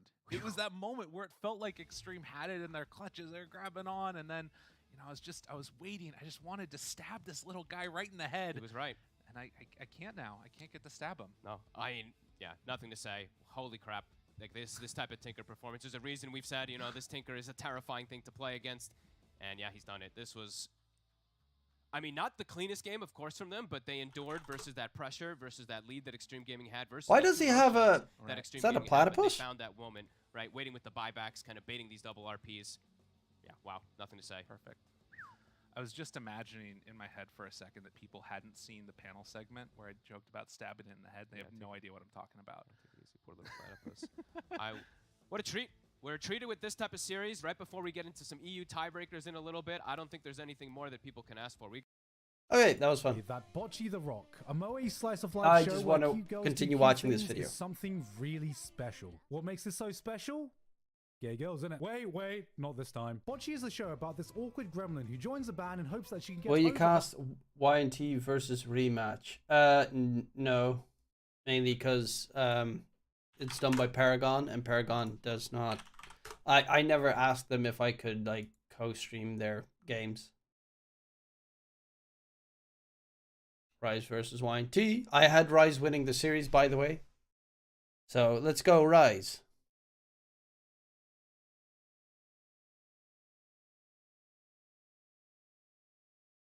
her crippling social anxiety. No, it's not Barry the Platypus because he doesn't have his Barry the Platypus secret agent hat.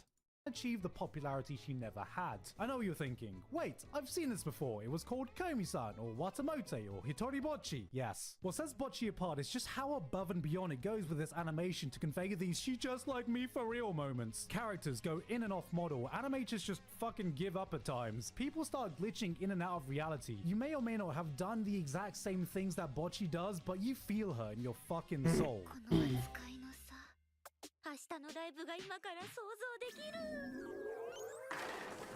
At first I was worried that this was going to be a one-trick pony. Turns out it's a 10-trick pony in a farm of 100 ponies. When you think you get the joke, when you think you know what's coming, the animators hits you with something completely new that conveys this Barry was the best platypus that ever lived-ish. Exactly. This made me laugh more than any other show this year. It wasn't a platypus? Laughter, it was more like oh, hat on. Barry the platypus! Triggering my fight or flight response. Get out of my mind. Get out. Get out. They're making a new season, by the way, for Rick, not Rick and Morty. Also Rick and Morty, but not with the same voice actor because the guy went to, I mean, he's a sexual assaulter. So that's good that he got found out and that they're not using him anymore. But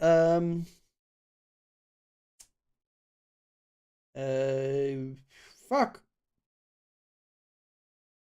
Phineas and Ferb. They're making a new season of I think 2 seasons of Phineas and Ferb, 20 episodes per season. And I think it's going to come on Disney Plus, if I'm not mistaken. Something in here will drag out a core memory you've buried deep in the recesses of your mind. Like that intrusive thought that hits you at 3 a.m. And God, I didn't even talk about the music! I recently said that this was everything I was hoping K-On! Would be. Because while yes, a lot of this is slice of life moe, motherfuckers are getting shit done!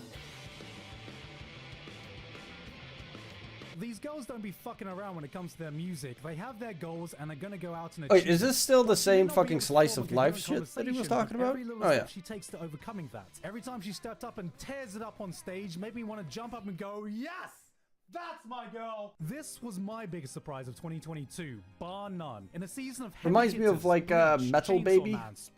Is it called Metal Baby? Awkwardly waltzed in, the Japanese rock metal group. Baby metal. Cyberpunk 2077 has gone down as one of the most disastrous launches in gaming history. Years of anticipation and dude, build-up. I loved this game at launch. It had some very minor bugs that I encountered, especially the one where it was like, I think it was a backwards head floating on a car. But for the most part, the game was absolutely fire. Of a broken, unfinished game that would take an equal amount of years to fix all the bugs that it had. 2077 became a joke, a meme among the gaming community about how not to launch a game. The biggest praise I can give to Cyberpunk Edge Runners is that it was so good. The anime almost made everyone forgive what happened to the game. I haven't seen this anime yet. Is it good? This dropped and introduced weebs to the insane world of Night City. We weren't given another squeaky clean, safe anime. This was some hardcore, dick and butt, hyper-violent, I fucked your mom kind of show. And god damn, was it awesome. It hits you with the story going at full throttle from episode... Wait. What did she just do? Kind of show. And god... Oh, he's cleaning. Damn, was it awesome. Oh no, she's not just cleaning. She's like, oh yeah, I'll clean that disgusting, I don't know, ketchup off your shirt, and then was it? It hits you with a story going at full throttle from episode 1 and never takes its foot off the gas. You'll look for a moment to pause and catch your breath, and while you're waiting, you'll realize the credits to the final episode are rolling. This was the anime Studio Trigger were born to make that nobody realized they wanted until now. Even for a team of decorated veterans in the industry, this felt like they had upped their game. They felt refreshed. This list is best anime of 2022. I know, but someone like he also had fucking mech animes in there. I don't like mech animes. Get transferred over to the viewer. This is how you do a video game tie-in, and all it took was emotionally scarring the collective cyberpunk community with a single song.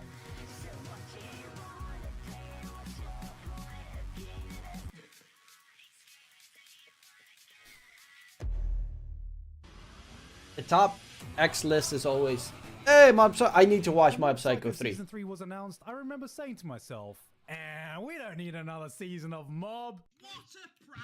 Season 2 was an action-packed masterpiece, combining some of the best animation you could ever find with masterful character writing the series didn't have before. And while I don't think Season 3 reached those same heights, it was one that was surely needed. This closed the final chapter to Mob's character and everyone around him. In a sense, this felt like a season-long epilogue. While I wondered where the story could go after Season 2 cleared up all its plot points and defeated the Season 3 took a step back and went, how do we give these characters the send-offs they deserve? It's Reagan, over? a man so full of bullshit he can sell Hamon to a Stan user, ends the series in the most honest way possible. Dimple, Ritsu, Hanazawa, and most importantly Mob. All the flashy fight scenes that show that its true heart lies I didn't know that this was the end. It taught us how to accept ourselves. Yeah, it's made by the same creator as One Punch Man. Journey and ended his story in the most perfect way possible. Studio Bones can finally take a bow for the work they've done here. From start to finish, Mob has felt like a passion project that has pushed the boundaries of animation to its limits and beyond. This is the kind of adaptation everyone only dreams of. And now that we're saying goodbye, whatever your favorite season was, it's hard not to feel like all of Mob Psycho has cemented itself as a modern classic we won't ever forget.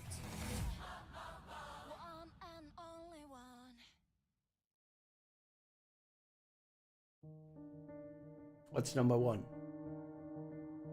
Now then, she won't be lonely so soon until the soul comes around again. Oh, I put on a happy movie. I tried watching the Made in Abyss with my girlfriend. I watched the first couple of episodes and she kind of like did not give a fuck. So, expecting to feel happy. When I listen to a sad song, I know to expect coming out feeling a bit sad. But sometimes I encounter a piece of media that leaves me with an emotion that is utterly indescribable. Ew. And that's how Made in Abyss Season 2 left me. It's been 5 years since the first Made in Abyss, and now the cat's out of the bag. We know this isn't a cutesy, happy show. Bad things happen. People, probably children, are going to suffer, and you're going to need a good hug by the end of it all. And even knowing this, I was not prepared for the experience this was gonna give me. This is no longer simply just a sad show or a dark show. Before, the rules were more simple. You go down deep and maybe you encounter a really dangerous animal or some crazy evil person, but now the terrors you encounter cease to follow any logic you're familiar with. We wander around in this non-Euclidean world where the laws of the universe are governed by different systems. The mysteries of the world refuse to give up its secrets. Eldritch horrors lurk around every corner, and your mind can only attempt to comprehend the nightmares you uncover behind them.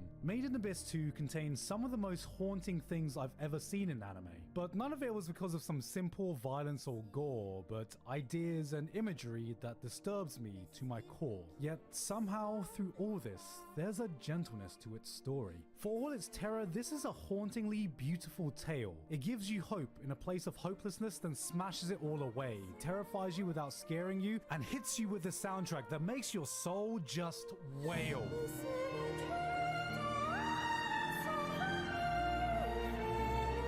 Okay, maybe I should watch Made in Abyss.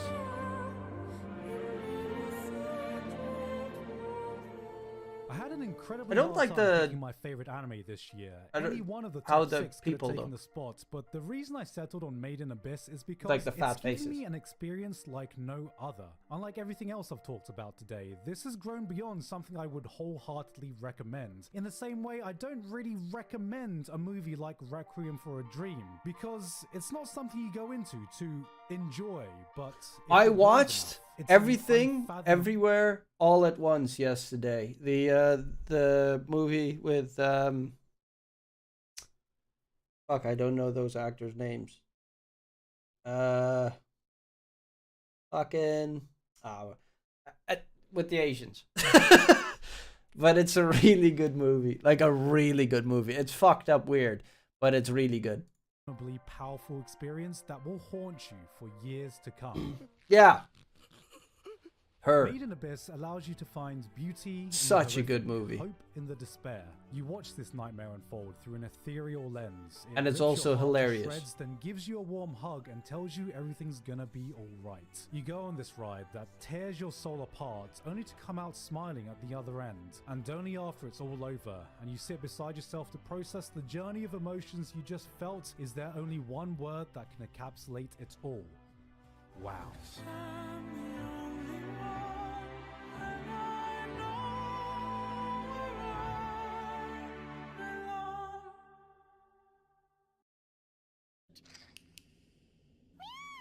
Hey guys, hope you're having a great 2023 so far. And yeah, that was all of my favorite anime from 2022. And I want to give a huge 2022 thanks to Alpha Sigma, Basil, Dysfunctional Degenerate, Flabberwocky, Ivy. Okay boys, I'm off to get some snowy walk around the town. See you tomorrow maybe. I'm also going to be off, guys. It was fun today. Tomorrow I'll be casting some Southeast Asia Division 2 matches. I'm quickly going to check on DLTV. Is there anything on Thursday? Because I think Thursday I could possibly...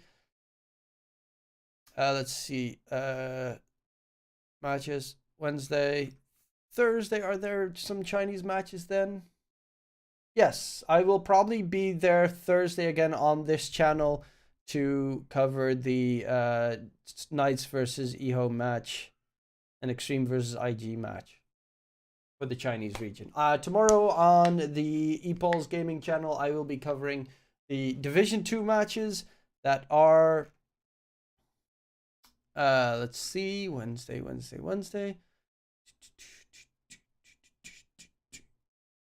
No, not that one. Polaris versus Ursha, this one, and Army Geniuses versus Spawn Gaming.